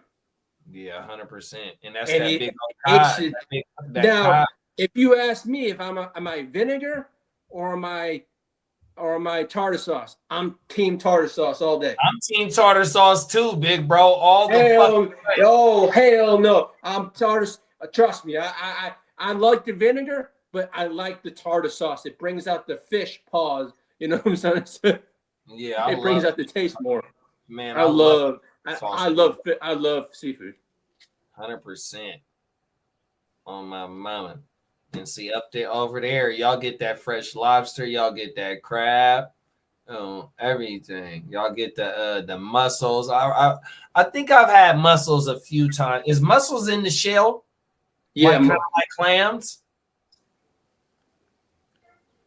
Because I think it is. It is. Yeah, I've had that in some seafood boils before.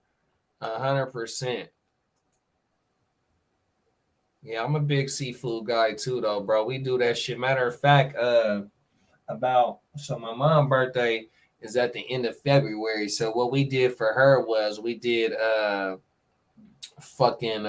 steak on the grill with crab leg. I steamed some crab legs on the grill, and then we did some stuff lobster tails with like how you do a crab cake with the and the crab and all that. So we put that on top of the lobster tails and baked that. And then we had some asparagus tips. Yeah, that shit came out fire in the motherfucker.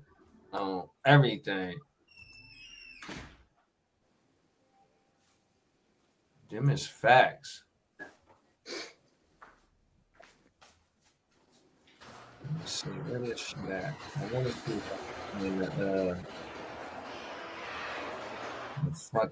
the thing that I seen with the fish and chips, so I can show you what I was talking about. Oh, here we go, history right here, and then you gotta go to shorts. Where's the shorts at? I bet you that shit don't want to pop up. Oh, I'm on the wrong page. My bad.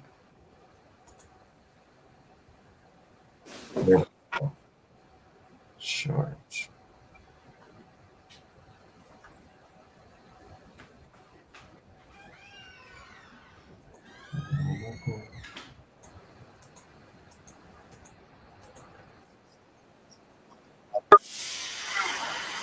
Costco items affected by the tariffs. Boy, I'm telling you, so I've been on that shit too. So like in Costco, like your toilet paper, that shit come from Canada. Your mayonnaise come from Canada. Your mustard can come from Canada. Your tequila, that's coming from Mexico. So that's a tariff on that. What else Brad was saying? He was dropping some game in that shit, Brad. Oh my mama. So if you shop at Costco heavy, when these 30 days is over with the tariff war, a lot of shit at Costco is going up. Oh my mama. Monday. That was Monday. Let me keep going. I want to find this for Lee real fast. No, let's go show some shoes. Lee fuck with the shoes too, though. Oh my Yeah, mama. I do. I know. I have some nice shoes, but you know what, man? I was talking to my other half today, and she's like, "Do you know where my shoes are?" I go, "Yeah, we have." She has like, you know how you love your shoes. This woman has upstairs as part of like, oh, I ain't gonna lie, about 10 boxes of designer shoes from Chanel to everything. Oh, Jesus Christ. And I'm telling you, the shoes, see, like my shoes, that's the only thing I spoil myself on. You know what I mean? I really ain't into nothing else. Like my clothes, my clothes ain't no priority. And my shoes, like, that's like, you know what I mean? Like the only thing I want to spoil myself on, bro, on everything. I ain't gonna lie. You want to see what I'll be bringing to Vegas? Take a look at these. I have to represent my boys. Let me slide back over here. Oh, yeah. Oh my mama. And them is Nikes too? No, they're not. They're Nikes. They're kind of, they look like Air Maxes, bro. Oh my God. Someone got me these for Christmas, and I go, how much you paid for these? So $65. Oh, fuck yeah. Oh, everything. There you go. Look at They look like the 95s. I was like, yeah, I'll bring these out to Vegas. Those Raider fans are not gonna like me, but oh well. Yeah, they gonna come and get you, bro. We're gonna jump to the streets, and I'll just you know what he said about the Raiders? Ghost Monkey said, "What's up with the beer in the laundry detergent bottles? That shit had me like, what the fuck on everything. That's that fucking." What's funny is like as kids we used to just steal liquor. What was it? Like, what I just said, super bad. The super bad. Oh, that was kind of cool. Yeah, super bad. So like, but I guess you know what I mean. For the sake of like trying to come through and make sure they come through in the clutch, you know what I mean? Because there was no way, even if they was to drain those fucking detergent things and then wash them out, you have to be sitting there washing that bitch out for like an hour. Because that shit just keep on soaping up before you gotta dump the beer. They was just like, fuck it, we're drinking soapy beer. Come on now, on my mama.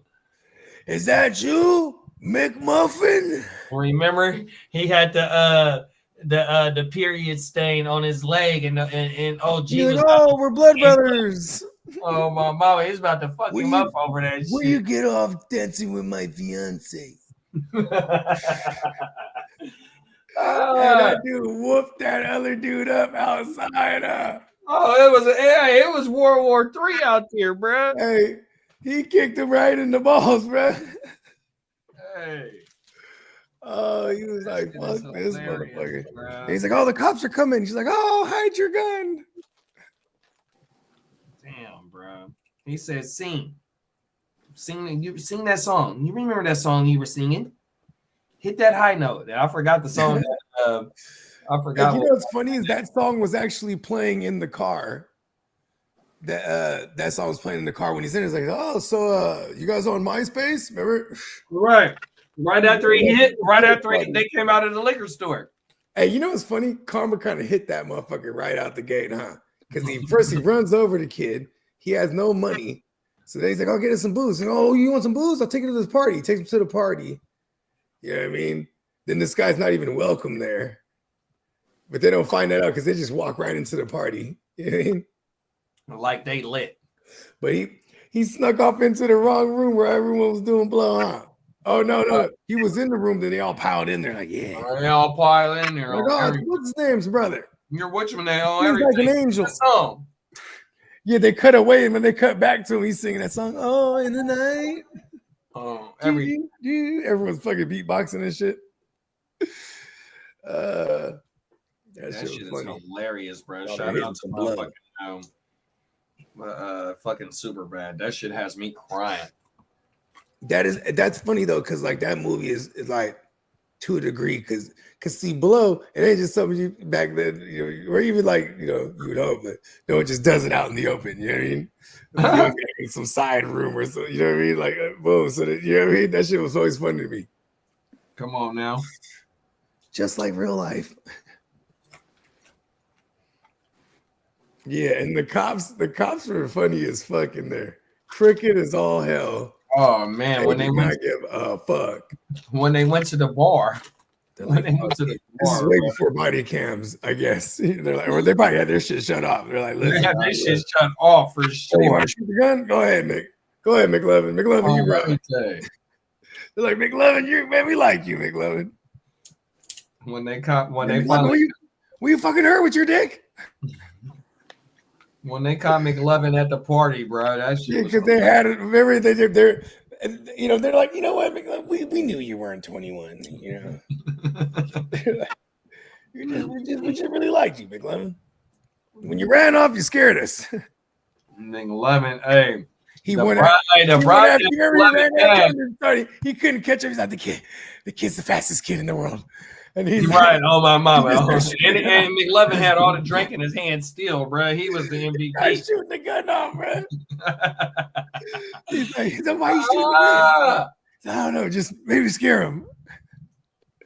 But McLovin knocked his bride off, though. That was a whole thing. He was having fantasies about that bride when he was walking down the hall at school, and he probably had that bride on top of him. She was wearing the white pants. He was just following her. White pants, facts. Come on now. Your underwear.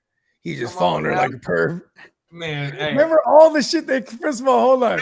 They go, remember, he's like, yeah, we're going to the party. Yeah. He's all excited. He's like, I got some lube. And he's like, lube? He's like, what? These ain't fucking 60-year-old fucking old hags or whatever he said. He's like, these women are prime. He's like, they're you know what I mean? Like, but then anyways, she goes, you got any lube? Remember? He's like, I do. He had like everything from the jump, man. Shit funny. Everything he did worked out. Meanwhile, these fools were just, remember, he was like, oh, okay, maybe she wants to drink. He's like, oh shit. You know what I mean? Then like he has this whole rule, like, oh, okay, well, she's drunk. So if I'm drunk, because remember, right when he shows up, she's already ready. Let's go to the room. Facts. He was like, oh, he was scared of the pussy. He was virgin and shit. He's like, oh. He goes to the bathroom, starts trying to get drunk. He's pounding the bottle. Jules, I'm drunk. You're drunk. Okay. Actually, it was funnier than a motherfucker, bro, on everything. You ain't lying, though. I love that motherfucking movie, bro. No lie. And then other bro, he was so faded, he just falls standing, headbutts her, pow, right in the eye. Yeah, that's the broad that had Jules, the fat boy. Hey, he lucky she was any type of jocking, right? Because then even the next day when he ran into her at the mall, you know what I mean? Facts. At the end of the movie. He's like, well, I guess she should probably be some cover up or something. He's like, oh yeah, okay, word. What is his name? Seth Rogen? Not Seth Rogen. Jonah Hill. Jonah Hill. On everything. That was fat Jonah. Actually, he's still a big guy, but you know, he's like big bone structure. You can't, you can get skinny, but you can't lose like weight on like your bone structure. Man, when Jonah Hill said, "That's heavy," that shit had me crying, bro. In 21 Jump Street, 22 Jump Street, whatever it was. Oh yeah. Man. And then this fool goes, he goes, what do you say? My name is Yeston. Yeah. What did you say? Oh, everything. It was, bro. Channing Tatum's his Mexican accent was fucking funny as fuck. That shit had me crying, Was bro. that the 22, right? 22? I think that was 22, the part 2 on Yeah. everything. Yeah, Fact. that shit was funny though. Part 1.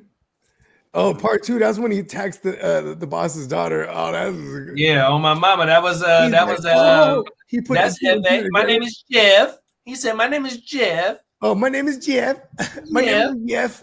Oh, everything, bro. What the fuck? He said, my name is Jeff. My name is That's Jeff. what it was. Oh, everything. This shit crazy, bro. See, y'all, that's the type of shit like that's in my top like type shit though. You know what I mean, Lee? When you ask what's like my top 3, A lot of my favorites go back to comedy. my childhood, It's bro. a lot of comedy and it's a lot of like type old school mafia. I love the old school movies, but you know what? Yeah, like Goodfellas is up there for me. Yeah, that's a good one too. You know what I mean? Yeah, King of New Yeah, I York. ain't gonna lie. This always sounds cliche, but Scarface was one of them ones. Yeah, of course, Scarface for sure. You know For what I mean? sure. The Bronx Tale. Oh, everything. Juice is tough. Juice for sure. You know what I mean? The Bronx Tale was hard. Man, a lot of all the old games. What's the Carter's name? What's the name of the Carter? Which one? The Carter. When they were serving out of the Carter. New Jack City. New Jack City. Oh, yeah. New Jack City. Yep, that's one of the ones. You know what I mean? No shit like that. That comedy and shit then, like that. In the comedy shit, like even bro, like what was it called? Ace Ventura and Dumb and Dumber, bro. Oh yeah, Ace Ventura, man, that motherfucker with that walk, that he had that walk in the way in part 1, the way that he was riding outside of the car because his windshield was fucked up. My mama, like Ace Ventura is the man. Hey, shout out to Jim Carrey, man. Jim Carrey was all the way. He was for a while. He was the one white boy, and on In Living Color. Come on now, I'm finna pull that up right now. Oh my mama, that's that shit. He kicked that shoe off, man, and couldn't find his shoe, man. That motherfucker started doing the dances, and the homies in the background was like they started leaving him. That shit was crazier than a motherfucker. Get your ass out of here. Oh my mama. But yeah. He comes up out the liquor store in Dumb and Dumber, and he sees the homies, they're chilling. He's like, 40 ounces, huh? He's like, he has this big gulp and shit. That motherfucker was good in Me, Myself, and I. Me, Myself, and Irene. That's one of those. That was a good one. I fucked with that one. Everything. Bro, and even the Truman Show, bro. Jim Carrey was that was put out some good the TV show about him. Yeah, that was a damn good one. I just watched it. He's the only one that's not in on it. Right. And he ends up going out to the whole world built for him. You know what I mean? And at the end of the movie, he takes the boat all the way out to the end of the scene. Yep, hey, that's a good scene right there. Because like you just hear the music. You know, he crashes into the wall thing, and he's going crazy. Because he's hoping so bad it's something, and he just runs into this wall. What imagine he had a whole life. Remember, they shows him he's a kid. He's in school. He's like, oh, yeah, I want to go to Fiji. He's like, oh no, you can't go to Fiji. You know what I mean? Well, it's only if they made some excuses or whatever the fuck. Just always prevented him from going anywhere. And he's like super paranoid at this point. Like, I think this all like imagine how crazy you might think when you're telling someone that, right? You're like, hey, I think like, God damn it, the Chargers on me. You know what I mean? God, this shit is fake. Yeah. Then he finds the stairs. Boom, he leaves, and he goes. And then you leave it open to interpretation because they show old girl, she runs out her apartment or whatever. Because remember, everybody's just watching live. Right, they had a panic. Didn't they have a panic attack when he went outside them stairs? But he said, "Let him go." Remember the creator or whatever. Let him go out. Yeah, he said, "Just let him go." Oh, everything. Yeah, I mean, remember he was in there. They're zooming in on him, and then he's over there caressing the screen. You know what I mean? Because that's like his boy. He raised him from oddly from afar. Yeah, the director was. He was talking to him. And it's like it was like God's voice essentially, because it's just like I'm the creator of this show. 100%. You know what I mean? And he gave Big him the said, opportunity. You know what I mean? But he didn't basically force him to stay. And then everybody watching too, they're like, some of them are like, oh, go. Everybody's cheering, you know what I mean? come on now. He probably didn't make it in the real world. Imagine Truman now, he's just like, he got a regular desk job somewhere. He might be with old girl though. Because that was remember in high school, she was just one of the students, but they're all like paid actors essentially. But you're in this role, you're in it for the thick of it. You know what I mean? Like 4 years. And then boom, they had written it for him to be with old girl and then marry her, but he's jocking on this other broad. You know what I mean?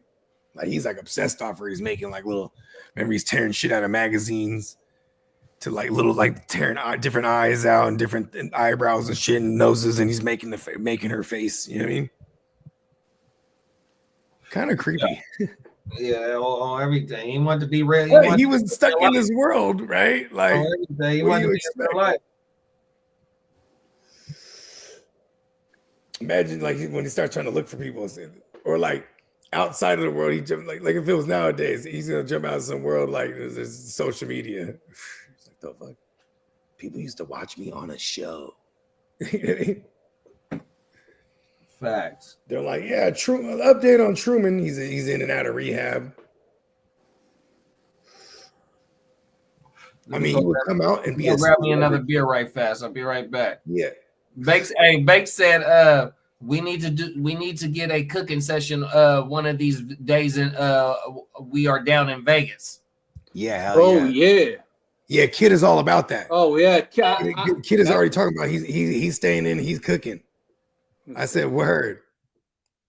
Yeah, we you know what I mean, we were definitely had some tri-tips in the mix. You know what I mean? That was part of the combo. You feel me?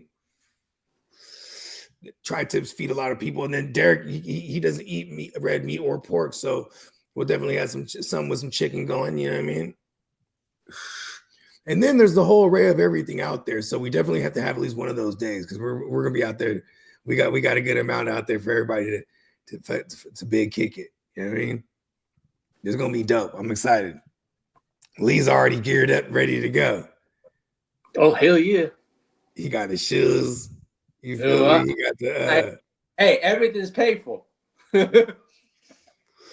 He got the shoes right. Did he fuck around and got the tickets already booked? Let's go. We got all the rooms and everything booked, so we locked in. I'm waiting. I'm price watching before I book my flights. And now even Kidda, shout out to Kidda because he brought that to our attention. Like, okay, you can't. There's no more. Southwest is no longer doing the free bag check-in. Like, okay, all right, Southwest, I see you. I'll fly cheap. I'll fucking do it. I just like checking in shit because you know what I mean. We're gonna be, even though it's legal to fly with Tree, I'm usually bringing back a QP out with me, and that's the legal amount you could bring. I'll carry it on a carry-on. I've done it, but it just always feels more comfortable when you just check it into the check-in. You're just good to go. The Vegas flight's not long too. Nope. How long is that? You guys, no. I got you got a straight flight? Mine's I think 3 hour, list under a 3 hour flight. We got another pick. Who's in the cloud now? Was that Bakes? I think Bakes just made a pick. Okay, Steamboat's in the clock. Oh, let's text him. Text Steamboat Joe. It's diamond time.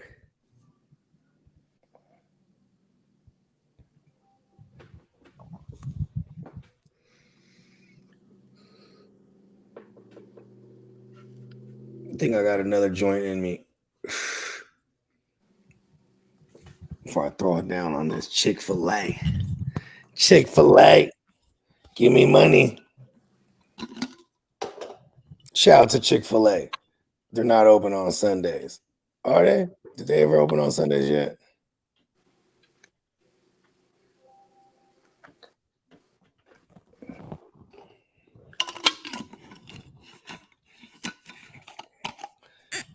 Lee, Yes. So you said you got a direct flight? Yeah.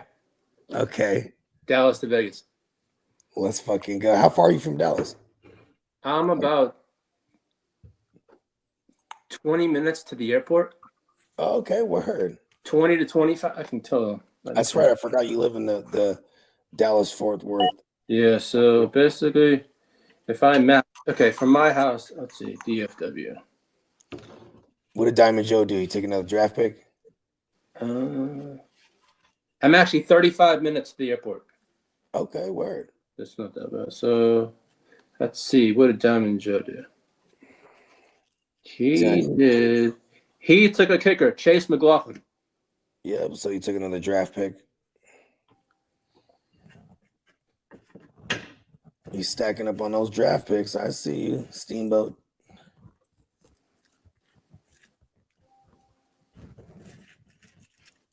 I'm gonna have to jump in and start grabbing some picks one of these days.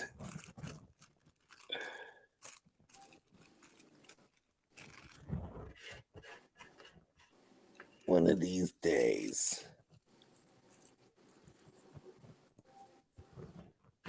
So what else? Nothing else popping up, Lee? I was just checking my sources and stuff like that. I haven't, it's just all like, all right, the Vikings agreeing to terms. Harrison Smith, and he agreed to terms for a 14th season. So Dennis should be happy with that one. 46 seconds ago. 14 seasons? Oh, I mean for his 14. He's coming back for his 14th season. Yeah. I was like, whoa. I was like, he's already that old. He's like, he's gonna lock me in. Listen, bro, I'm just gonna need about. Oh my God! Someone put food in the thread. Play till I'm 47. Oh my God! Peacock put some food in the thread. It's making me hungry. Yeah, let's go. Woo! He's put, what is it? Miguel and pork belly tacos. Let's go. San Miguel and pork belly tacos. Oh. Let's go. Pork belly goes crazy. I'm a big fan of the pork yelly. My name is a Yef. The pork yelly. Muy. I can't reach that shit. My chair was hella far.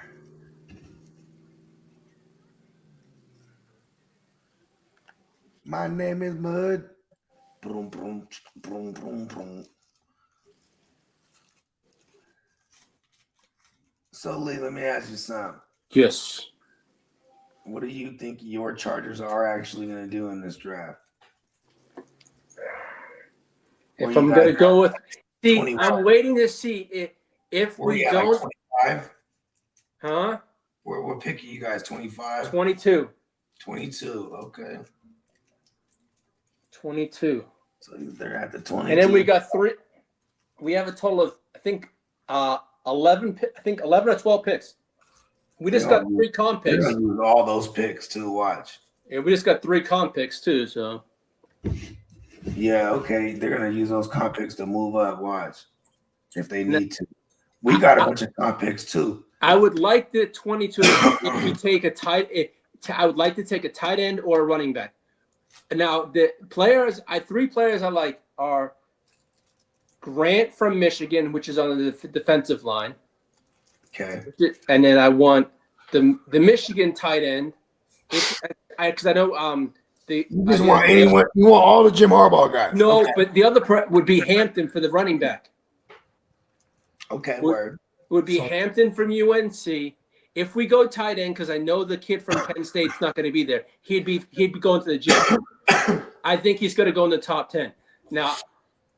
And I think Harbaugh knows his players, so that's why I think what's his name? Loveland, whatever his name is, the guy. Loveland, yeah. That's why I think it'd be him. But if not, there is a couple other tight ends that could fall to us or in the second round. So to me, if we do that, we go running back, or then I don't know what the direction they get. It depends on Greg Roman is back in the days, even though he was the offensive coordinator, he was definitely around when they went and took first round tight ends. So I wouldn't put it past them. Mm-hmm. To put So emphasis y'all got on it, the especially if one of their guys falls. Y'all got the 22 to 55, the 86, the fourth round. Y'all got the 125, the 158. Mm-hmm. Got the top. Pause.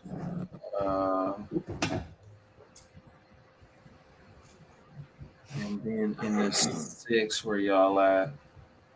Y'all got the 199. So the 199. We have 20. 22, 55, 86, 125, Yeah. 158, 181, 199, 209, 214, 255. And then they got and then those 209, 214, and 255 are comp picks. Y'all got 3 7-round picks. And we got we have 4 6-round picks, 1 7. 4 6 and 1 7. Okay. Yeah. And we have first, second, third, fourth. We have 1 in the fifth. Yeah. We have straight to 1 2 5, and then the 6 we have we have 4 picks in the 6th round. Yeah. So Bank says he has 0 picks in the 2025 draft. Let me pull this. Either in this one, Banks. And then the other ones, I have like 1 in high, and then I have like a bunch of like 6 and 7s. You know what I mean? We're doing this thing. I got Malik Mustafa in a bunch of round 7s last year. Ha ha! You know what I mean? Shit like that happens. Pacheco's a couple years ago. Hey, shit, I got a Puka in one of them 7th rounds or whatever it was. Get the fuck out of here. Yeah, bro. Because there was even one where he went undrafted. This was that year though, but see, because no one, just depending on what time of year it was, you know what I mean, or how long. Like when the draft was fresh, no one knew about no Puka. You know what I mean? Unless you're just someone who would just be like, all right, I'm gonna take a receiver that's on the Rams. You know what I mean? Yeah. Because then we saw it week 1. They talked about he was hyped up during training camp that year, and OTAs. It paid off. Yeah, you ain't lying about that. It sure the hell paid off. Them is facts. Yeah, he was going in undrafted in certain dynasty leagues. He was getting him off the fucking wire. Oh, everything. That's crazy. Yeah, I think somebody got him off the wire in the heart to start. The single QB one. Probably Cuzzo. I think Cuzzo had that motherfucker everywhere too. His rookie year. Cuzzo was one of them. I'm about to start shaking and making some moves over there. Oh, I kind of do every year. What was that? Somebody just made a pick. That was Ghost Monkey just took Darius Slayton. That was a damn good pick. Good pick. Mama, it's on King D. Shout out to King D. King D on up next, and then we got you on deck, Bug, and then okay. Oh yeah, we starting to flow through this bitch. What was that? See who's on the clock? No. Ooh. So King's on the clock. I'll his ass. Yes. What did my man Easter do? He took JC Horn. Okay, I see him. I just text King. Because it goes King and then it goes Bogey. Bates took Demarcus Robinson. Steamboat went back to back picks, and then briefly took Taron Johnson and Antonio Gibson, and then God, Steamboat's taking 5 kickers in a row. Right. That was a good Demarcus Robinson pickup. Fuck, I didn't think of that when I was on the clock. Good move. That's my man Demo. Let me I'll look at my queue on one of these phones over here. I ain't gonna pull my queue up on the screen. Peacock said, damn, we just signed another defensive end. Kind of overkill on defensive end. At this point. I mean, if that's part of the winning formula, right? You probably got to have some depth there because we're about to start fucking sitting the house. Well, yeah, 100%. You know, with that secondary that they got, you know, I mean, you definitely want to be able to have a nice rotation of pass rushers to keep everybody fresh. Oh, that's me on the clock now. Hold on, let me open this garage. I think my daughter's out there. What is this? Who did he take? Let's see. Oh, he took Malik Willis. Malik Willis off the board. We got Rhodes on the spot. We got Kenneth on deck. And we got Lee pause. Oh yeah, this motherfucker running through, y'all. We see we only got 51 rounds in this bitch. 37 in the mid 37. I've already been in the ring all day. Well, Micah Parsons just posted on one of his socials. It's my time with eyeballs. Well, he's ready to go. He wants his bag. Mm-hmm. He wants his bag. Jerry, back up the Brinks truck. Uh-oh. There go Bogue right there. What will he take? Take Young Bishop. Here we go right there. It's on you. Oh, it's on Candlestick. And then Lee. Cole Bishop. There we go right there. Malik Willis. Slayton staying home in New York. Antonio Gibson, if they don't take no running back, then he's the backup to Facts. Diamond Joe, like Lee said, with 5 straight kicker picks. 100%. Them is rookie picks, y'all. And then Bakes a lot with the Jahan and Demarcus Robinson picks. And then we got nice value receivers right there. That can, if any injuries happen, they're in the mix. Come on now, and then East Up took back-to-back kicker. No, he took back-to-back kickers, and then J.C. Horn, 100%. So yeah, it's starting to shape out though. Yeah, took a young safety from the Bills. He got like 50 tackles last year. I think that goes up. You know what I mean? Come on now. He get that starting gig. I mean, they did bring back Hamlin, but it'll be him and Hamlin. Oh, they end up re-signing Hamlin? Yeah, for like a year or a 2-year deal or something like that. Is Taylor Rapp still over there? Oh, actually, hold on. I'm not sure. Where did DeMar Hamlin? Did he get signed? I know he got signed somewhere. I'm not sure if I'm not positive that it is the Bills, but I remember he got signed somewhere. It was like a 1 year, like 14 million or some shit, or maybe been 2 years, 14 million. But yeah, good for him. But still, I can't remember what team now. I'm like, maybe that Bishop pick wasn't. Well, I guess Taylor Rapp's gone. The Bills signed. Oh yeah, they signed into a 1-year deal, big bro. Yeah. Okay. Cool. It'll be him and Bishop. Hamlin recorded his first 2 career interceptions last season. He'll likely continue to play a big role in the Bills secondary. Yeah, let's go. And that was 8 hours ago via Fantasy Pro. So, yep, 1-year deal. Shout out to Hamlin, man, the clone.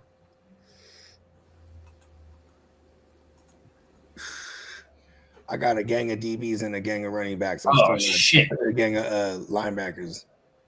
Well, my motherfucking queue popped up, man. We're going to have to end the stream, man, so can't nobody see that shit. Demarcus Robinson, the new Jawan Jennings. Fuck no. Nah. Demarcus he's telling that like we're not going to have Ayuk. Yeah, he's situational. Like the de facto would be Jennings as the number 1, and then DeMarco would be the 3.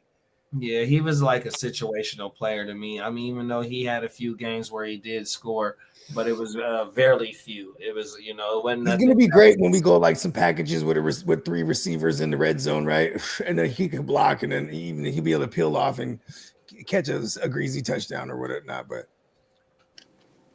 yeah, good pickup for depth though, because if there is another injury for real.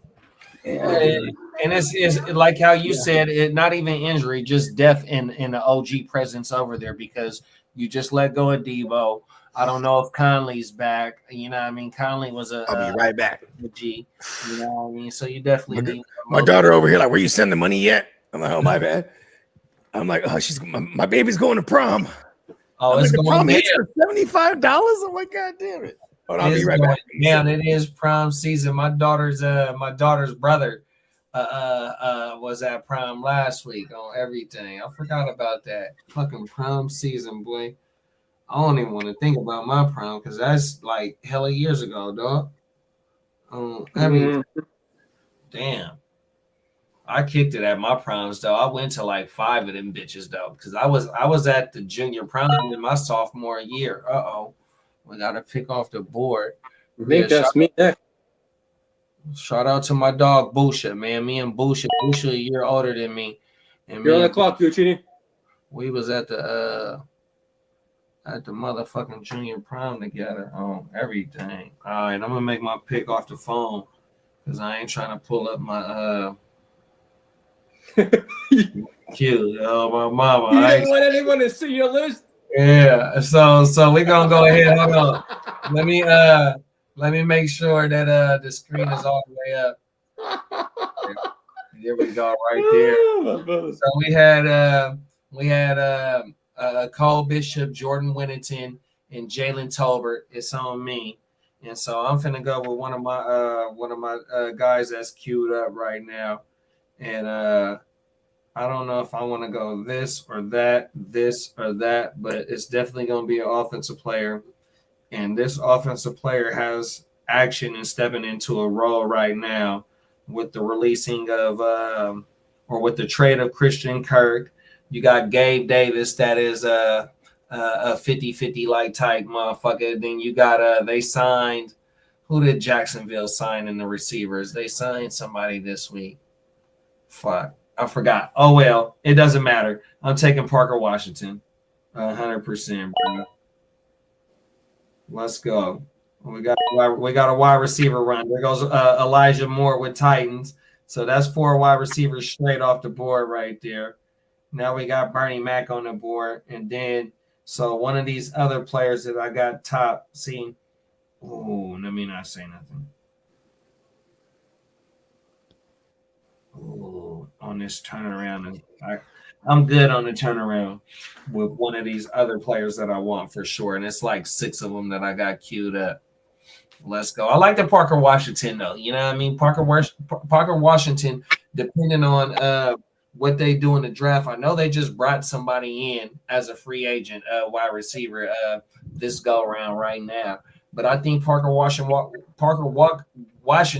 walks into a role to where it's the short to intermediate type route tree that he'll be running in this offense, because that's what he was doing when he had the opportunities at the end of the year last year when fucking Christian Kirk was gone 100%. And Parker Washington had at least two boom games 100%.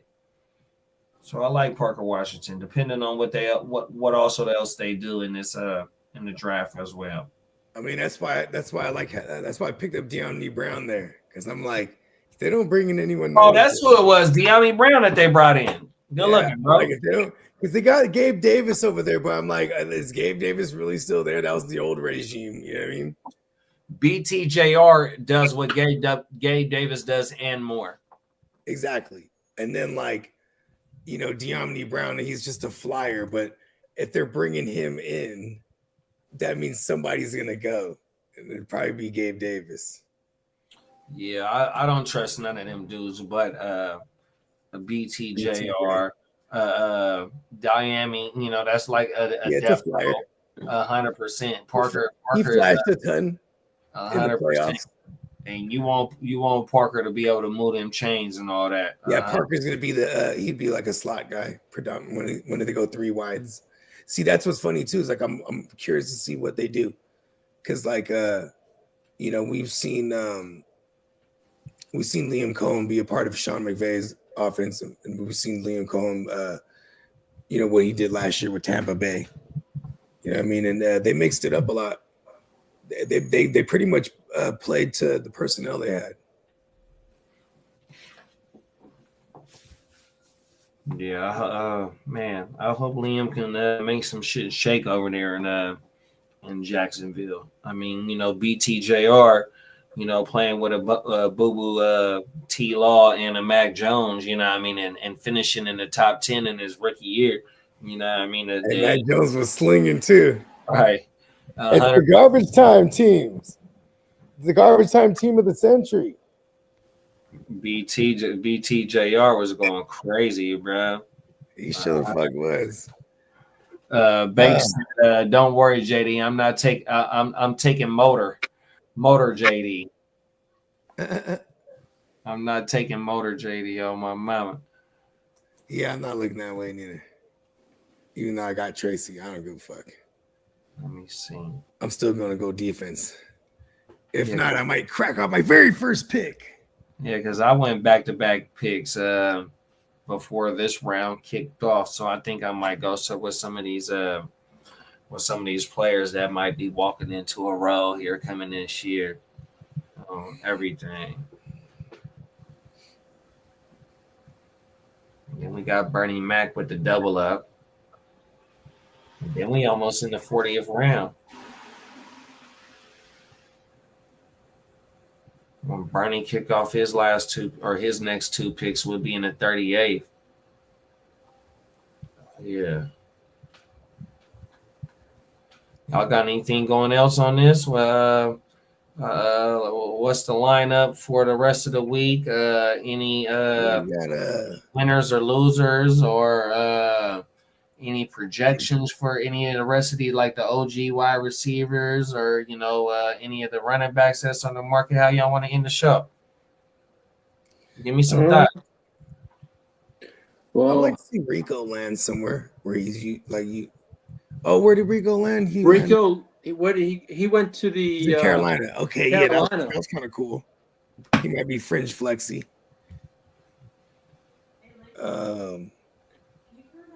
What's some other spots? Who's still fun? Well, we got the 4 OG wide receivers. We got Cooper Kupp. Oh, yeah, Cooper. Yeah, I definitely want to see Cooper Kupp land somewhere that's usable. So I'm putting him in Jacksonville. Otherwise, I'm putting him in New England, or I'm putting him in Seattle or the Niners for real.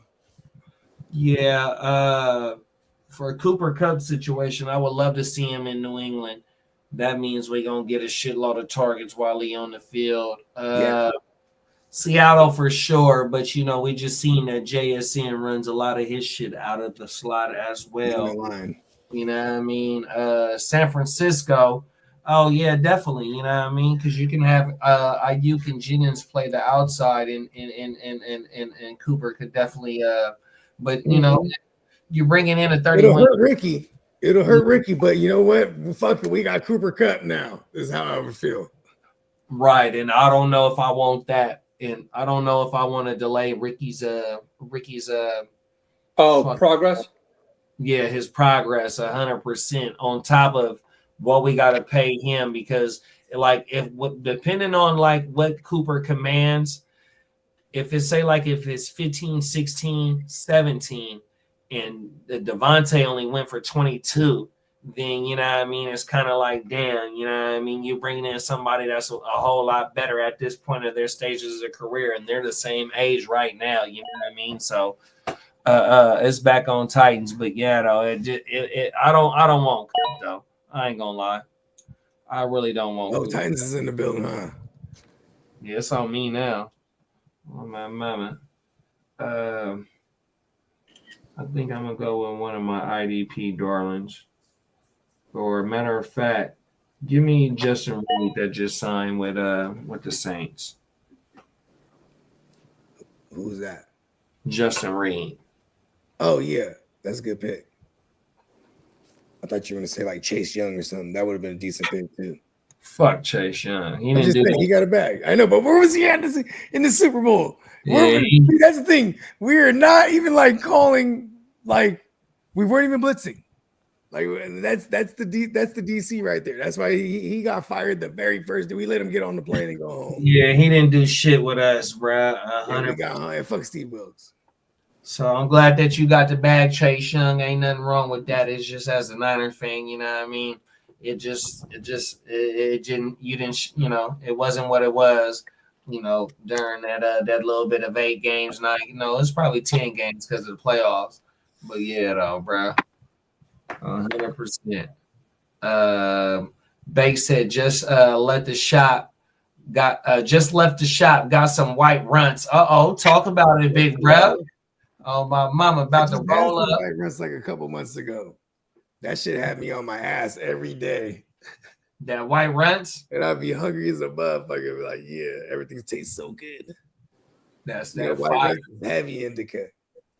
Big bro said about to roll up a blunt with this high hemp wrap. Gotta love the crutch included. Okay, talk about that shit, bro. Yeah, get high, my brother. Oh, every day. I get high. Hi. I'm dangerous. Ain't too many can't bang with us. Oh, dude. Oh, who's on and that makes Lee on the clock? Do I got 9 o'clock? Yeah, I made my pick. Okay, so I'm on the clock. Let's see which way we're going. Here to the streets. I don't got no more loose leaves left. Damn it. PS2. There it is. That's funny because I don't know if it was just open in my pocket or something. Pause. But then I looked and it was like, yeah, I picked Certain for Lee. I was like, oh shit! So I just removed it. But it's funny that now he picked Certain a couple rounds later. I remember that. Yeah, it was weird because it was on Candlestick and then it had a pick already made for that Lee. was yesterday, wasn't it? I just pulled it out of my pocket, so I was like, oh shit, what's my phone on? So I'm like, I guess so. Yeah, that happened on stream yesterday. Yeah, it did. Oh, it happened to me. Yeah, I opened up my sleeper and I go to the queue and it just goes boom, and it was and that's funny because it was that kid Bishop. I was like, oh, I'm not picking him yet, so I just removed it. Bloop. Then I made my pick, blink, right, and then fucking I got Bishop just right now. Come on now. A couple rounds later, or that was yesterday, huh? Yeah, I think so. If not yesterday, on fucking Monday, everything. Yeah, we've been live. We've been killing this week. Yeah, facts. That's what they can expect. For this motherfucking season, man. We didn't start this bitch up until what was it? July. July. Oh my mama. Yeah, it's funny because like we had everybody that we was rocking with. We had everybody in place for a minute. But it was just kind of when the timing was right. I was trying to get a push to get it started like before this time last year before the NFL draft. Then the NFL draft comes and goes. But but life is happening. You know what I mean? Shit, which was cool. That was what I mean. Being busy means good things was happening. Yeah, my thing. Like, okay. Then what I mean. We had the crew assembled already. And it was like, all right, fuck it, it's time to do this shit. You know what I mean? And it just so happened to be July 7th. It's funny because the only reason I know that date is because Kidda always brings it up. Yeah, it was July 7th. I'm like, word. So we'll have maybe that time during that time of year, we'll have like a 1-year anniversary party or something. But yeah, you know what we definitely gotta do? We're gonna get some bracketology shit going. I gotta go out. Maybe Blake will come out for that show because Blake would always used to come out for those shows. You like that bracket shit, huh? Yeah, remember the bracket shit? Because it is March, right?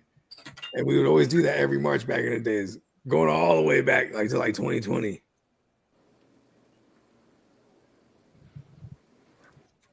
The bracketology. Oh, everything. Yeah, and we could do the movies one too. I think we were just talking about that. Even shoes, movies, right. So music, the show.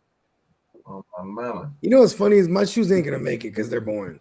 Well, you gotta understand certain silhouettes is like what I mean. Yeah, like the Stan Smith, bruh. 100%. Stan Smith and the motherfucking shell toes. Those are like my two favorites of all time. Then there's but see, I do got a favorite that might go far. It's the Space Jam. It's the 11. You know what I mean? And it could be just whatever 11 you like. You know what I mean? Yeah. But the 11 period, that's like probably my favorite shoe of all time. Well, yeah. So the 11 is my favorite shoe too, but it's the black one. It's the Brads that's is my favorite the number one though. 100%. I always wanted a pair. Well, I had a couple pairs of the all white. I always wanted one ever since though, because those ones too. I remember I had one to rock and one to stock, and they both sold. I remember before I had my first daughter, I was liquidating hell in my shoes just to get some bread. I love the black ones. We weren't fully insured type of shit. You know what I mean? Yeah. At the time. So it's like even just paying like, a portion of that shit was grippy. Where you heading out to? Oh. Yeah, that motherfucking that shoe game is a monster for sure, bro. And it's facts. Oh, everything. Shout out to my cousin Kato, man. He's a drip guy, man. He stayed with the exclusives. He done made his own clothing line out of being a sneaker enthusiast. That's what's up. Facts. Oh my mama.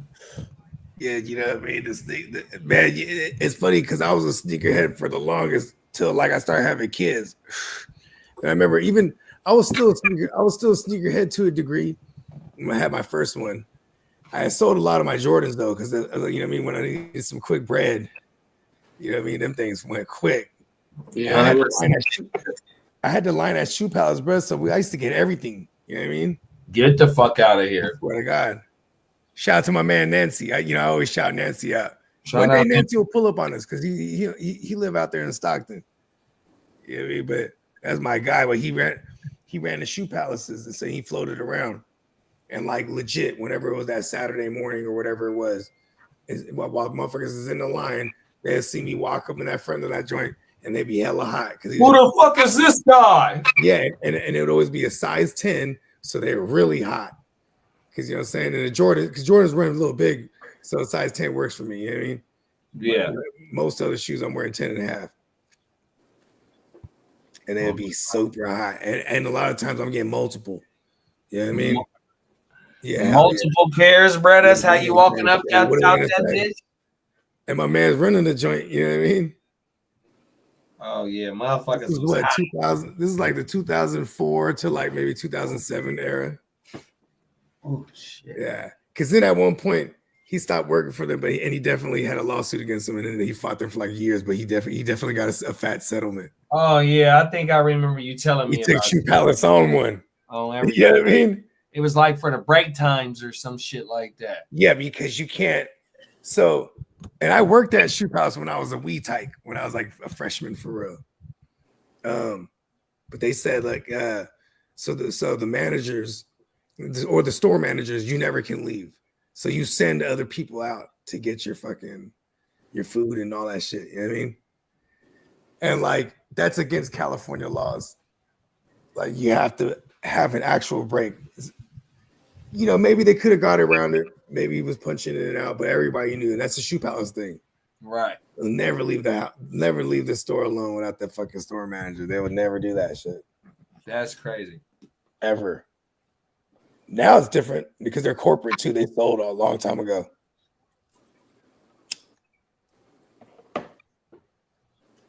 Yeah, I remember you was telling me about that shit too, bro. Yeah, that shit crazy because you know them lawyers they're pro bono and like, listen, we're gonna get them. They got a lot of money over there. Come on, they sold for a bunch too, bro. They're up there. Man, that's that class action lawsuit. And you know what's funny too is that there was a couple after, so that's probably why they settled out with them real quick to keep it hush. You know what I mean? Look at this stuff. This dude, his name was George, and he owned the whole Shoe Palace thing. And like in the hood, his second store, which was like which became the main store, that was like that was right there in the east side. Like we could walk over there from after school type of shit. You know what I mean? So like, but George was mad cool. So he watched us all grow up as kids buying shoes and shit.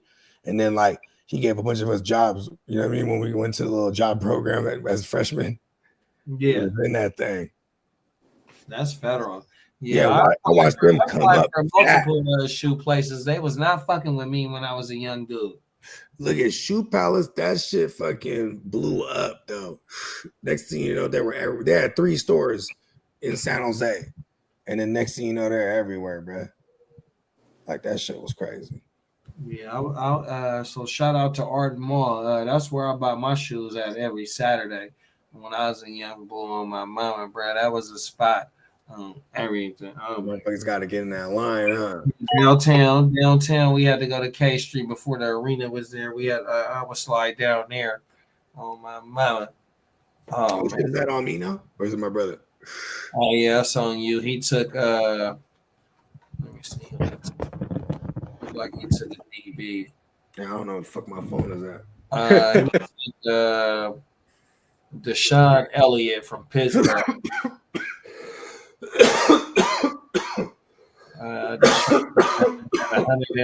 108 tackles, 72 sacks, 6 PBUs, including That was a good pick. Mama. 3 fumble recoveries and 2 fumbles in 15 regular contests. Yeah, shout out to Deshaun Elliott. This shit, candlestick, 100 tackles. Damn, that's low key. Yeah, triple digit. That's right. He was with the Steelers, killing it. He was like he had some flashes too with the Dolphins. Mike Tomlin know how to poach him real good, boss. he definitely was a Flores guy. Deshaun Elliott. Mm-hmm. And then Flores did end up with the Steelers at one point. So, you know what I mean? It could have been like, listen, he's a good kid. He's a guy. Let me go find my phone so I can make a pick. He's a guy. He's one of us.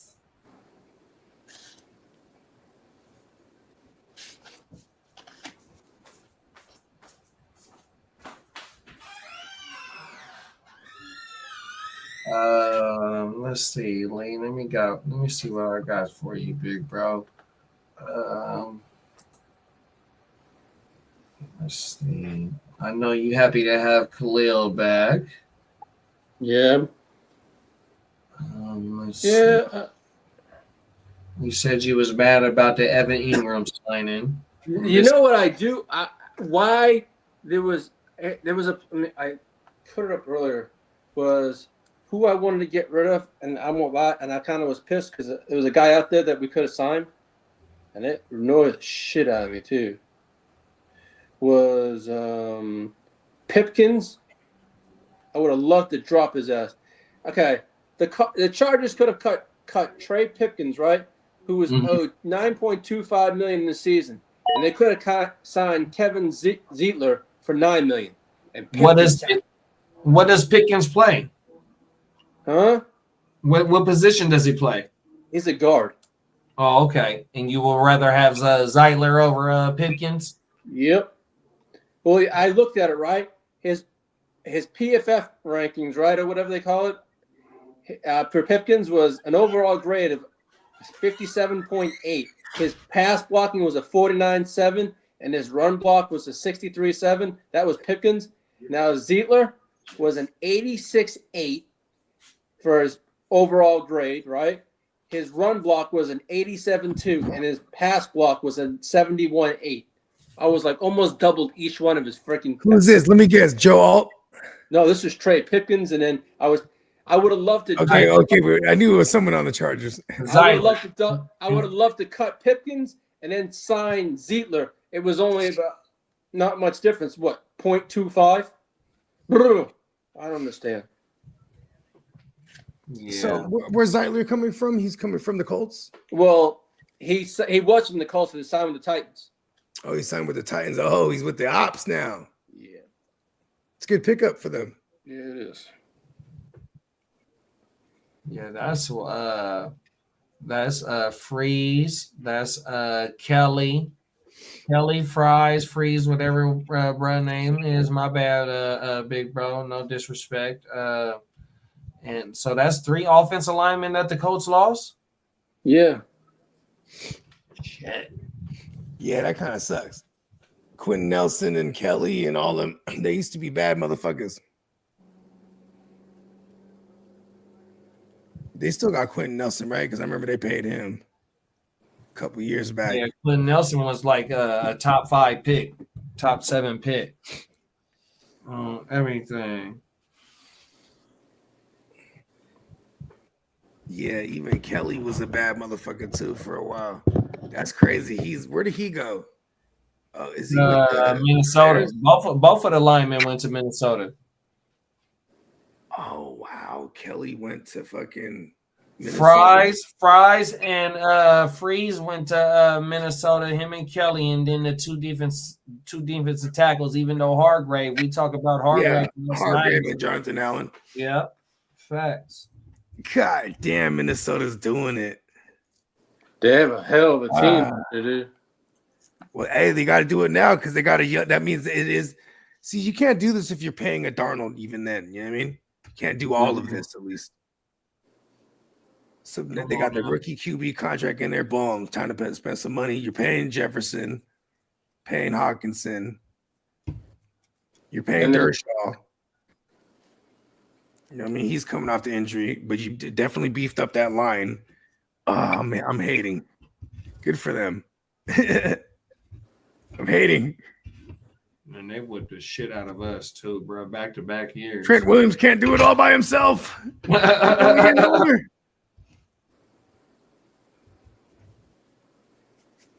Everything. That shit crazy.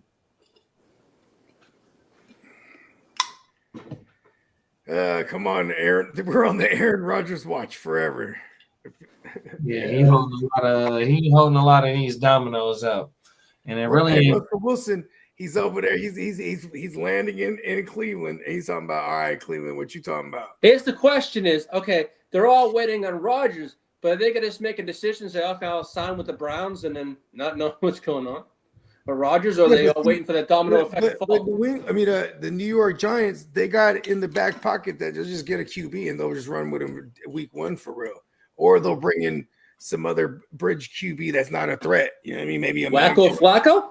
Well, I think the Rodgers shit be because you got the Rodgers shit between the Giants, the Vikings. No, you have 3 teams in the Giants. Yeah, that's what I was finna say. The Giants, the Vikings, and the Steelers. So with him holding up the Giants and the Vikings, even though the Vikings ain't tied to Russell Wilson, you got the Titans, which I think Russell Wilson should just go ahead and just take the Titans job, because if they're offering it to you and saying you got the potential to play 8 games, depending on if we take Shador or Cam, or if we take Abdul Qadir or Travis Hunter at number 1, then you got the opportunity to play all 16 games, depending on if we take a quarterback or whatnot. So my thing is, you got Rodgers that's really holding up 3 games. Exactly. Yeah, facts. And he held it up last year too, remember? Yeah, let's kill him. No, it wasn't like it was the year before last. It was the year before he held it up. And I was like, what the? Yeah, because of his darkness retreat. His darkness. Oh, everything. It was like he went to Egypt or something. Yeah, he went on his retreat for 2 weeks. I was like, what the fuck? Hey, you know what I mean? A man's got to do some drugs. Oh. I fuck with Aaron Rodgers. I'll party with Aaron Rodgers, man. We'll do some psychedelics. Talk about the universe and shit. Come on now. But yeah, though, bruh. Shit, we damn near hit the 5-hour mark on this one right here, y'all. Yeah, we could put a bow on it. Yeah, we can. We can wrap it and seal it. 5 hours, man. We have 4:53, man. We appreciate everybody that's been logged in with us, man. 100%. Tomorrow, Thursday, man. Hopefully, we have some shit overnight. You know what I mean? That give us something to talk about. Well, there's always gonna be something for us to talk about in this shit. This is the biggest soap opera there is. You know, I'm a big soap opera fan. Excuse me, soap opera man, or you can call it the biggest reality TV show, whatever you want to call it. Or our fantasy reality TV. Facts, big bro. Oh, my mama. Good luck. Let's go. My man. But yeah, though. Man, we'll be back. The schedule is we cooking the schedule up, so y'all, just make sure you stay tuned. We'll definitely be back for Wake Your Game Up Friday morning. On a Friday morning. So, at minimum, we'll see y'all Friday, but stay tuned. You never know. Something might pop up just like this today. All right, fellas, you have yourself a wonderful evening. Likewise, brother. 100%, man. Shout out to our sponsor, NeonPeacockMerch.com. Yes, 100%. I'm gonna make sure. NeonPeacockMerch.com. Be sure to take advantage of the sale right now. JD, you rocking Saturday morning for an orange juice and a blunt for breakfast? Yeah, definitely Saturday. We might be able to fire that bitch up tomorrow, depending on what we got going on. But yeah, we might get 7 days out this week. Depending on what happens and whatnot. I'm down. Pause. I want to be down with what you going through on everything, man. We making this shit happen, man. Just make sure that wherever you getting this content from, make sure you hit the bell or just the post notifications every time that we do go live. It'll give you the notification that we got this thing going up. We appreciate y'all. I'm finna get my DJ 1-2s on right now. I'm finna play like 3, 4, 5, 10 songs of bogeys. Then I'm play a message from our sponsor. He does NeonPeacockMerch.com. God does sponsor every show on this platform or on all these platforms that is coming through to your airways. Support our man, the Neon Peacock. I'm buying you some fly merch. NeonPeacockMerch.com. Take advantage of the $13 t-shirt sale for all the regular and classic tees. Let's fucking go. 40% off the whole site too. Hey, I made the phone call. Come on now. So I'm finna start playing a few of my favorite songs, and I'm gonna end this shit the way I want to end this shit, man. I'm gonna take flight of this. I'm gonna land this mix with DJ Guccini. Oh my mama, I'm finna land this plane. We see y'all tomorrow, man. Peace. Let's go. Man.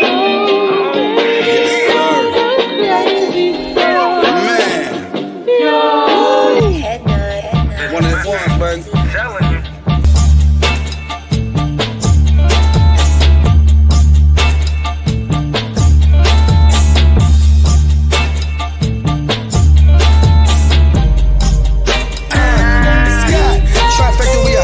From the past back to our roots, dash for the cash, stack in the blue. Fletcher Reed, I'm the absolute truth. Big dreams, so we had to pursue. Strapped with a tool, feel the wrath of my crew. Clock scritch when my palms itch. Beat off the hate, going hard in the paint. If your name ain't God, I don't answer to you. Please look to me. Bogart Scott free, luckily I got the answer for you. Seen it trying like a cell. You look young, I got the password for you. Winning lace game. Smoke a backward with you, smoke a back with it too.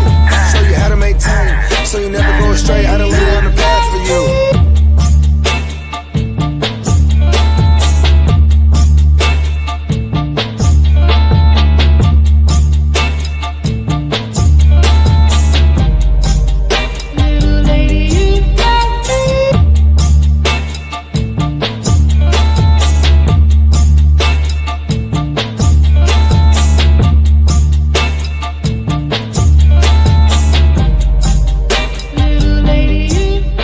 Woke up in the morning, money on my mind. Hopped up in a load, I was slapping money on my mind. Dropping up a load, fresh up out the gutter, hella fly. Me and all my bros, every single one of them is live. All across the globe, clocking hella dough, getting high. I remember when we was on the road with the white. It was some sort of like a crossroad in my life. Still eating, trying to feed insatiable appetite. Move smooth, I'm a man, so I'm never satisfied. Scot free, keep a master plan. I'm a mastermind, move slow like an avalanche. I don't have to lie, I can't worry about y'all.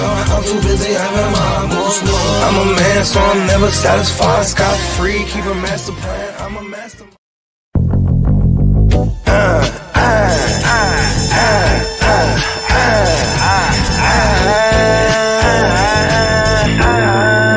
Scott, it's your temperature check. You ain't hot, so you hot, you ain't getting your check. I made a lot off the block, how I earned respect. Put in work every day, we had to flirt with.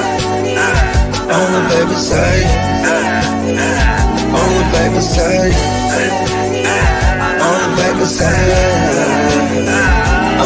We from the life, we move the life. Let's make this paper on the baby side.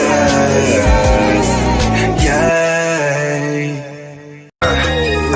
I'm on my way, babe, but you ain't got no patience. Need a steady hand like a game of operation. I focus, ride the wave like the ocean, but you always seem to complicate what my motive is. I'm on my way, baby, while you in my way, baby. I'm on my way, baby, while you in my way, baby. I'm on my way, baby, while you in my way, baby. I'm on my way, baby, while you in my way, baby.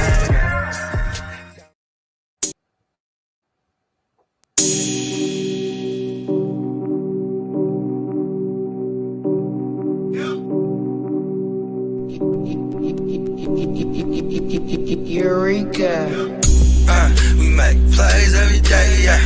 Yeah, we make plays every day, yeah. We make plays every day, yeah. We make plays every day, yeah. We make plays every day, yeah. Yeah, we make plays every day, yeah. We make plays every day, yeah. We make plays every day, yeah.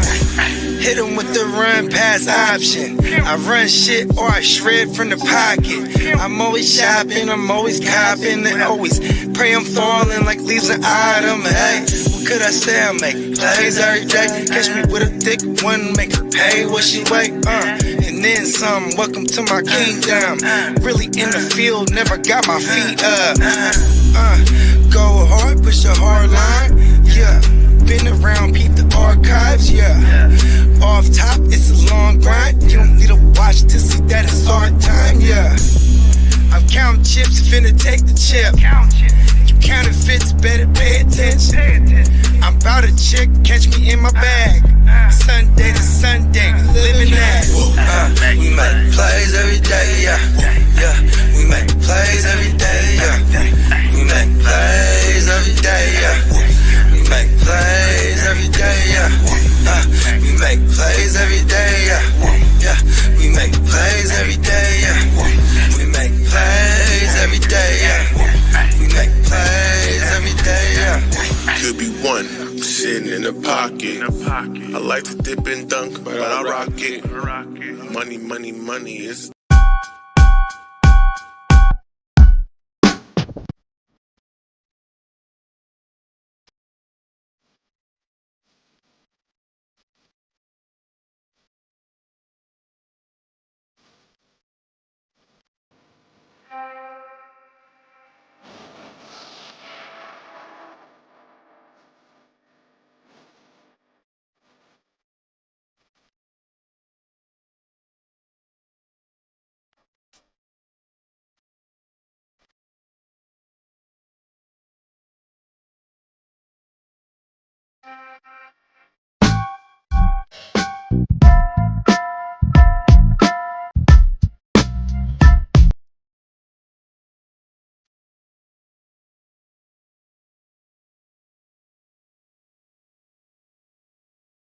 100%, y'all. We appreciate y'all, man. You know, Gen Well family, man. This is what we doing, man. We gonna see y'all tomorrow, man. Friday, you know what time it is. Saturday, you know what time it is. We'll be back. Y'all be safe out there in a minute. Peace.